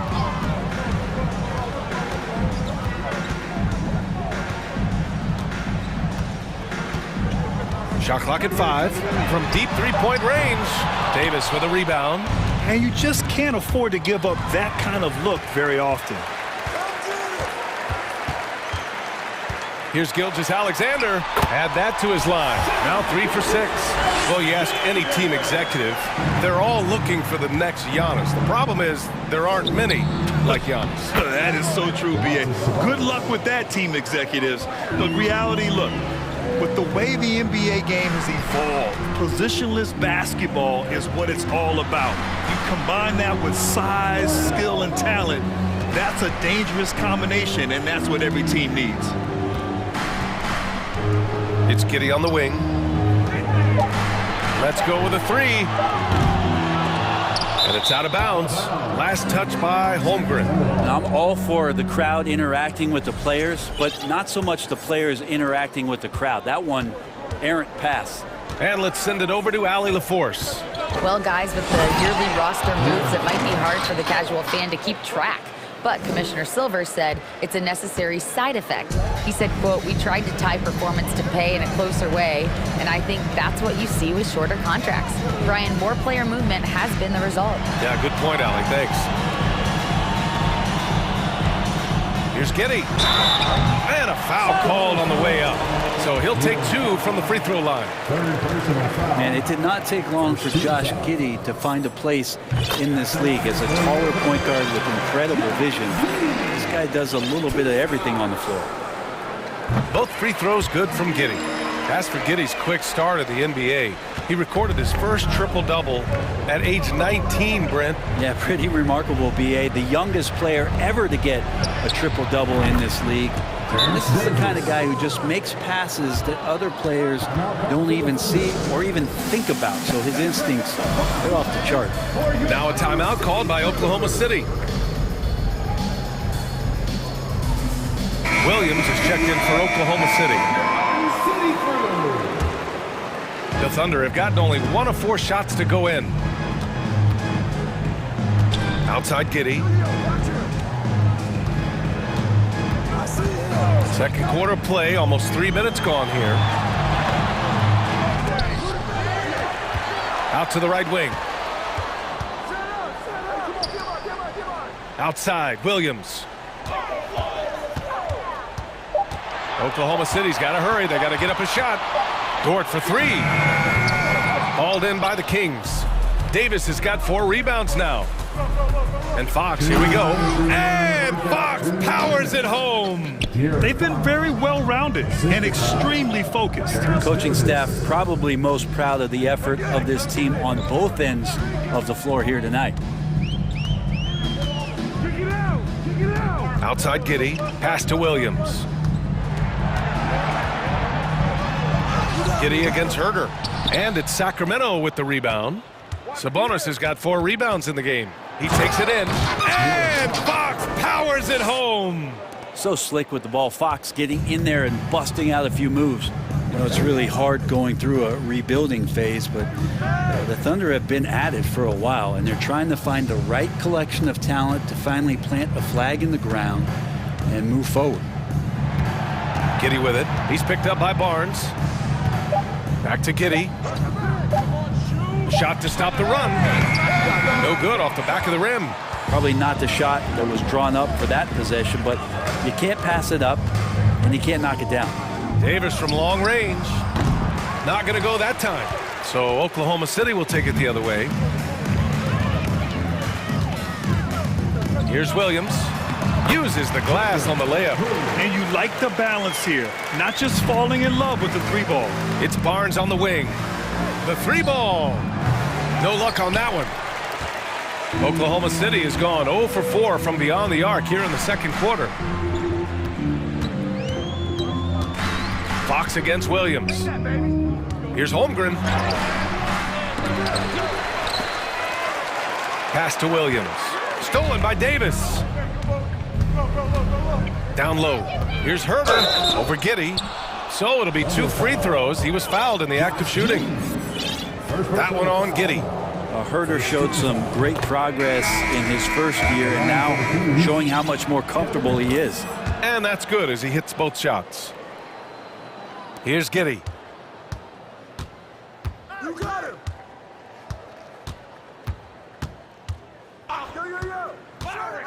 And he's going for the oop here. And an emphatic jam on the lob. Giddey and his feel for the game go well beyond his experience in the NBA. And so it's De'Aaron Fox making highlights for the King. Your Thunder, 17. The Kings, 38.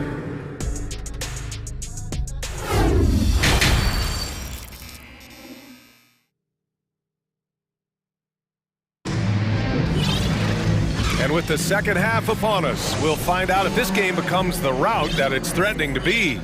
Boy, it's been one outstanding game from De'Aaron Fox.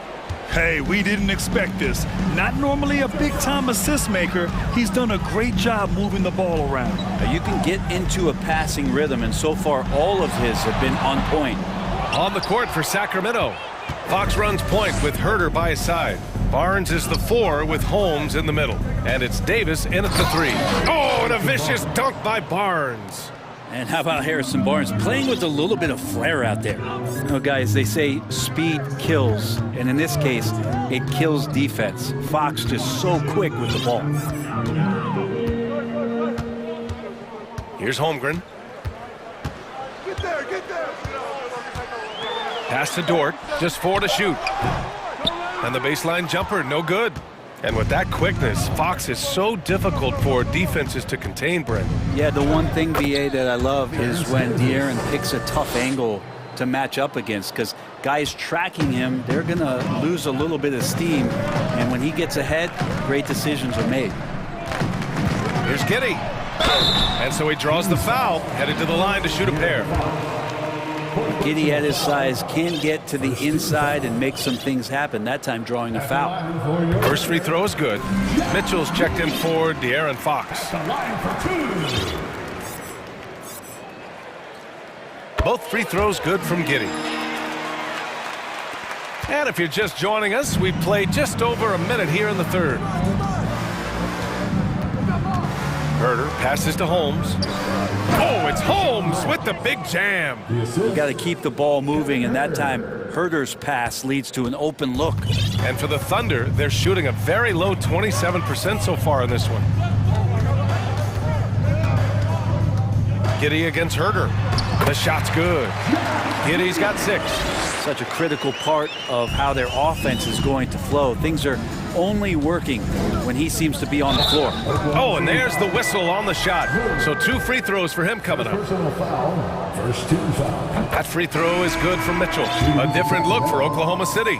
Joe's checked in for Williams, and Gilgeous-Alexander is subbed in for Giddey. The Kings also with a sub. Monk, he's checked in for Herder. Davis against Gilgeous-Alexander. Pass to Holmgren. Outside Gilgeous-Alexander. Just 5 to shoot. Outside Williams. Hauled in by the Kings. Holmes with it. Monk passes to Holmes. Back to Monk from downtown. Can't get it to drop. And Oklahoma City will go the other way with it. Inside. Stolen by Holmes. Mitchell against Dort. Mitchell, the pass to Holmes. That one's good. Mitchell making the play. Holmes has got 4 points now in the quarter. And this is why you see Richaun Holmes at the very top of those field goal percentage leaderboards at the end of the year. Outside Gilgeous-Alexander. From deep. Sinks it. What range from downtown. He's got 10. Gilgeous-Alexander needs to keep taking these shots in order for his game to expand. Mitchell misses. For Oklahoma City, they've gone 2 of 5 in this third quarter. Pass to Holmgren. To the wing, right side. Oh, it's stolen by Mitchell. Monk passes to Holmes. The 3 from Barnes. Hey, in 6 attempts, he's made 5. Talk about efficiency. Harrison Barnes very comfortable in that catch and shoot. Davis against Gilgeous-Alexander.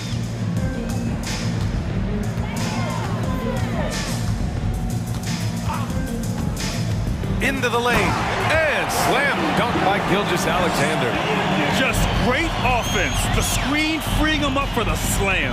Hey, without that screen, he doesn't get a clean look at the rim. Yeah, why settle for the layup when you can attack the rim and rise up like that? And he gets that one. Monk's got his first 2 points. And just totally relentless, only increasing the intensity level. Yeah, he's the guy that you want to go to right now, trying to put this one away. Gilgeous-Alexander against Davis. Here's Holmgren. And he's going to the line for 2. The official saw contact while he was going up. They'll pin that one on Harrison Barnes. And he makes a first. Grant, it's amazing how Holmgren transforms your defense when he's on the floor. Yeah, B.A. I mean, he really makes up for a lack of strength with length and tremendous timing. He has the lateral footwork to defend 1 through 5 as well. And, of course, he can block shots from any spot on the floor. So the Kings making a change here. Domantas Sabonis, he's checked in for Holmes. Murray comes in for Barnes. Herder's checked in for Monk. And De'Aaron Fox is subbed in for Mitchell. At the line for your Thunder, Chet Holmgren, taking 2 shots. And he drops the first. And so he hits both. Timeout called, Sacramento. They're sending guys to the charity stripe way more than they should be. You'd like to see better positioning defensively.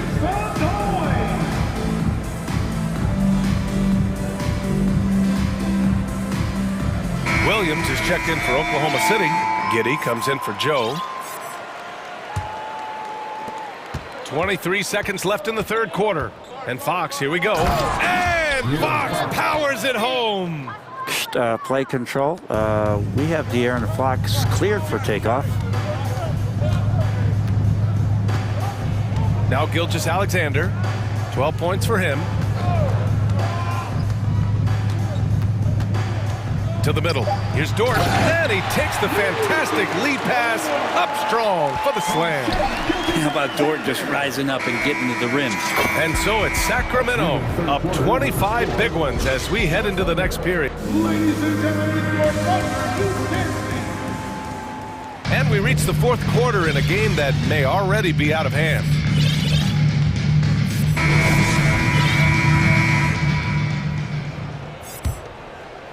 Sacramento has gone 4 of 9 so far from the perimeter.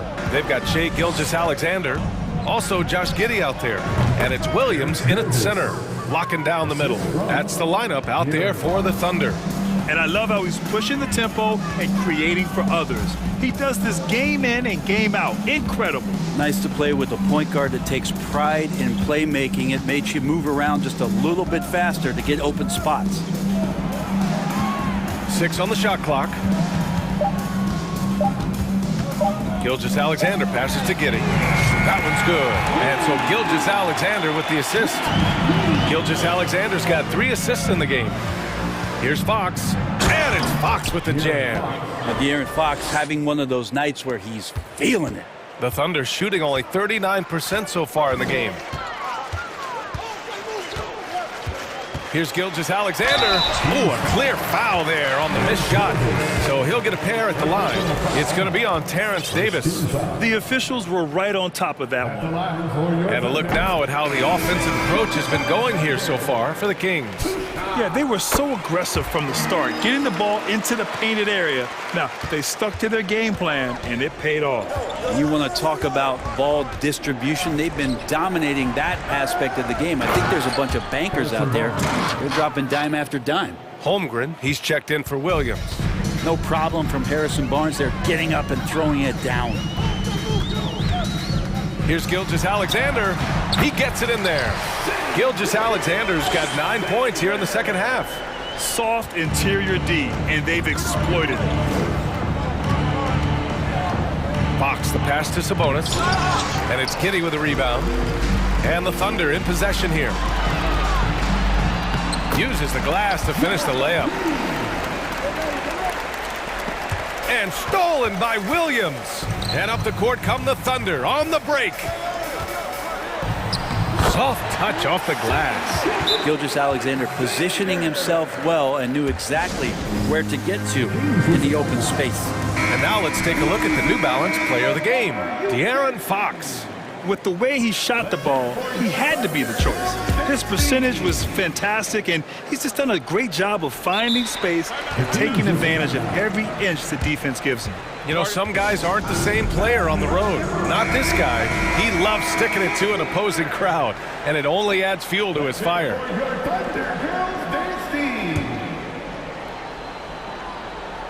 Last quarter of play, about 2 minutes in now. Boy, that foul looked intentional. Not exactly what you'd expect here. Yeah, I know. It just doesn't make sense given the situation. Now a timeout called by Oklahoma City. They're giving up a lot of points in the paint. That's something they have to address here. Yeah, coach knows that. They know that. In the timeout, they're going to hear about it, make the adjustment.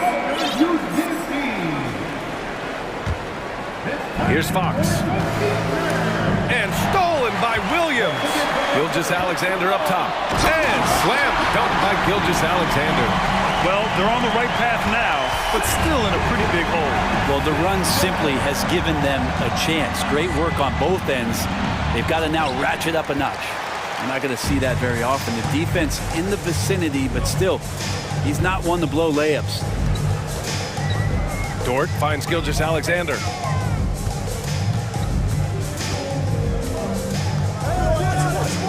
Puts up a three. Oh, the Thunder, another three. SGA from way out there, knocking down the three. Fox with the ball, and it's Dort picking him up. Here's Barnes. Oh, and a vicious dunk by Barnes.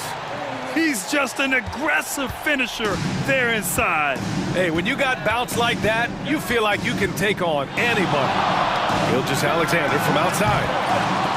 Barnes with the rebound. Well, even though he misses that one, the defense has got to talk about that, and that's a bad miscue, and you can't give up looks like that all game long. The league's attitude. And they want a second opinion on that call. The signal for the coach's challenge has been made. Second team foul. Shooting for Sacramento, De'Aaron Fox, taking 2 shots. And even with the coach's challenge in place, we've seen so many of these personal foul calls still disputed. The previous play is under review. There's no doubt there's going to be a gray area in a lot of these calls. But at least we have the option to take a second look, so the officials can be sure they get it right.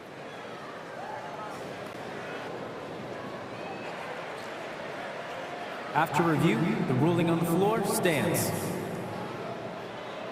And they've made their decision. The call will stand. And as much as it hurts to lose a challenge, I think Coach would challenge that call again if he could. He really disagreed with the foul, and he's still peeved. Let's hear it. Here they come, fans. It's your one and only Thunder Girl. Let's give a round of applause for your Thunder Girls dance team.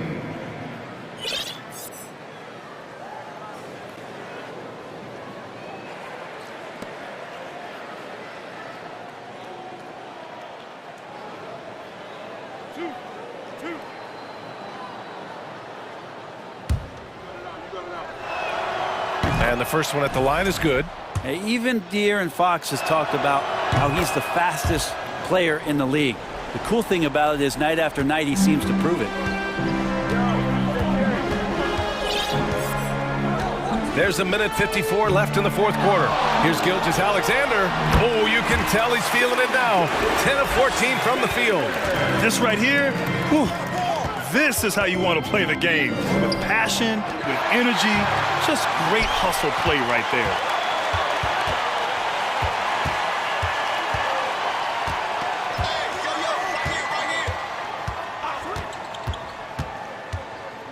Pass to Holmgren. Jacks up a 3. Gets the 3 ball to go. He does so much out there to stretch out the defense when he's out on the perimeter, and he drains the triple. No need to rush here. Take your time. Take your time. This is where you can reset and try to get a good shot. And they were really able to find the mismatches they wanted and exploit those all night. Great execution from the players and coaching staff for the Kings. Well, Grant, I don't know if there was one deciding factor in this game, but I'd say shooting accuracy if I had to choose. Agreed, B.A. They really went after quality looks and shot the ball with confidence. And of all the highlights and performances we've seen here tonight, the one thing that stands out is what an unbelievable night it's been for De'Aaron Fox. He ran things with precision, great command of the offense, putting his teammates in all the right spots. And he jams it home with authority. Now, Gilgeous-Alexander, with that height at his position, allows him to do so many things other guys really pretty much dream of. And so it's Oklahoma City with it. They trail by 16. On the take, and he'll draw the foul. He'll head to the line for 2. Man, the defender really went after him. The first free throw is good. At the line for your Thunder. Both free throws good from Gilgeous-Alexander. How about the unselfishness of this team? Yeah, the willingness to make the next pass has this defense scrambling. 23 seconds left in the game.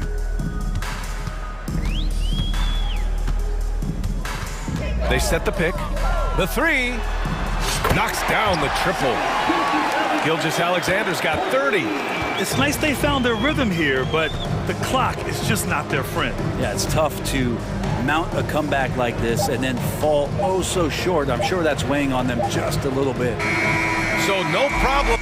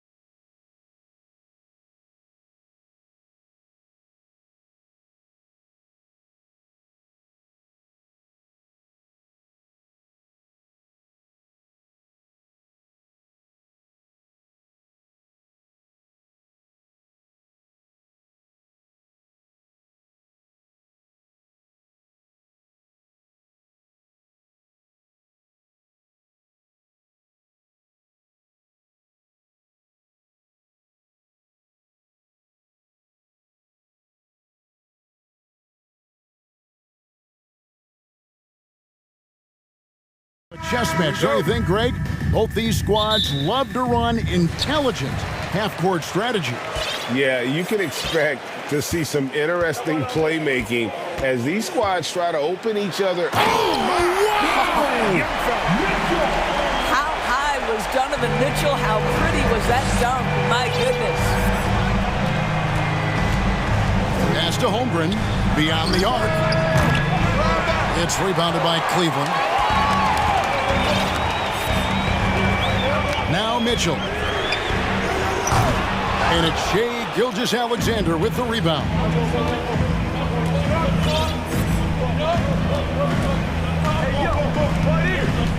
Puts it up. Nails the baby hook.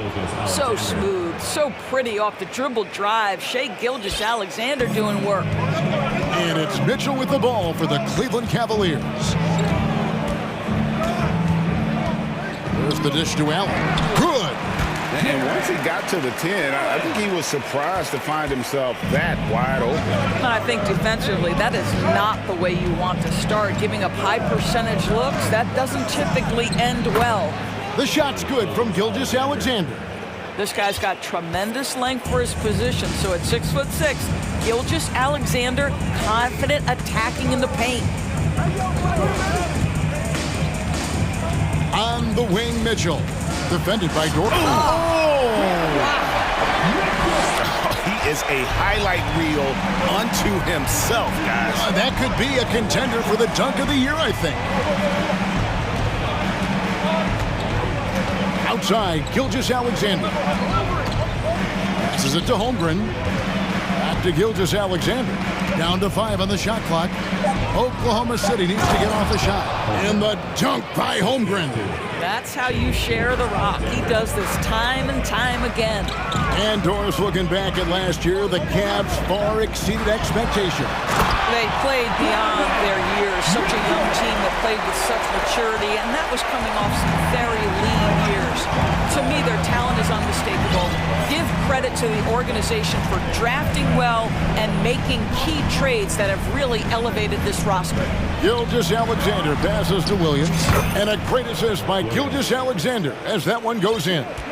What a pretty pass from Shai Gilgeous-Alexander. He's capable as a scorer, but finds his teammate there. Pass to Osman.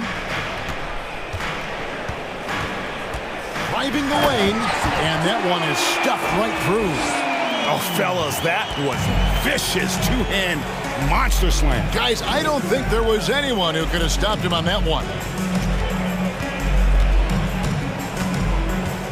Now about 3 minutes gone in the first quarter. Here's Gilgeous-Alexander. Wow, Shai Gilgeous-Alexander quick off his feet. Defense doesn't have time to react. A moment now to hear from our sideline reporter, Hall of Famer David Aldridge. David. Well, I talked with head coach Mark Dagnall. He said a primary concern is to prevent those easy three-point looks from outside. He said closing out hard on the shooters is going to be the key. If they don't bother the shooters, he said, it's going to be a very long 4 quarters. Back to you, Kevin. All right, David, thank you. Obviously, the three ball is a big concern for any defense. Outside, Gilgeous-Alexander. And he jams it with authority. It's back and forth this first half. And this could continue to go back and forth the entire way. Here's Mitchell, and then Mitchell hit the dunk. That's a monster finish by one of the elite athletes in the NBA. Donovan Mitchell doing work. Gilgeous-Alexander looking around. Holmgren can't hit. And so it's Mitchell who brings up the ball for Cleveland.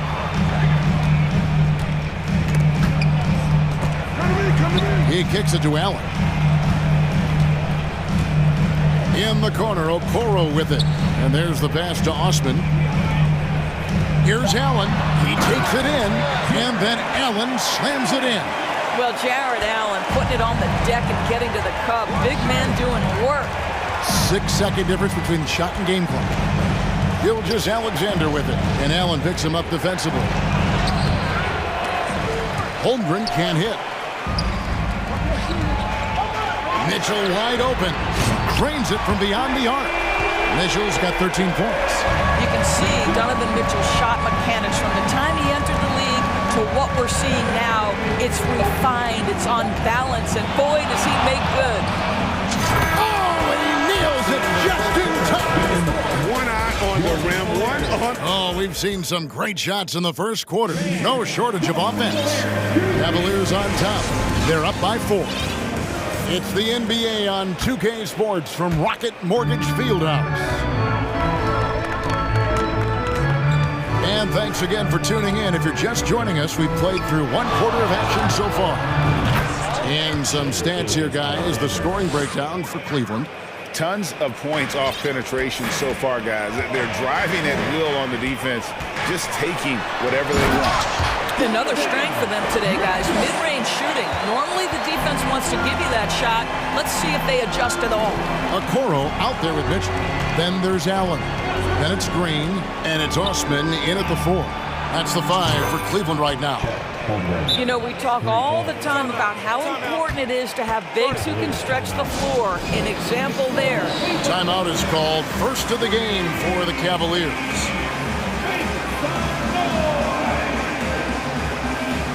Evan Mobley's checked in for Jared Allen. Here's Mitchell, 15 points in the game. During the last decade, from 2010 onwards, the Thunder had the second most wins in the NBA. It's mind-boggling to consider that. That was clearly during the Kevin Durant, Russell Westbrook, and James Harden era. The Spurs had the most in that time frame. What that can tell you, though, is small market teams can win in the NBA. Holmgren the pass to Dort. Now, Gilgeous-Alexander. 5 to shoot. Shoots the 3. And the Thunder another 3. This guy's showing off his entire offensive package right now. Shai Gilgeous-Alexander in full effect. Here's Mitchell. He's still up. Now he is 9 of 10. And we've seen several lead changes tonight. Neither team giving an inch. And right now you love the chess match, right? The ability of each side to adjust to what the other is doing. Here's Gilgeous-Alexander, and he uses both hands to jam it in. Well, just get right up and over the top of the defense. Gilgeous-Alexander, no doubt. Oh, and the dunk by Mitchell. Talk about putting some extra on it. That dunk was way over the top. Close game or not, he's going to finish firm when he gets the space. Here's Gilgeous-Alexander. Such a smoothness and ease to the way Shai Gilgeous-Alexander plays. What a pretty drive. Makes it look easy.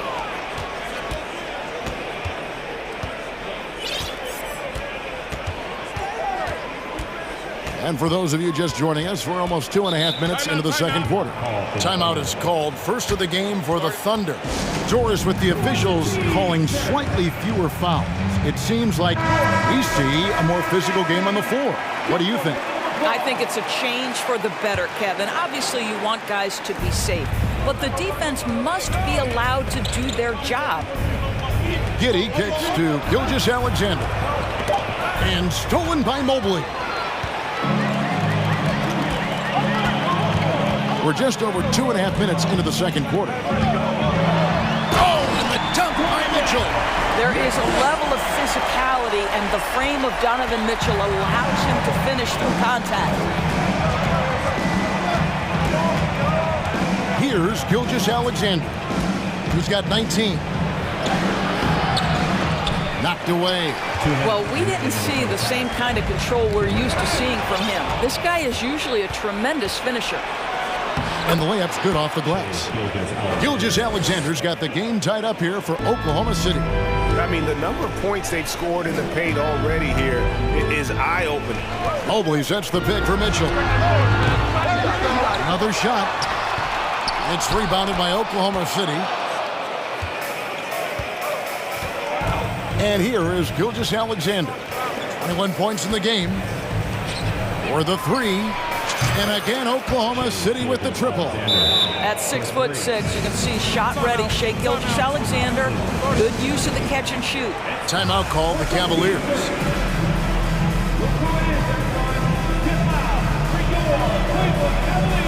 And Oklahoma City making a change here. Williams is checked in.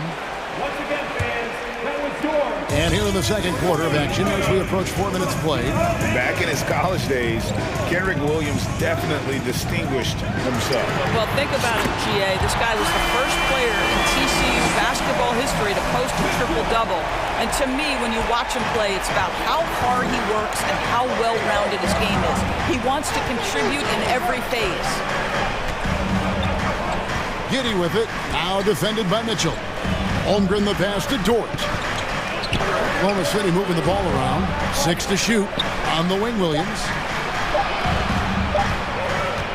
Here's Giddey. Not enough on that one as it misses. I don't know.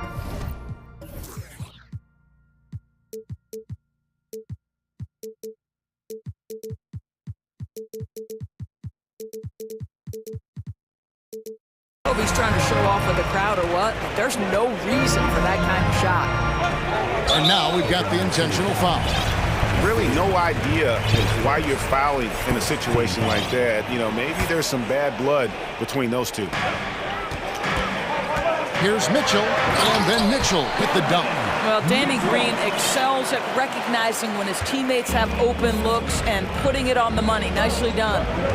We've got a 9-second difference between the shot clock and the game clock. Now here's Giddey. Nothing yet on the scoreboard for him. Shot clock at 6. That one drops for him. Well, the handles have never been in doubt, Josh Giddey. That is pretty. Mitchell against Giddey. Mitchell kicks to Osman and stolen by Giddey. Here's Williams. He knocks it down, but wait a minute. The officials are getting together. They may want to review this one. And we are not going. The previous play is under review. Officials signaling they are going to review the tape. And the NBA Replay Center in Secaucus is queuing it up. And even before we look at the replay, I'm pretty sure he got that off in time. After the review, the ruling on the floor is overturned. And the call is going to be a Shea Gilgeous-Alexander, guys, has been on display for the Oklahoma City Thunder. He totaled 14 points in the quarter. He's given them all the offense they need right now. The Thunder, 36. Fans, put your hands together and get loud. And as we get into this third quarter, as we've seen so far, neither team able to create much separation on the scoreboard yet. It's been one outstanding game from Donovan Mitchell. No problems fighting his way to the rim in this one. A lot of points in close. And part of that has to do with his mindset. He has been looking to push the action at every opportunity, and he has been in attack mode all night. Here's who Mark Daigneault is going to put out there to start the second half. They've got Josh Giddey. Holmgren is out there with Williams. Then it's Williams. And it's Dort in at the 3. The Thunder leading by 4.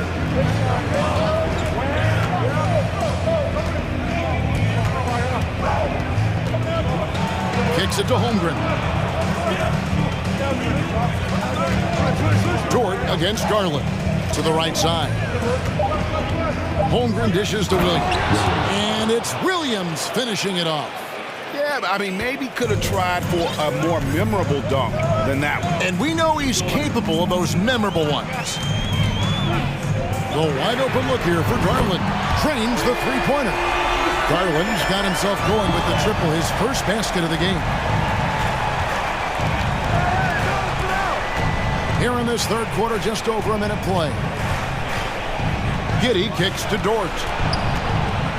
And he makes no mistake on the slam dunk. Listen, that is all you can do defensively. Lou Dort, at times, is just going to make tough shots. Mobley outside.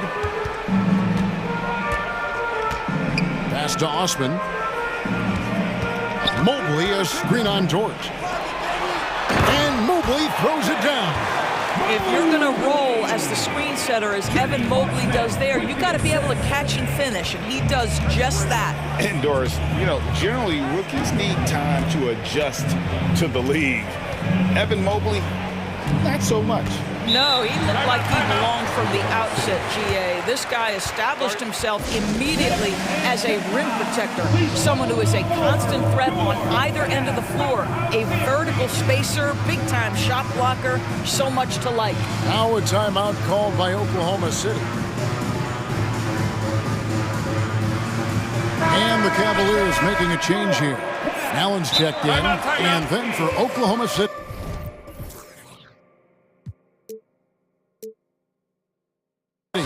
Joe's checked in, and Gilgeous-Alexander is subbed in for Josh Giddey.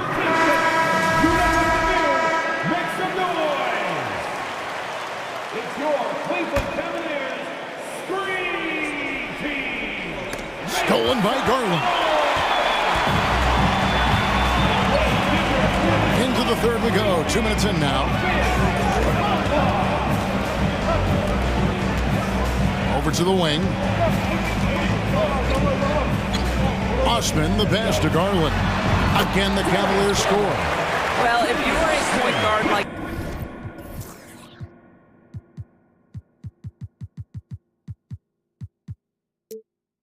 Darius Garland, at his size, you've got to be able to get into that mid-range bag. Very well done. Not quite 2.5 minutes played here in the second half. To the middle. Here's Dort. The shot's good. Gilgeous-Alexander making the play. Gilgeous-Alexander's got 4 assists in the game. Gilgeous-Alexander against Garland. And it's Allen slamming it down. Well, that's a highlight play for Mr. Jared Allen. Nice pass from his teammate. The Thunder with the lead. Right around 3 minutes into the second half. 2 minutes remaining. 2 minutes. Outside, Gilgeous-Alexander. Over in the corner, Williams. Outside, Dort. Clock at 6. To the paint. And the layup is good after a nice lead pass. Dort's got 6 in the quarter. Well, Dort touched the paint, and he was immediately thinking score. Garland against Gilgeous-Alexander. A slam dunk by Garland.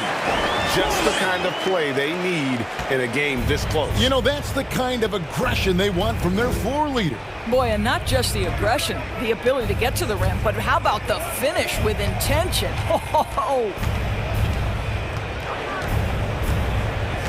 Outside, Gilgeous-Alexander.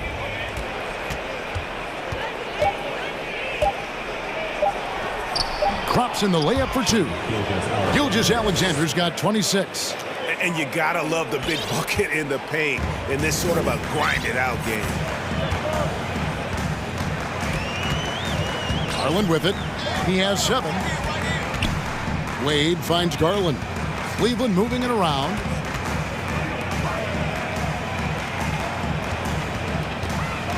Cleveland needs to get a shot off here.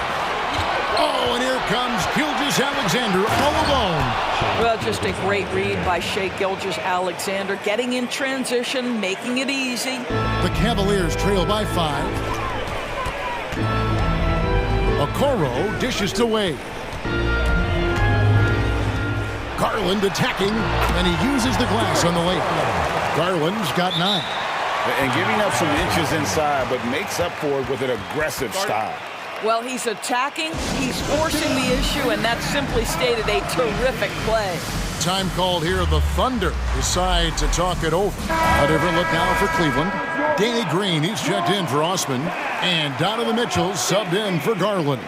Josh Giddey's checked in for Oklahoma City. Now, Gilgeous-Alexander. 28 points for him. There's 10 seconds left in the third. There's the lob to Dort. Oh, and that one, no question, powered it down. Wow, Dort showing off that incredible strength as he takes it right to the rack for a slam. Shots continuing to fall as we conclude the third quarter. Both teams putting up points. Thunder lead by 5.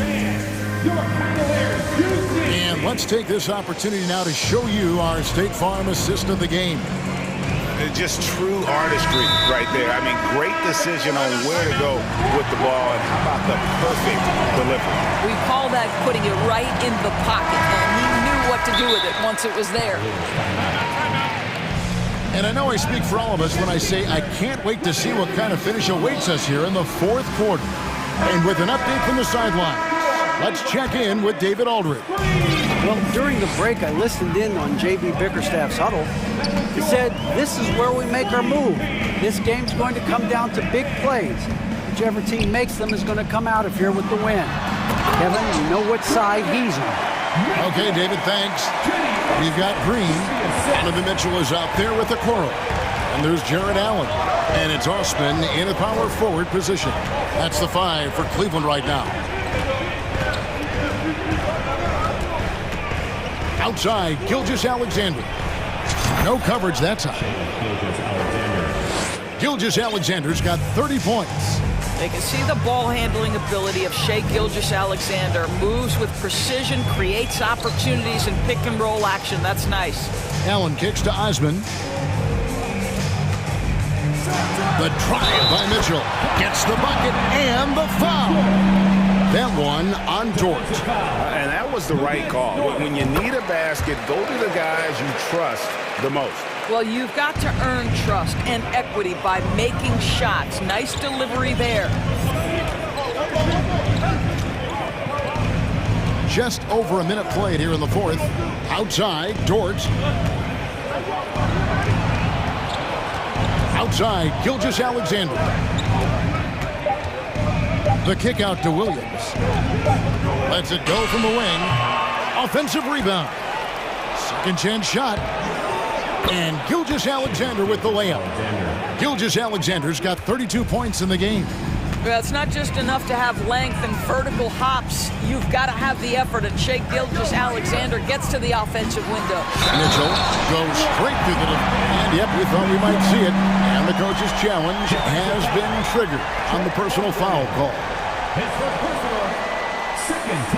And I think when it comes to some of the more difficult calls to make, personal fouls can be tough. The action, the previous play is under review. Everything in real time. The wonders of technology. We've seen replay reviews so effectively, and involving the coaches by being able now to challenge like this is something a lot of people... After review, the ruling on the floor stands. And so the word is in. They've decided that the call stands as it was made on the floor. And, you know, even if a coach still feels this wasn't the right call, you got to acknowledge the effort being put in to reviewing it. The double checking, and the game continues on. Growing up around New York City, Doris, Donovan Mitchell was around pro sports as a kid.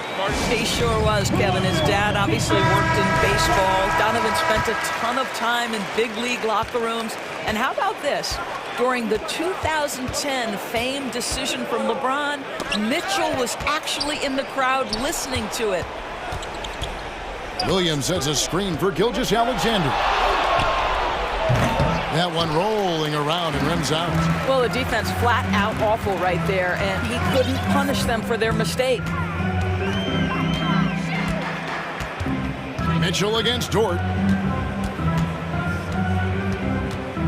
Here's Okoro. Mitchell kicks to Osman to take the lead. Good, and it's Mitchell picking up the assist. There's a certain resiliency to this team, and you're starting to see it. No doubt, keeping it very close. They're going to have to step up even more to get over the hump here. Here's Gilgeous-Alexander. Passes it to Dort. Holmgren sets the screen for Dort. No good on the shot, and Cleveland will come the other way. And the points coming for them now, Greg in bunches. And we're seeing what a high-octane offense should look like. the wing, Mitchell. Gilgeous Alexander cover. No good from outside. There is some defense for you. For someone who's as good at shooting the three ball as he is, you need a defender who's equally good at guarding against him. Sweet move. Shooting foul as the whistle blows. He'll shoot 2 free throws. It's on Jared Allen. I don't know how you can't be excited about Shai Gilgeous-Alexander. This guy at such a young age accepts the responsibility of the big-time delivery. And how big was that? He is just so reliable, so confident at the free throw line. Here's the screen. Here's Mitchell, and that one clearly a foul. Gets the whistle, and 2 shots coming up. That one on Gilgeous-Alexander. And Mitchell is not someone you want to foul in these spots. This is one guy who will make you pay. And so making both free throws, that'll give them the lead here. And that's how you do it. Free throws can make a huge difference in a tight game. Outside, Gilgeous-Alexander takes the 3. Drops in the tray. Gilgeous-Alexander's got 13 points in the second half. That's one of those clutch shots he's known for. When the pressure is high, he seems to be the most locked in. Here's Mitchell.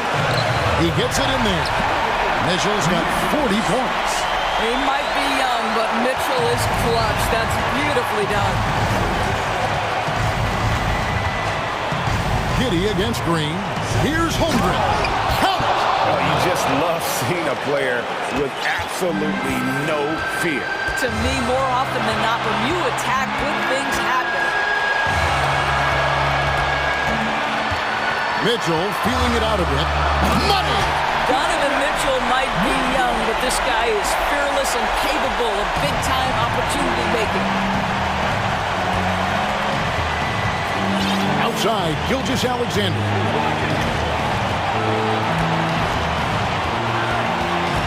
Dort with a screen for Gilgeous-Alexander. Outside, Dort.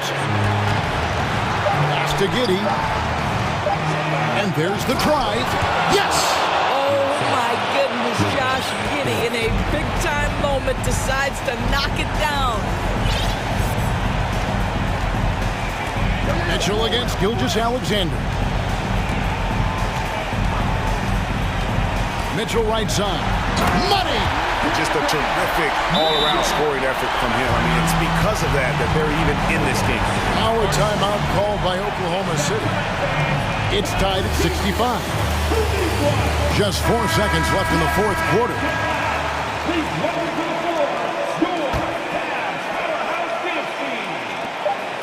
Giddey the pass to Dort to win the game. Oh, and a chance to win the game, but the last second shot is offline. And right. Well, 4 quarters weren't enough to decide this ballgame. Sit back and enjoy as we move on to overtime.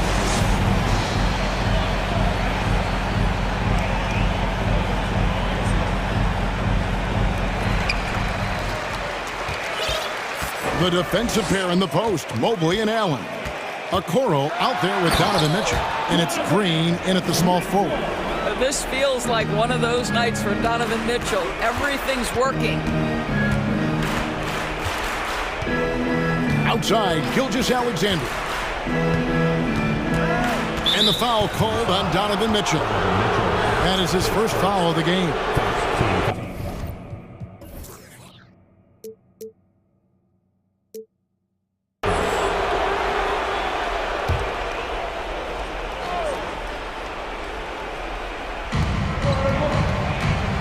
Holmgren kicks to Dort. 5 on the clock. Giddey the pass to Gilgeous-Alexander. Jams it in off the great move. SGA, that's Shai Gilgeous-Alexander to you. Big time clutch delivery. Here's Mitchell. Oh, and the dunk by Mitchell. Oh, and he got fancy with that one. Yeah, maybe trying to give them the momentum boost they need to break this game open. Outside, Gilgeous-Alexander. the pass to Holmgren. Oklahoma City moving the ball around. Knocks down the 3 ball. 7 points for Williams. And you can feel the excitement in the building. Both of these teams pouring it on. There's been a bit of a flurry here late in this game. Oh, that was something else. My goodness, that was absolutely filthy. Oh, nasty. This building is stunned. He dug deep grade into his bag of tricks there. Gilgeous-Alexander passes to Holmgren. Outside, Dort. On the wing, Gilgeous-Alexander. Dort kicks to Gilgeous-Alexander. Over Okoro. Cavaliers with the rebound. It just seemed like they were out of sync and waited way too long. Just about 2 minutes in now to this overtime period. What a game. Mobley a screen on Gilgeous-Alexander. Leans inside. Green passes to Mitchell. It's going to be a 24-second shot clock violation. They turn it over. Boy, that's the last thing they needed. This game too close to be making those kinds of errors. Oklahoma City's gone 6 of 8 on 3-pointers in the game, an outstanding 75% mark. To the inside, Holmgren. Well, there's a craftiness to the play of Shai Gilgeous-Alexander. Shifts the defense around to get his teammate an open look. Down low, Mobley. And foul on the shot, so he'll get a chance at the line. And you don't ever want to get into the habit of letting the offense get to the rim. And so both free throws good there.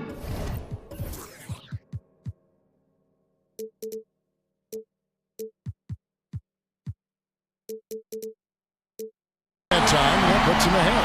Yeah, critical that he's able to convert there. Now they've taken the lead. Outside, Gilgeous-Alexander. Here's Holmgren. And foul on the shot. He'll shoot 2 at the free throw line. And they had a foul to give, but you want to use it on the ground. And so he's good on both free throws, and that gives them the lead. The Cavaliers on offense. And here is Mitchell. And that's an intentional foul. Yeah, not sure what that was about. I mean, talk about a brain cramp. First free throw is good, and that ties the game up. Donovan Mitchell, from the time he stepped between the lines for his basketball team, has always been counted on in these moments. Big-time chance here at the free throw line. Now a timeout called by Oklahoma City. They trail by 1. 11 seconds left to play in the first overtime. Guys, your thoughts? This is where great coaching can pay dividends. Well, this is a chance to take the lead, so you've got to draw up a play to make it happen. Williams in the post. So it's a narrow win.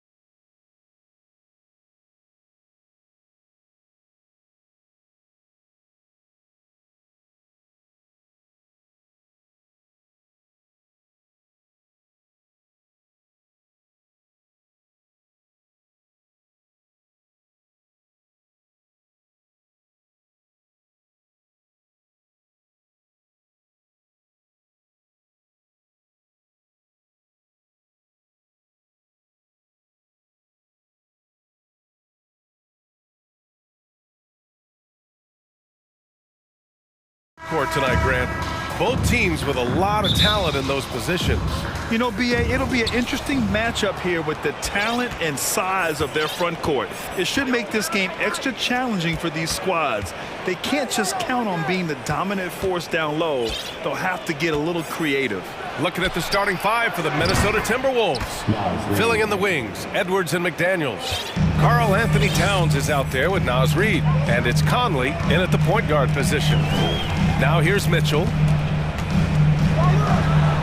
And Mitchell with the slam. A high flyer with long arms and attitude. Mitchell's so explosive at the rim. Mobley against Reid. Back to Edwards. Over Okoro. Edwards can't hit. Boy, he's got to be kicking himself for failing to make that shot. That's money. Mitchell against Conley. Oh, and Mitchell powers it home! Oh, guys. I mean, this crowd is in awe of that Mitchell dunk. Heck, I'm in awe, too. Here's Edwards. High post Reid. Towns passes to Edwards. Here's Conley. From deep three-point range. It's McDaniels on the wing. Towns down low. Allen defending. The shot by Towns, no good. Now Mitchell. From deep. The long-distance three is buried. Mitchell's got 7. Defensively, you know Mitchell wants to get to the rim. You play it that way, and he pulls the string on you. And you will not see that from him very often, especially right at the rim. Oh, what a performance offensively. They're really rolling at that end. Excellent game plan. And there's a whistle. He'll head to the line to shoot 2. It's going to be on Karl Anthony Towns. What you love about Mitchell, he plays with energy, explosiveness, and courage. And he knocks down the first one. And Clark, how about the progress of the Timberwolves? Love what they've done, B.A. They put the pieces in place to be a playoff regular and still the youth to grow in the long term. That's a nice combination, especially when you look at a guy like Anthony Edwards. He's special. Now here's Edwards. Towns finds Edwards. And Minnesota calls time here. Failing to find a rhythm offensively. Something that needs to change and change soon. And I think this timeout, guys, is where you draw up some plays that are guaranteed to create some high percentage shots. Now, if you're just tuning in, we've played about 2.5 minutes here in the first. 5 on the clock. Drives to the hoop. And the shot counts. He's fouled, and it's a chance for a three-point play. At the line for the Timberwolves, Anthony Edwards at the line for 1. Hey, like a lot of guys, Edwards rides momentum as a player. When his confidence is soaring, so is his activity level. And Mitchell launches it from deep. And once again, off the mark by Cleveland. It's never easy from that distance, but we see him drill those and shoot around all the time. Well, that looked to me, guys, like a heat check and was maybe a step out of his range. Just taking it right to the rim, and no one was there to greet him. Well, this early, they should be showing a lot more energy on defense. Not there. And he was fouled while in the act of shooting, so he'll take 2 free throws. Yeah, and you never want to let shots at the rim go uncontested. Yeah, I couldn't agree with you more. I mean, that's the message they were sending with that foul. Nothing easy inside. The Timberwolves trail. Left side, Conley. Pass to Reid. And here's Edwards. Here's the 3. Oh, and there's the whistle on the shot. So 2 free throws for him coming up. It's going to be Evan Mobley. Man, he made sure to get his money's worth on that foul. He got him good there. I mean, that's why the shot was so far off. He does not get the second one. Cleveland has gone 1 of 2 from three-point land so far. Mobley, a screen on Conley. From deep, Mitchell. The Cavaliers again cannot hit. The Timberwolves have gone 3 of 8 so far. Pass to Towns. To the paint. The shot is good, and this game is back to even. Towns doing a nice job with a smart play there, getting the ball to a ready shooter instead of trying to force it himself. And Towns' three-pointer is elite, but some don't think centers should float around beyond the arc. What's the balance there, you think, Grant? Well, I mean, first of all, it just shows how the game has evolved with big guys shooting like him. The bottom line, just play with aggression and don't settle. That triple is a weapon. You also got to use your size and skill inside just as often. Let's see if they want to go 2 for 1 here, Grant. Hey, looking at the clock, I'd say yes. 35 seconds left in the first quarter here. And the ball out of bounds. Last touch by Edwards.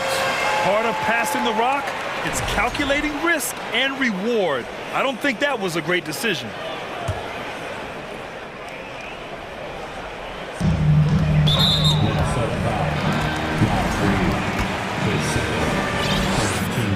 That free throw is good from Mitchell. And good on the second, so he makes them both. Already a very confident player. Knocking down those free throws only fuels that. About 7 seconds separating the shot and game clocks. Pass to Towns. The kick out to Edwards. Back to Towns. And it's powered home by Towns. Towns slamming it down to show the defense exactly what he can do. That was a pretty dominant move by the Cat. Outside Mitchell. From deep, Mobley. Oh, he got it up in time, but it wouldn't fall for him. Just a big-time effort for Donovan Mitchell, providing a lot of it.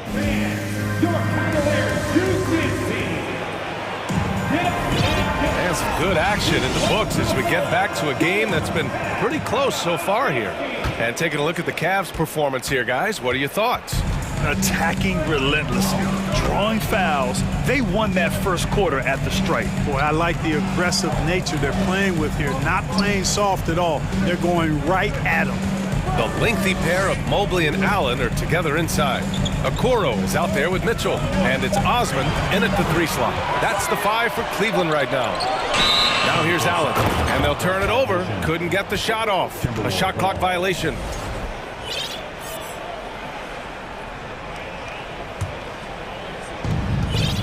And Minnesota has possession. Pass to Reed from outside the arc. Yes, great play by Conley to set it up. Reed's got 9. Well, teams are always hunting mismatches. Grant, I'll put it to you here. You prefer a speed advantage or a size advantage over your defender? Well, BA, it's all about the mismatches. And going back to when I was young and actually had some speed, it was great to be able to have both, depending upon who you win against. If a smaller player guarded you, use your size to shoot right over them. And if a bigger defender was on you, then yes, use your speed to turn the corner and get to the rim. So it depended upon who was guarding you. Reed can't hit. Now here's Mobley. Pass to Mitchell. And he drives in. He can't hit that time. Now Minnesota takes it the other way. Here's Edwards. And Edwards slams it in.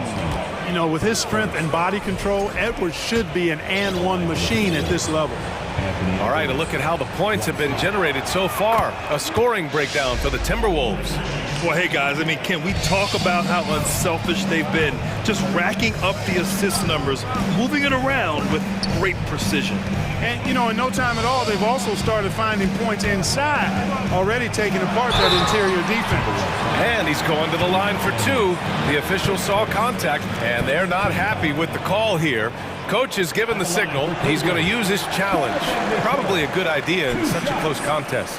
And even with the previous play is under review. We've seen so many of these personal foul calls still disputed even after the video review. There's no doubt there's going to be a gray area in a lot of these calls.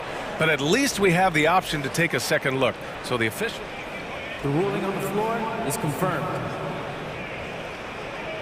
And they've made their decision. The call will stand. And as much as it hurts to lose a challenge, I think Coach would challenge that call again if he could. He really disagreed with the foul, and he's still peeved. And he drops the first. Both free throws good for Mitchell. The Timberwolves have gone 2 of 4 here in the second quarter. Mitchell against Edwards. Stolen by Mitchell. Second quarter of play with around 2 minutes gone so far. Takes a three. Well-timed pass, and he goes straight to the bucket for the layup. The defense pays so much attention to Mitchell, and as a result, it opens the floor for everyone else. Here's Conley. Pass to Reed. And stolen by Mobley. Mitchell with the ball. He's got 16. Going inside. Oh, and Mitchell powers it home. Putting his athleticism to great use. When Mitchell takes the initiative, he's hard to stop. Towns can't get it to go. And you never want to give a shooter like him a clean look. Outside Mitchell. Pass to Allen. No one near him. That one falls. Nice setup by Mitchell. And now a 5-point Cleveland lead. You know, for Allen, to me, guys, it's about getting into a rhythm. And once he does, he's got no problem catching and shooting. And Minnesota calls time here.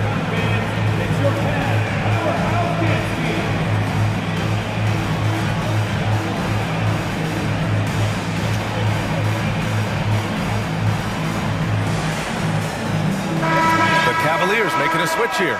Garland's checked in.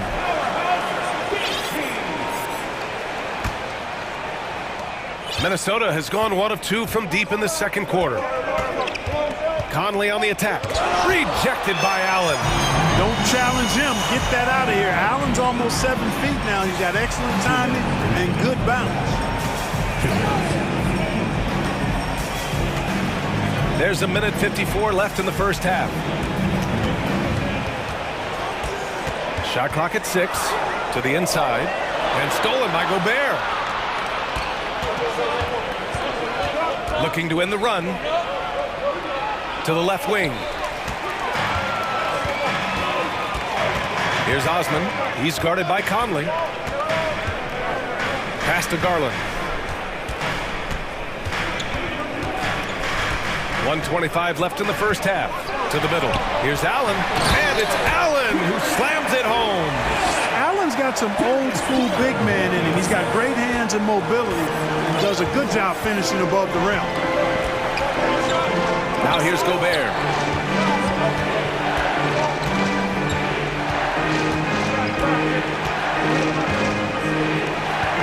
Outside McDaniels. Parked it down low that time. Got hit with the 3-second call. Wade, he's checked in for Mobley.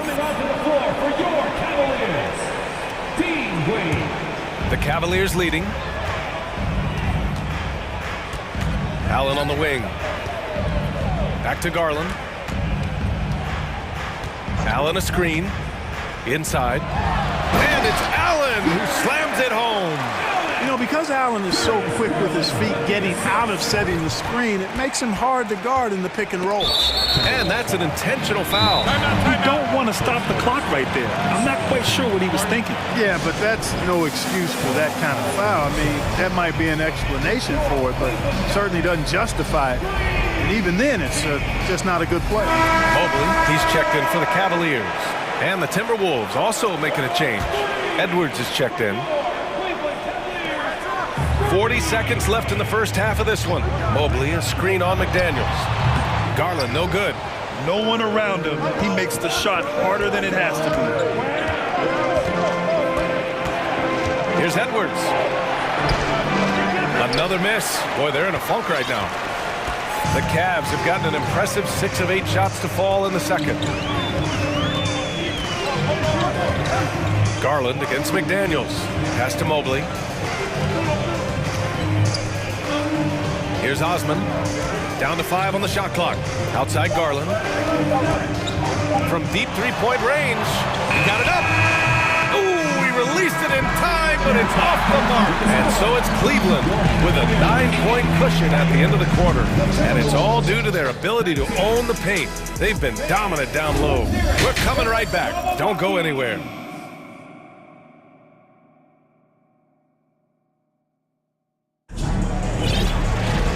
And we played through the first half. Plenty of basketball left in this one. What a game we're seeing from Donovan Mitchell. Yeah, they've done an amazing job of creating room to operate for him. And then, of course, executing. You know what? It helped that they had a few guys with very hot hands on the perimeter, too.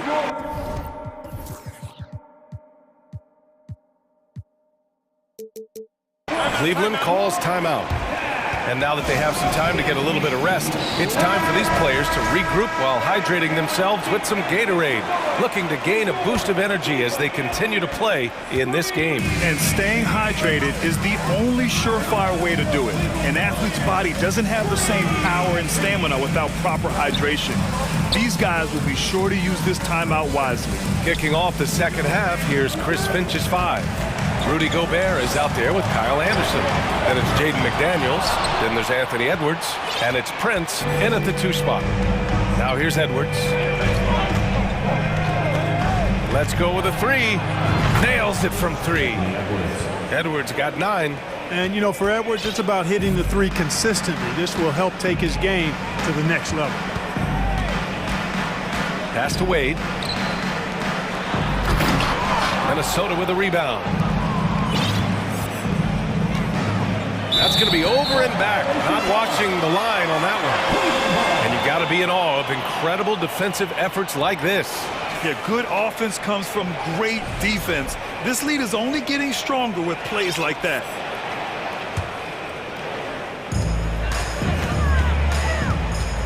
McDaniels against Garland. To the paint. And stolen by Gobert. And here in the second half of play, we're just over a minute in. Picked by Prince. Shoots from the line. He squares up and sinks it. Boy, that time the setup was perfect, and Prince had an easy shot from the mid-range there. Garland, the pass to Mobley. Oh, and he got fouled on his way up. He'll head to the line to shoot 2. Man, the defender really went after him. Yeah, if you're going to foul, then make sure that you don't give a chance for the and 1. Minnesota's gone 3 of 5 from the perimeter in this game. Edwards for 3.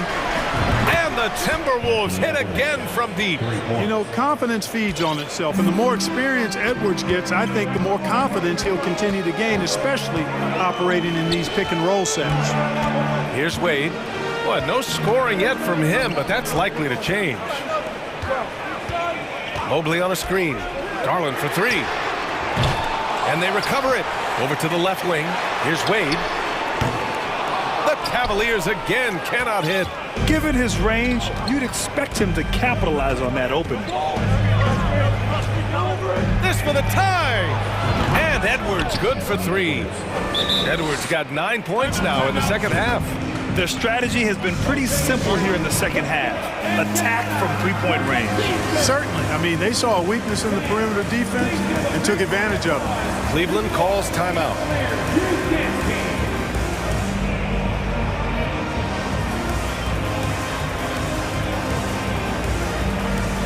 For the Cavaliers, Allen, he's checked in for Evan Mobley, and Donovan Mitchell is subbed in for Garland. Towns, he's checked in for the Timberwolves. Reed comes in for Anderson. Now here's Mitchell. 18 points for him. Allen inside, working on McDaniels, and Allen gets it to go. A good touch inside. I mean, Allen does have a nice-looking shot, but he's really at home near the hoop. A touch over 2.5 minutes of basketball played here in the third quarter. Pass to Towns. And another 3 from Minnesota. It's important that you have big men who can shoot in this day and age, and this guy can really stretch the floor. The 3 from Mitchell. Count that one. He's scoring at a nice clip. He's 6 of 9 tonight. That's how you up the ante. Come right back at him. A little back and forth from long range. I love it. That's a terrific answer there. Now here's Edwards. He's got 15. Back to Towns. Third quarter action. Just under 3.5 minutes have passed. Great D that time from Allen. Down low. Here's Okoro. Here's Mitchell. Driving in. Misses the layup. It's one thing to prevent the layup. It's another to do it without fouling. Just terrific defense. Here's Edwards. And he got the whistle on the way up. So he'll be headed to the line for a pair. Yeah, and you know, when Edwards is aggressive, I think it forces defenders to try to get physical back. And when he's close to the rim, he usually is able to draw the foul as a result. And both free throws good for Edwards. There's 1:17 left to play in the third quarter. Outside Mitchell. Oh, and Mitchell powers it home! You'd love to see Mitchell explode like this on offense. A guy who has so much potential as an elite scorer. Reed sets a screen. Inside. And the layup falls. Reed's got 11 points. Assertive move. You can tell the game's heating up a bit. They set a pick. Pass to Allen. Here's Osman, guarded by Edwards. And the Cavaliers, another three! His three-point shot looks so pure. The defense allowing him to get comfortable out there. Right side Edwards, right wing. Here's Towns. Pass to Prince. Here's Edwards. Here's Towns. Clock at 4. There's the three. Cavaliers with a rebound. Allen's got his 6th rebound on the night. Here's Wade. No good on the triple. And Minnesota calls time here. We've seen Donovan Mitchell really having a great game. You know, that defense is helpless right now. I mean, he's got their number, and he knows it.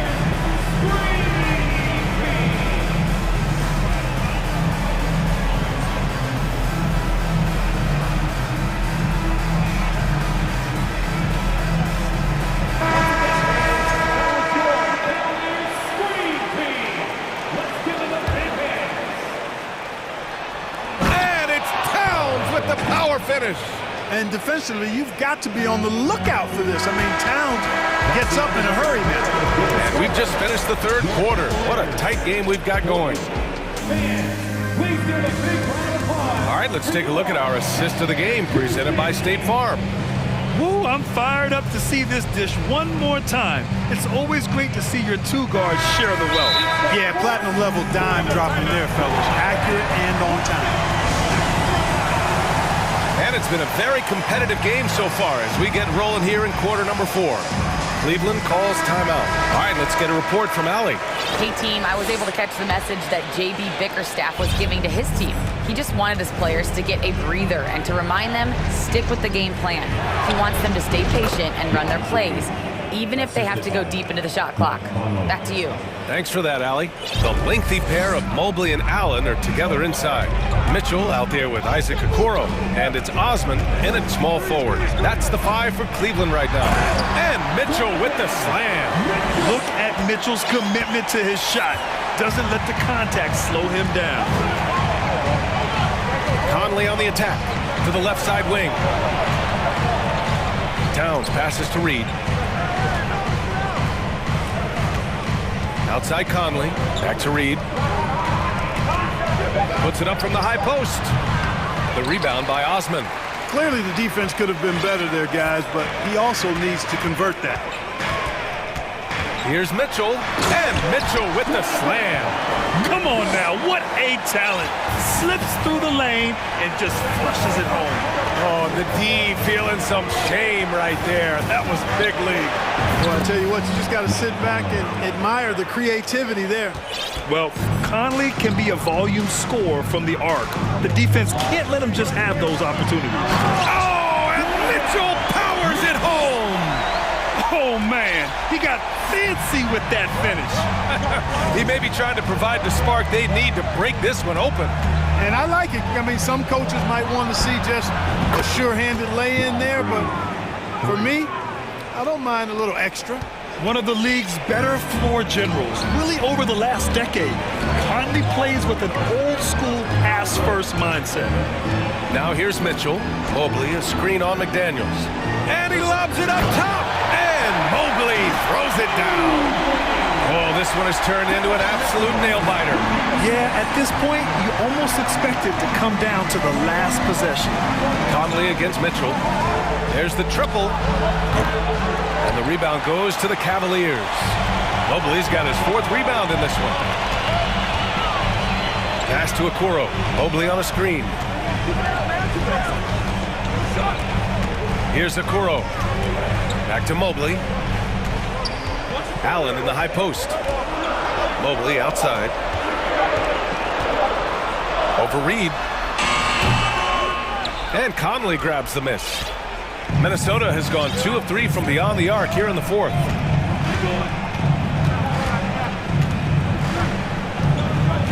Towns up top. Beyond the arc. The shot by Conley, no good. The Cavaliers have gotten 4 of 5 attempts to fall so far in the 4th. Pass to Allen. Back to Okoro. Now here's Mitchell. To the inside. Tipped. He's got a clear path. Here's Reed. A slam dunk by Reed. You might not have expected him to go for the steal there, but boy, oh boy, did it ever work. Here's Mobley driving inside. Oh, and there's a one-hand jam. Impressive one-hand slam right there, B.A. Man, as long as he's confident about it, I'm good with it. Maybe use 2 hands next time. He knows where he is. Somebody you can count on. He is an extremely reliable finisher. And with this game coming down to the wire, they're quick to use their coach's challenge, asking for a review. This could be a big call. And even with the previous plays, we've seen so many of these personal foul calls still disputed even after the video review. There's no doubt there's going to be a gray area in a lot of these calls, but at least we have the option to take a second. After the review, the ruling on the floor is overturned. So they see clear evidence of a bad call, and they're going to overturn it. Probably the right decision. And give credit to the officials for recognizing the mistake and correcting it. Nobody likes to say they got it wrong, but they fixed it in a hurry. Now here's Mitchell. Here's the pick. Oh, a dunk and a foul! A powerhouse move! He's got a chance for one more at the line. It's going to be on Naz Reid. And a moment here to take a look at the scoring breakdown for the Cavaliers. I love the way they're finishing, penetrating, getting downhill, taking the game to their opponents. They've been the aggressors, and that's been impressive. And another thing that's impressed me has been their consistency with their 2-point jump shots, getting it done from the mid-range. Here's Okoro. Pass to Mitchell.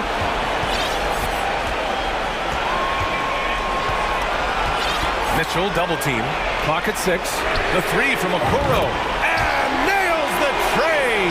And that's a clutch shot by a big-time shooter. And where's the D? The 3, Conley. And it's good. And he's brought them within 2 points now. Let's look at what Conley is doing. And I think we'll see him milk the clock a bit. Yeah, seems like the heady move right now. Mitchell. And here's Edwards. 29 seconds left in the 4th quarter. Here's Towns. Back to Edwards.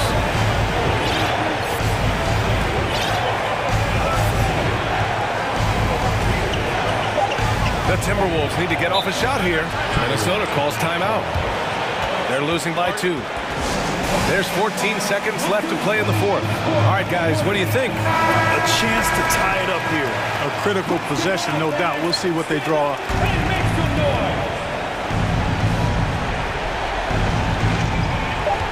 There's 14 seconds left in the fourth quarter here.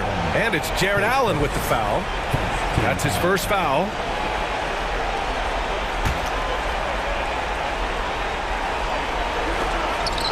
And stolen by Mobley.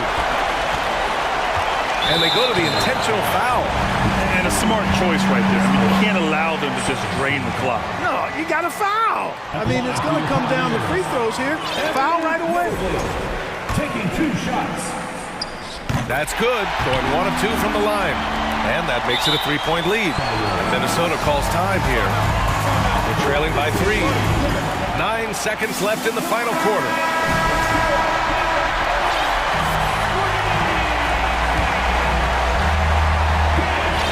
And so they choose to intentionally foul.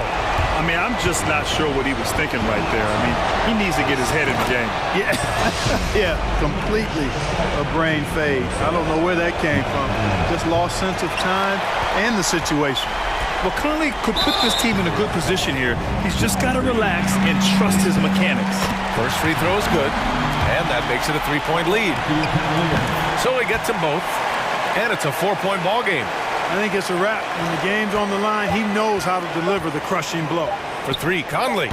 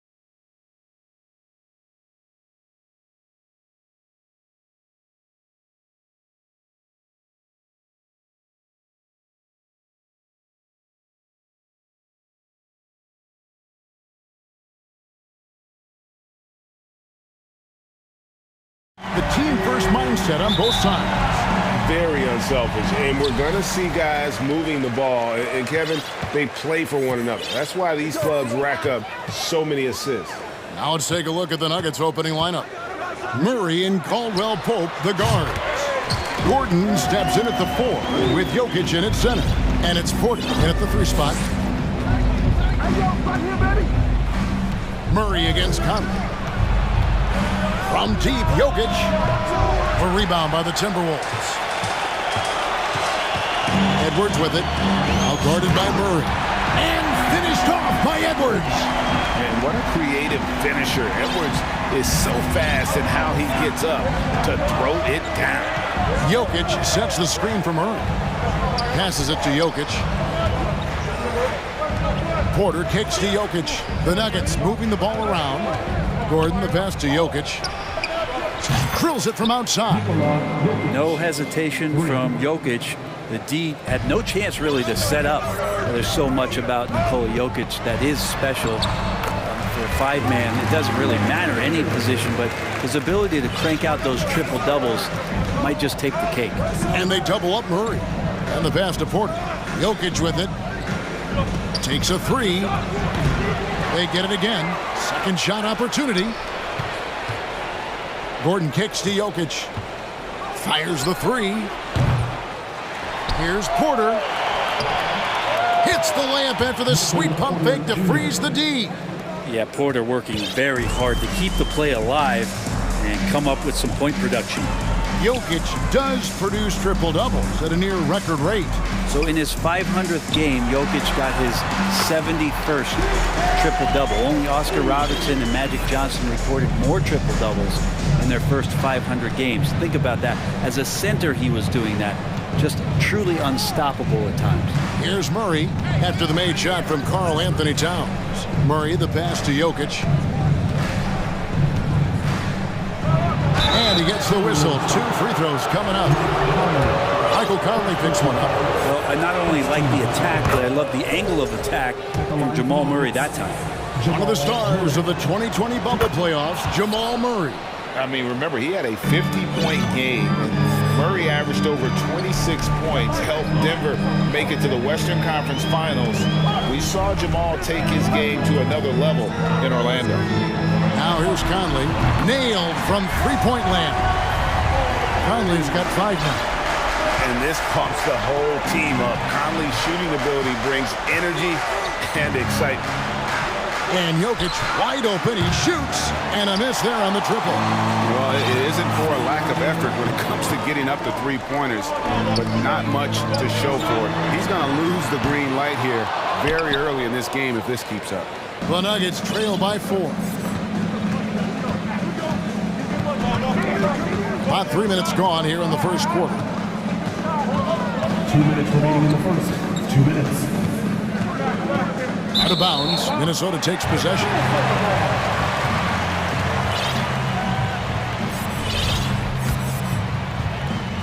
.156 left to play in the first.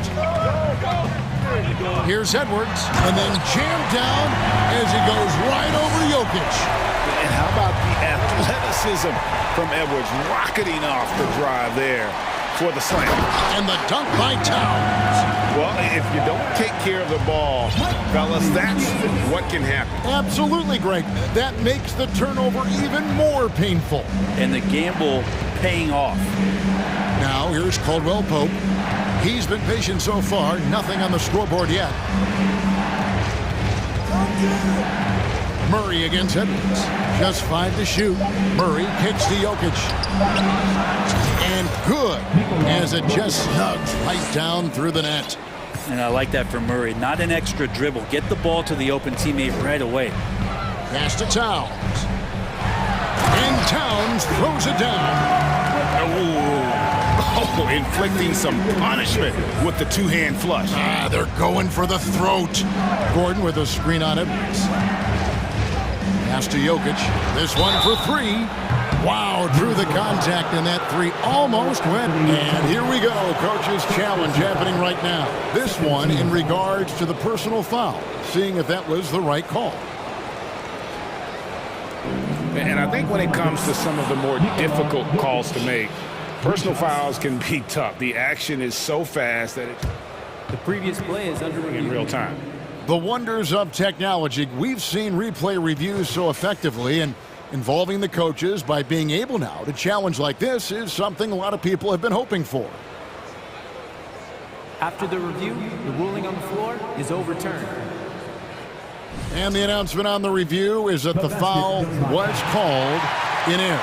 So they have determined to overrule the original call. And guys, this is what it's all about, getting the call right. And I think in this case, the video review showed that while it was a tough call to make on the floor, they got it right with the review. Now here's Conley. He's got 5. Here's Towns. The second effort to the left wing. Edwards looking it over. Here's Reed. Here's Towns. Back to Edwards. Edwards drawing the double team. McDaniels with the ball. He's gotten some minutes, but nothing on the board yet.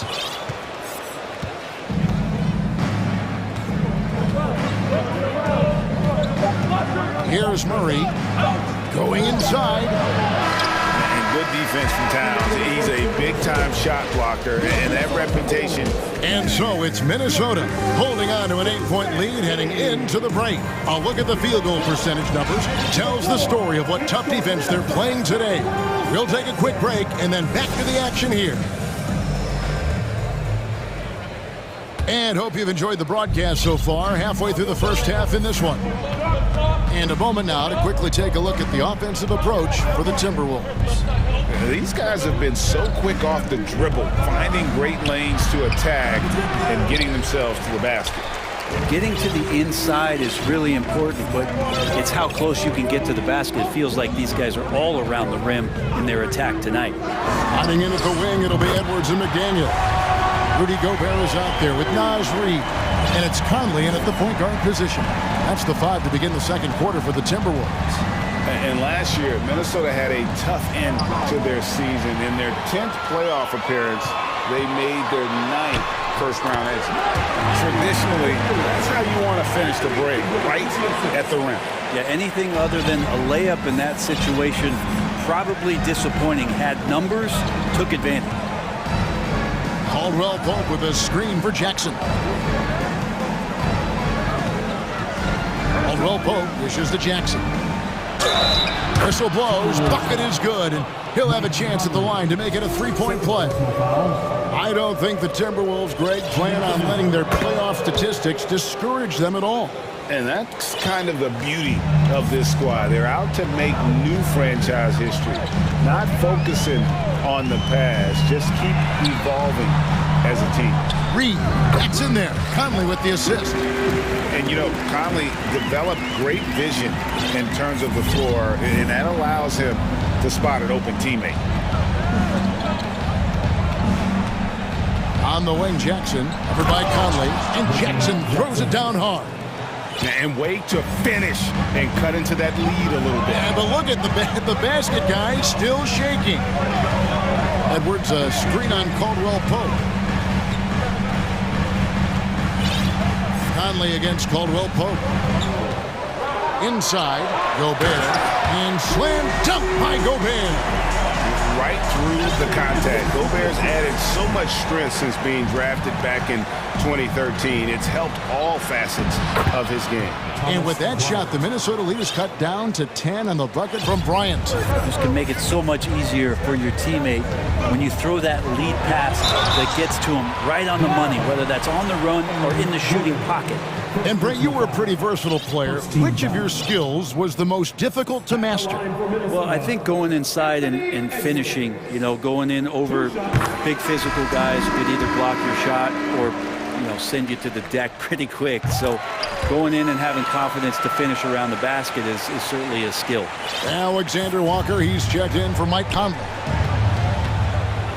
Caldwell Pope with a wide open look, buries it from 3-point range.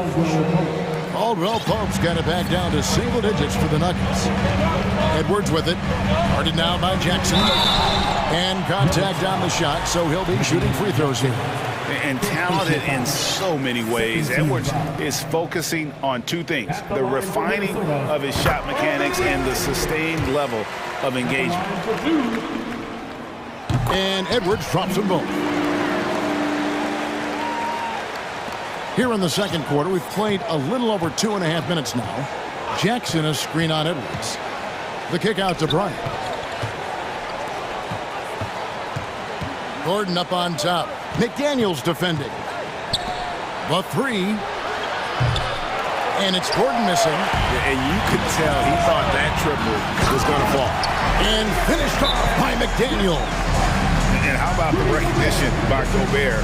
I mean, of course, it does help when you're 7 feet like Rudy. It can give you a clean view of the court. Timeout is called. First of the game for the Nuggets. Ready to move? Here are your Minnesota Timberwolves Sixers.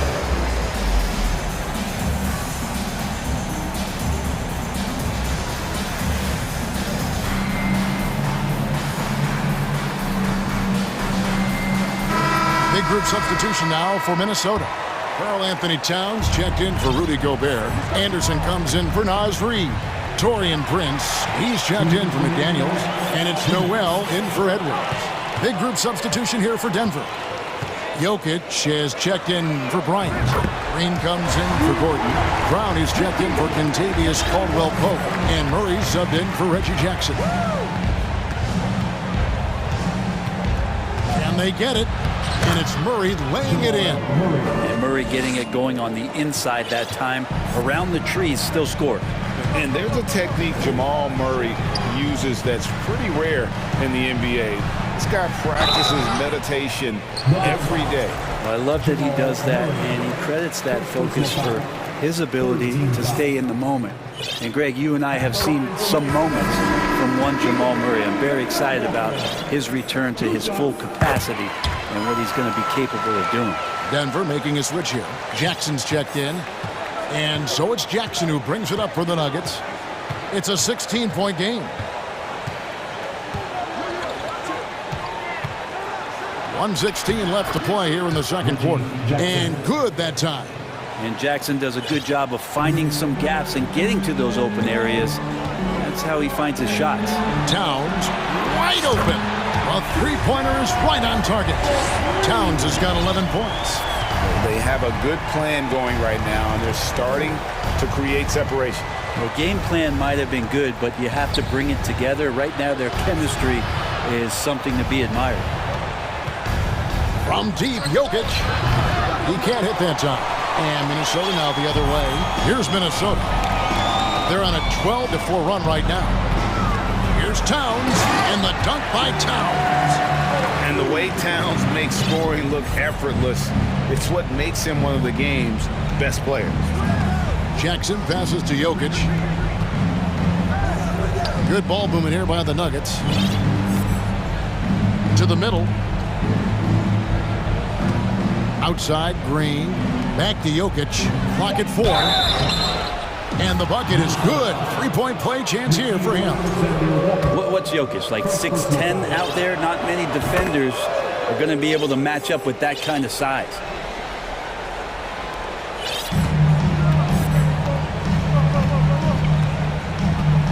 Here's Alexander Walker, guarded by Jackson.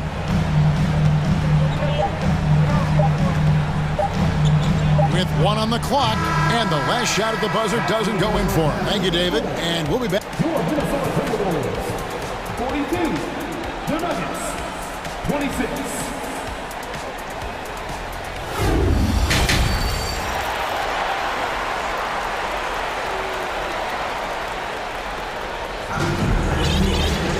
Well, we've got a second half of basketball for you. We think it's going to be pretty good. A big comeback, though, is needed for this game to be competitive, and it probably has to happen quickly. And what can you say? Towns, an impressive effort here. Really impressed with the shot selection through the first half, just taking what he can get from the defense. Yeah, I'm thinking back to the first half and wondering, did he take a low percentage shot? Everything efficient. Second half is underway. Here's who Michael Malone's got on the floor. Gordon steps in at the 4 with Jokic in at center. Murray and Caldwell Pope, the guards. And it's Green in at the small forward spot. Towns kicks to Anderson. It's stolen by Green. Murray outside.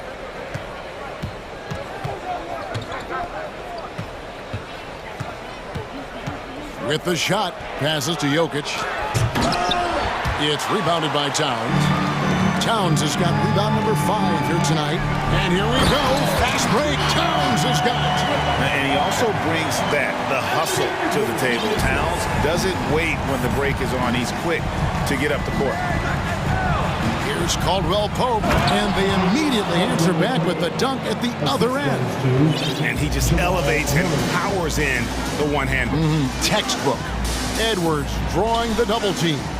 The kick out to Anderson. Left side, Towns. And again, it's Minnesota. And few 7-footers in the league have Towns' shooting touch. This is the guy you want to create for time and time again. Murray, the pass to Jokic. Outside for Murray.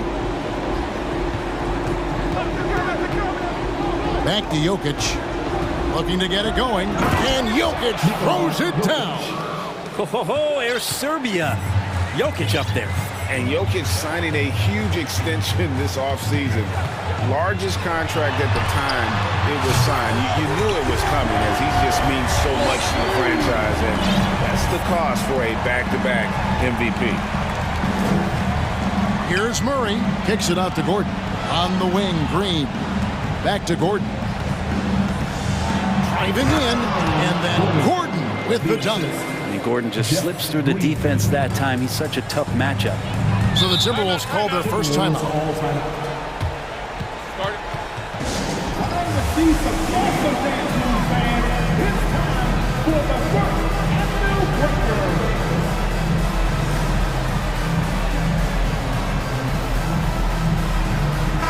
Big group substitution now for Minnesota. Gobert, he's checked in for Towns.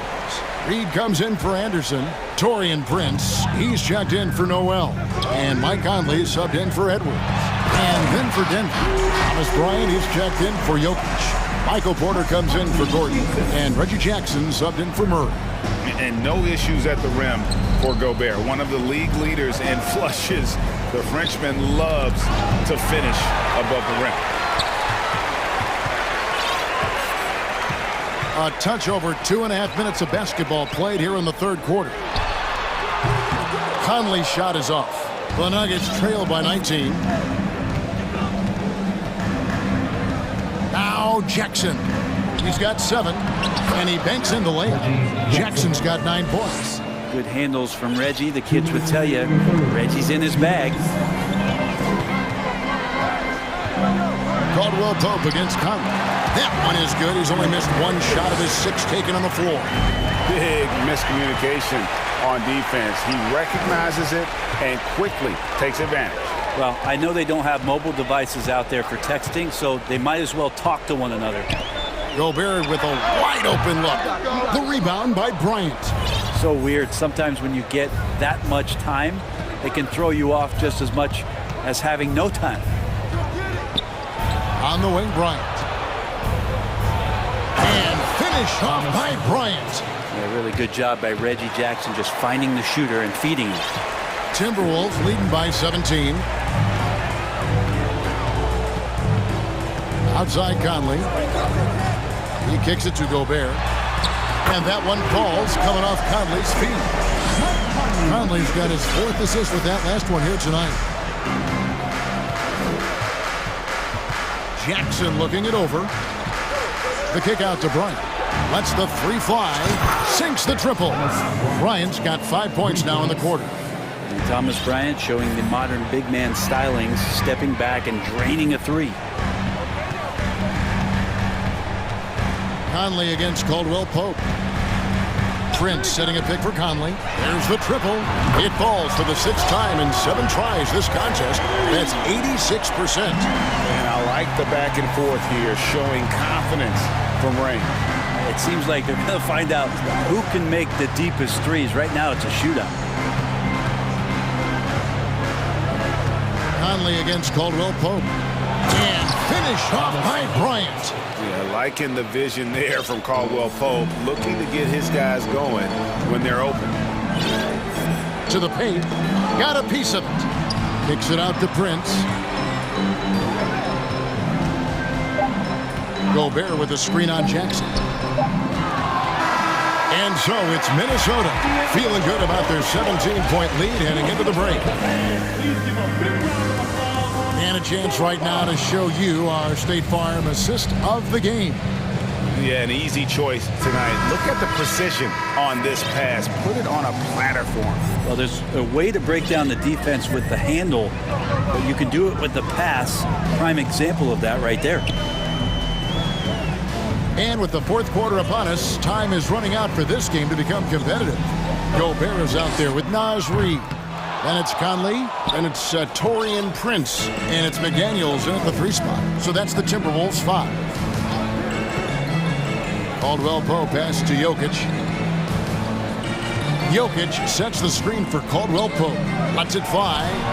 Nice spin off the left rim and in. I like how quickly Jokic gets his jump shot up there. Outstanding job of finding some rhythm on that shot. And the Timberwolves call time. And now, let's take a look at the New Balance player of the game, Karl Anthony Towns. And his percentage from the field tonight seemed almost made up. I didn't think it was possible to have that kind of success shooting the basketball. You need a little bit of luck, a bunch of hard work, and a whole lot of talent. This is as good a game as we've seen him play. And this crowd can't get enough of it. When he explodes like this, it becomes a special atmosphere in here. With a short break in the action gives us a chance now to send it over to David Aldridge. Hey, guys, here's what Chris Finch went over with his guys during the break. He talked about the mindset they need to have and what he wants to see the rest of the way. Engagement at both ends and making good decisions with the ball. Guys? Thank you, David. Here's Murray. There's the pass to Jokic. Lets it go from deep. Good, and the assist goes to Murray. Murray's got assist number 5 here tonight. And now the team is going to switch over. Jokic usually feeding the guys. Now they're going to find him with how hot he is. Not quite enough defense that time around. Just lucky he was off. Hands it from downtown. And won't find many more games as entertaining as this one. No, this is about as high octane a game as you're going to find.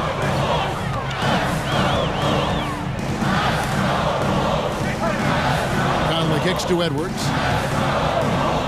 Edwards drawing the double team. Here's Towns. The dish to Conley. Clock is at 3.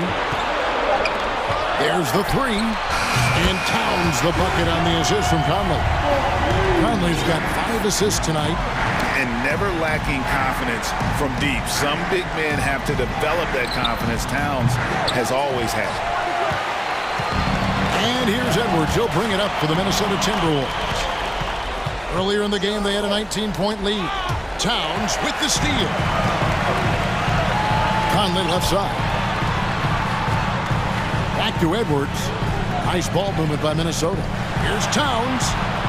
And then jammed down as he goes right over Jokic. And you see Big Cat that has the size and coordination. Hard to bump him out of his rhythm. Murray kicks to Caldwell Pope. Pass to Jokic. Caldwell Pope on the wing. Edwards defending. Pass to Porter. Down to 5 on the shot clock. Here's Jokic. Good, and a nice assist from Porter. Now that's 17 points for Jokic. Yeah, nice. Jokic just stepped up, had some poise there. The shot was under pressure, but I don't think he felt it. Towns. Timberwolves keep it alive. Pass to Edwards. Outside, Towns.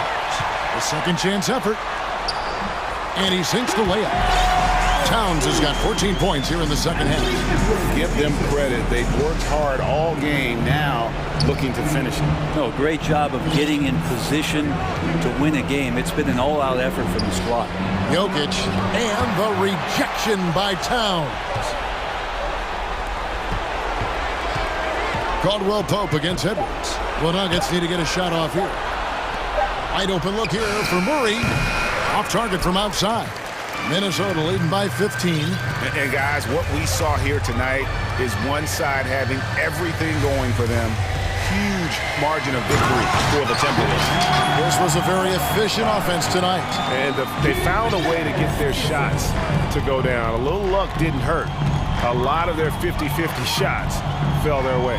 The one player that really stands out, of course, in this one, it was a dazzling game for Karl Anthony Towns. It was tough to cover all game long. One of those nights when he felt like nobody could stop him, and they didn't.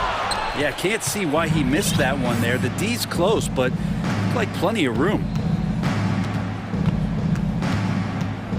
Murray against Edwards.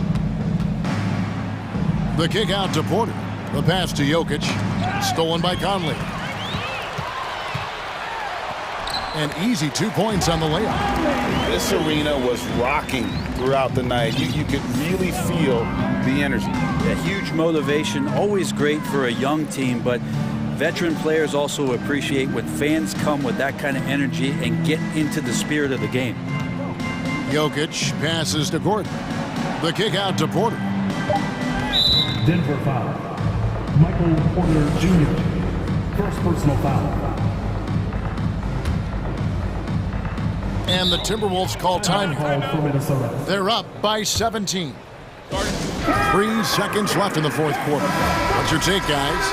And a surprising timeout here with the game in the bag. Sometimes you want to have these teachable moments on the floor and not in the next day's film session, so coach electing to do that here. So it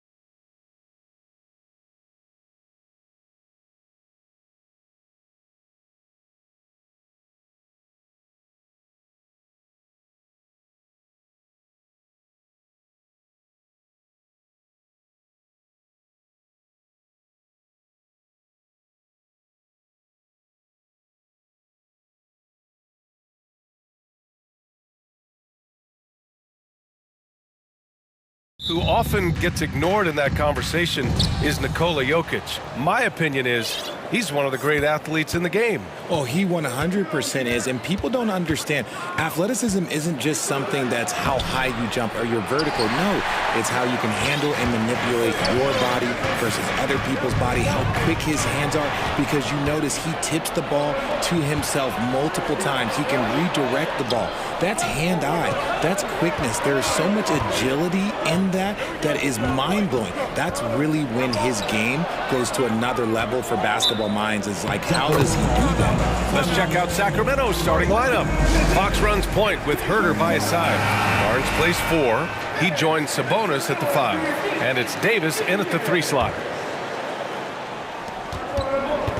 On the wing, Davis. Just 5 on the clock.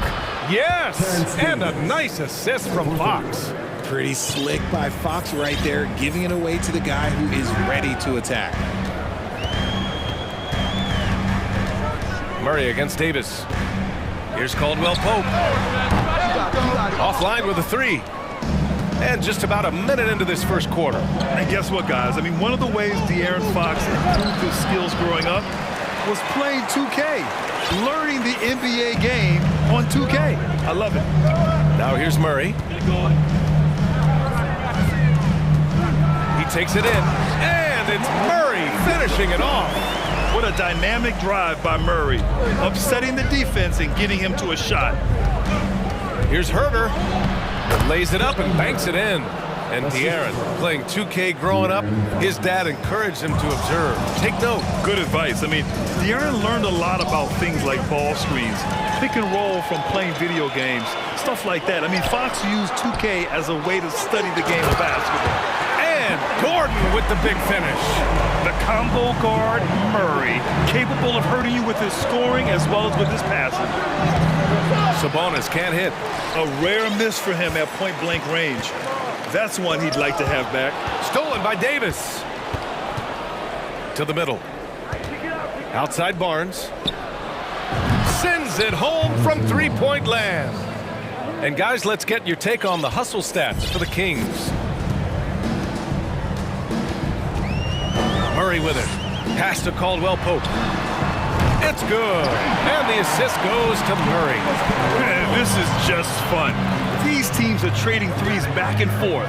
This is today's NBA. Hey, we see this kind of exchange more often than not. Here's Herder. He's in his comfort zone. 2 for 2 to start this one. Gotta love a big who can also move the ball. Nice find by Sabonis. Murray against Davis. Outside Murray. Pass to Caldwell Pope.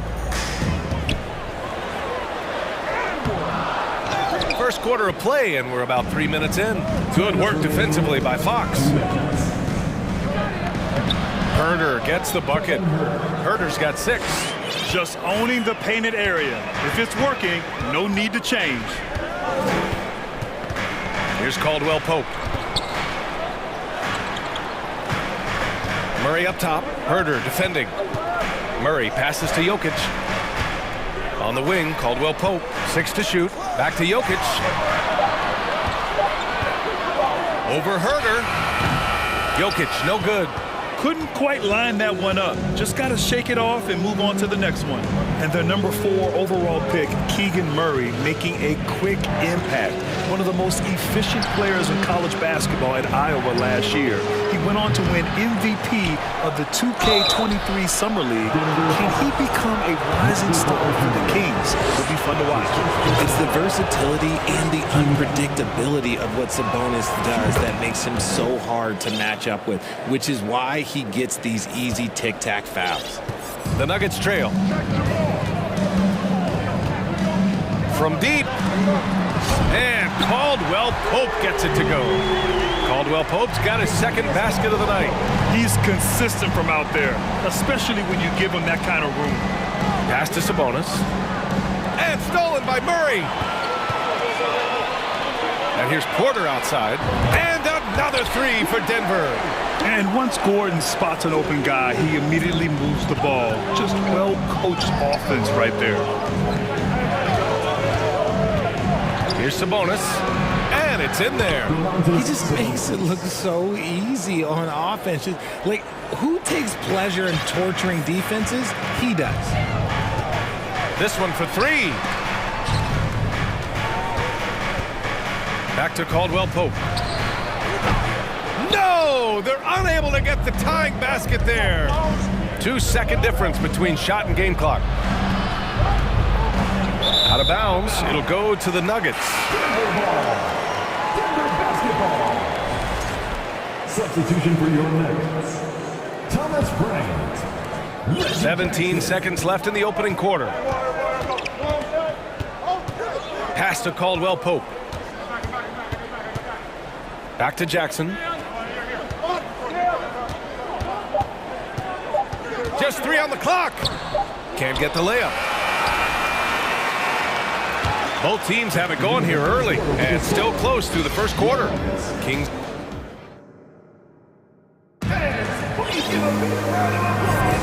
And if you're just joining us, it's been a pretty even game through the first quarter. And what do you think about the Kings here, guys? You can really see the strategy coming in. Get the ball into the painted area. And let me tell you, when you establish a physical edge, it gives you a mental edge too. On the court for Sacramento. Barnes plays 4. He joins Sabonis at the 5. Fox runs point with Herter by his side. And it's Davis in at the 3. Three-pointer, Fox. Here's Sabonis. And finally, they hit one. Sabonis has got 6. Nice persistence on the glass. Sabonis understanding how to use his body and length, too. Jackson against Fox. Pass to Caldwell Pope. From behind the arc. And it falls for him. He's now 4 of 7 from the field. You can't lose a shooter like him on the court. The ball will find its way to him, and he will drill a 3 each time. Here's Herter. No good that time. Now the Nuggets take it the other way. On the wing, Caldwell Pope. Oh, the go-ahead bucket, no good. For Sacramento, they've gotten only 1 of 4 shots to go in. Here's Fox. Nails it. And he's 1 for 5 with that one. Boy, Fox, there may not be a quicker player with the ball in his hands.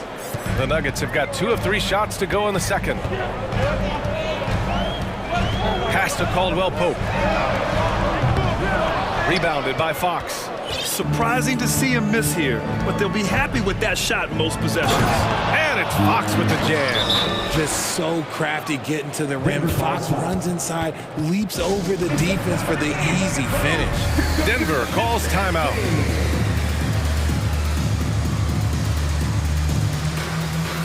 Both teams deciding to change it up. You know, with all the dunkers out there, some players make sure they don't end up on too many posters.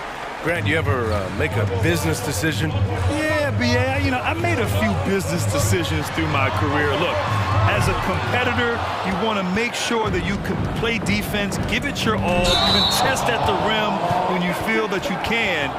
But when someone like a Vince Carter, in the midst of insanity, that's when you make a business decision. And that's a smart decision. Davis against Murray. And they double up Murray. Pass to Jokic. Brown against Monk. Nice start for him. Sinking his first shot. Showing off the dribble moves. Able to create for himself. I love it. Now here's Sabonis. He's covered closely. Mitchell finds Davis. That one's good. Mitchell making the play. Davis has gotten his second bucket on the night. He can really stroke it from deep. You have to keep better tabs on him. Murray passes to Brown. Monk with a steal. Back come the Kings in transition. Sabonis outside. Over Jokic. Kicks it out to Barnes. Sabonis with a screen on Gordon. Here's Barnes. Oh, and a vicious dunk by Barnes. And one move ahead of the defense. A solid pick. And then the monster dunk to complete the play. Well done. Great chemistry on display. He understood where to put the screen in order to free up his teammate. Here's Murray. After the Kings picked up a basket a moment ago. And Gordon with the big finish. Oh, this is Gordon at his best. Flying through the air and hammering home alley-oops with a little style. Out to Sabonis. Another three for Sacramento. And give their offense some love. They've been the more efficient team. Yeah, coach has to be thrilled. You can draw up all the X's and O's you want, but guys have to go out there and execute with enthusiasm. In 2021, Harrison Barnes, HB, twice closed out games with a fadeaway three. Not a bad signature shot. Denver calls timeout. Let's go, fans. I want to hear you get loud first down.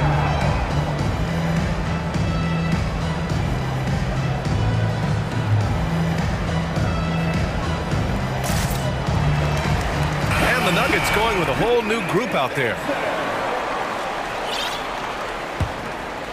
Denver's gone just 1 of 5 so far this quarter from 3. Well, the 3 ball is certainly an important part of Barnes' game, Richard. He'll hurt you with it if you let him, but he's an accurate shooter in general. Takes his time, trusts his mechanics, and gives his shot the complete focus.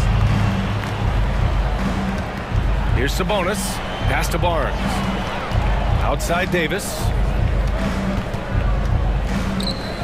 Takes the 3. Barnes, no good. Denver has gotten 5 of 11 threes to drop so far in this game. Here's Caldwell Pope. And another 3 for Denver. If you give a shooter of his skill an opening like this, he's going to take it every time. Timeout call, Sacramento.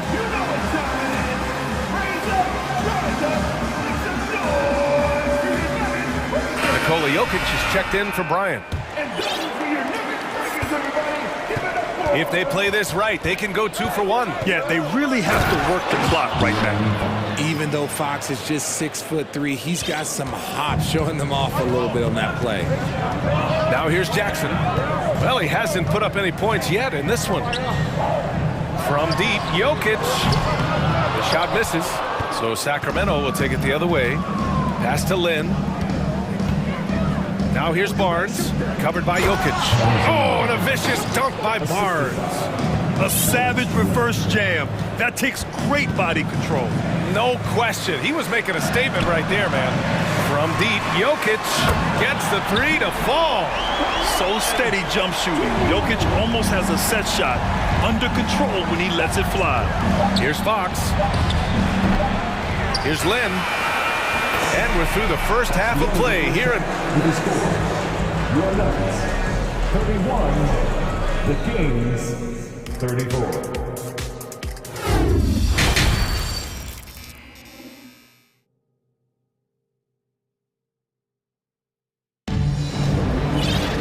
And we're halfway through this one. Plenty of basketball left in a game that's been a fairly even one.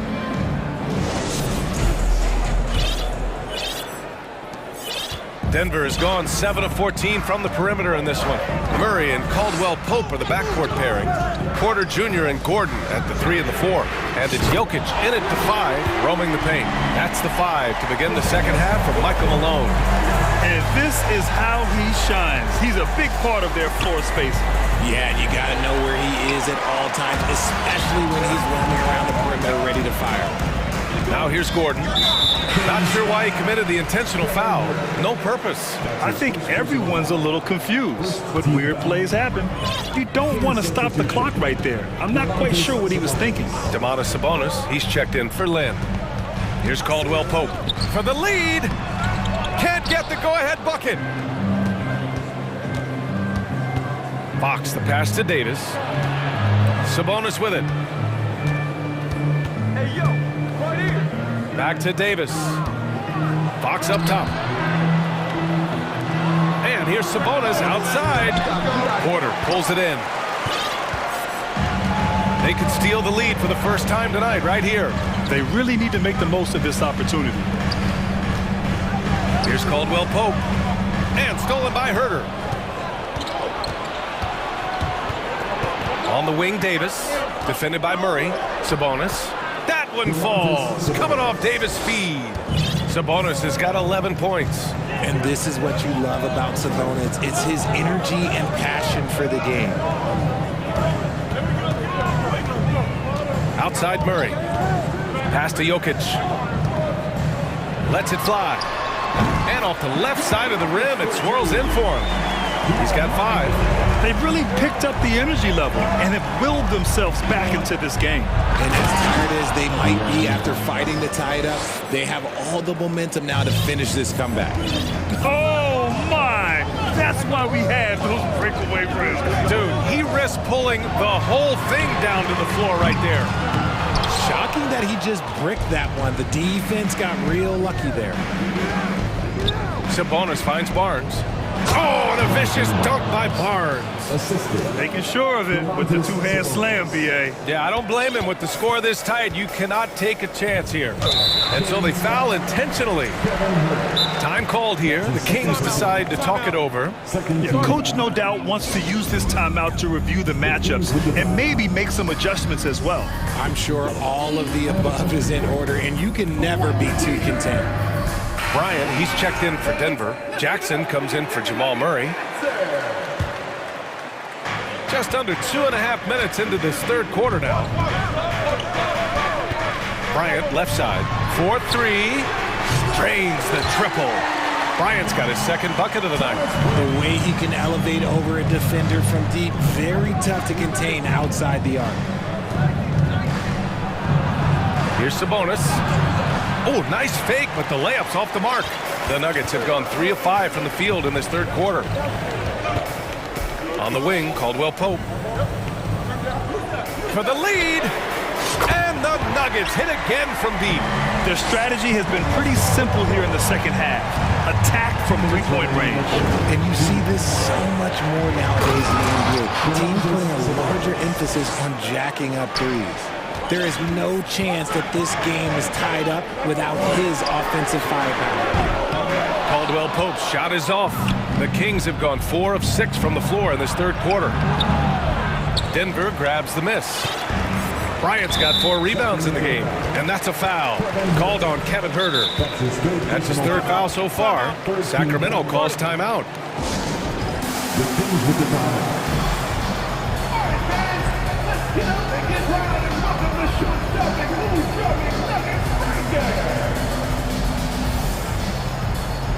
A different look for Denver. Jokic comes in for Bryant.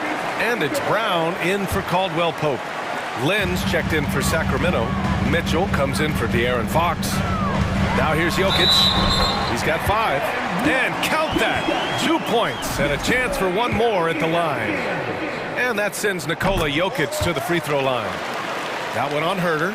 Drafted 41st overall in the 2014 NBA draft, Jokic has turned a lot of heads. The versatility he has is unreal. The defense couldn't collapse quickly enough. Launches it. That basket is good. Off the assist from Jackson. Jackson's got 6 assists here tonight. Pass to Lynn. Here's Davis. He's guarded by Porter. Mitchell against Jackson. Outside Huerter. 5 to shoot. There's a screen by Lynn. Huerter into the lane. And down it goes. Jam that one home. And plays like that one can make the difference in a close game.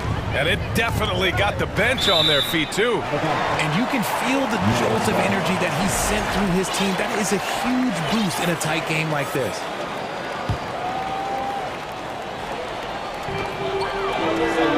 Jokic finds Gordon. There's the drive. And Gordon with the big finish. Whoa, Aaron Gordon looking like he's in a slam dunk contest right there. To the right side. Kicks it out to Barnes. Back to Lynn. Ooh, and they immediately answer back with a dunk on the other end. Just magnificent. I mean, he punishes the D for lackluster effort. They look a little disorganized there. The result is an emphatic jam. Yeah, when you're not locked in on defense, they will make you pay with an easy finish there. Lets it fly from 18. And too long on the shot. Gordon with a steal. And the game's still closely contested as we end the third quarter. The Nuggets on top. And it's time to bring up the State Farm assist of the game. Yeah, just shredding the defense with that feed. Zero chance to stop that. That's an unguardable pass, flat out. Give him credit for possessing that type of vision. Well, this has been a great contest so far. I imagine the fourth quarter could have more action in store for us. A chance here to catch up with Allie from the sideline. During the break, the coach of the Kings had some words for his team. He told them he likes what he's seeing inside, saying, quote, stay on the attack. Getting to the rim is working for us right now. Attack until they stop us. Guys? Great work, Allie. Thanks. And so in the game for the Kings, Fox runs point with Herder by his side. Barnes plays 4. He joins Sabonis at the 5. And it's Davis in at the small forward. An efficient shooter like Jokic will always find points. All he needs is the ball. Herder can't hit. Denver in the lead. And now we have an intentional foul. I'm not sure why. Yeah, bizarre play, B.A. Not sure what got into him. Here's Jokic. Over Sabonis. And it's Jokic missing. Sacramento has gone 1 of 2 from deep in this quarter. Davis, the pass to Barnes. That one falls. Coming off Davis' speed. And the Kings lead by 1. And you want him taking good shots at this point in the game. And that one was easy. Yeah, it's clear why they go to him in these moments. They know he's going to deliver for him. Good work there as it goes. Skilled finish by Murray. He can score inside and outside, really anywhere on the court. And neither side able to take control of this game. Yeah, at this rate, it's going to come down to a photo finish. And here are the Nuggets now, after the Kings picked up a basket a moment ago. Murray passes to Gordon. And Gordon with the big finish. Oh, the crazy athleticism of Gordon. It makes him a great option in pick and roll action. Pass to Barnes.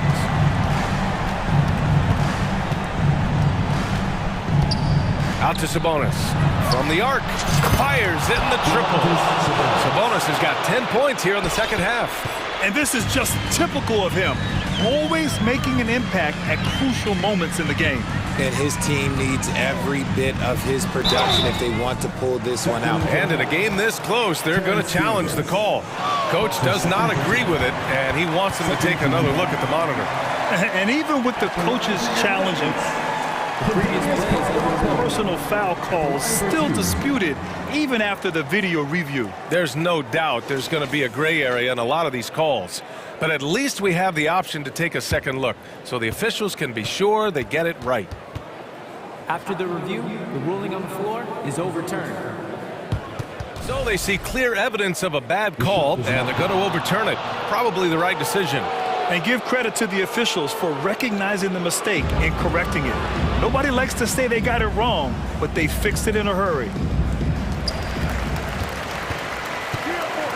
Barnes with it. Now Porter defending. Here's Davis. And that one hits the back iron. The Nuggets have gone 3 of 5 since this fourth quarter started. Pass to Jokic. Here's Caldwell Pope. Fires from deep. It's good. He's 6 for 12 from the floor. The size, the skill, the footwork. Jokic has it all. Just a strong move. Outside Herder. If you're just joining us, fourth quarter here. We're just over 2.5 minutes into it. Shot clock at 6. Fox finds Herder. Oh, Jokic with a block. Assertive defense from Jokic, using all of his reach to get on top of the shot and deny it. Shot clock at 2. And they turn it over. Shot clock violation as the buzzer sounds. And this is the absolute wrong time to stop communicating. They have to get in sync. And how about that replay? Man, you got to appreciate the hustle on defense. And this is exactly why he's out here, in order to block shots in tight games like this. Here's Caldwell Pope. It's good. And the assist goes to Murray. Murray's got assist number 8 here already in the game. 3 from Barnes. That's basket number 6 in 8 tries.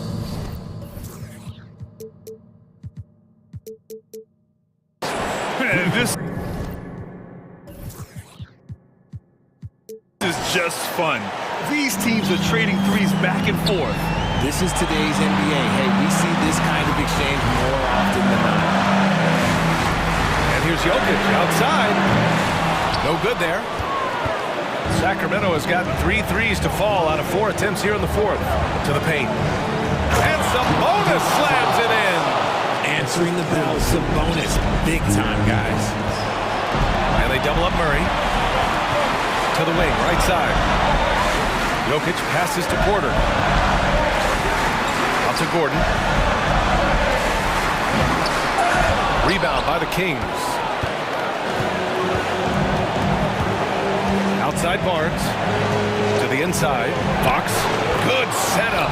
Led him to the rack perfectly for the layup. And now a 4-point Kings lead.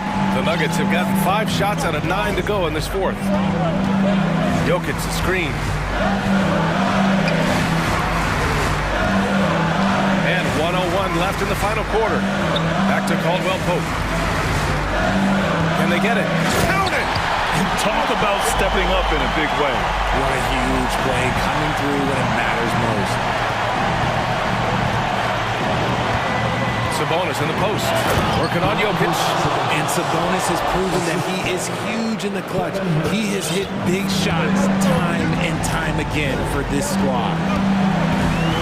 Murray finds Gordon. Murray against Fox. Yes! And this is why they go to Murray in critical spots of the game. He just knows how to come through. Ooh. Sabonis out to Fox. And there's a 3-second violation.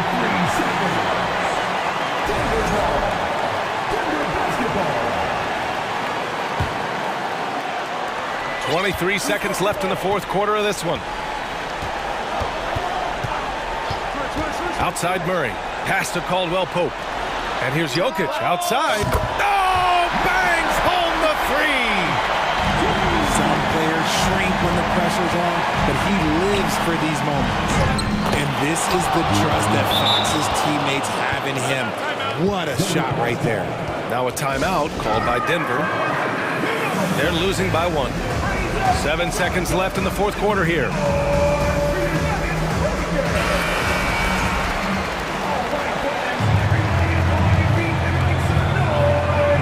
Jokic passes to Murray. Gordon with a screen on Fox. Inside. It's stolen by Barnes. Offline. So it's the Kings taking the W in a close one.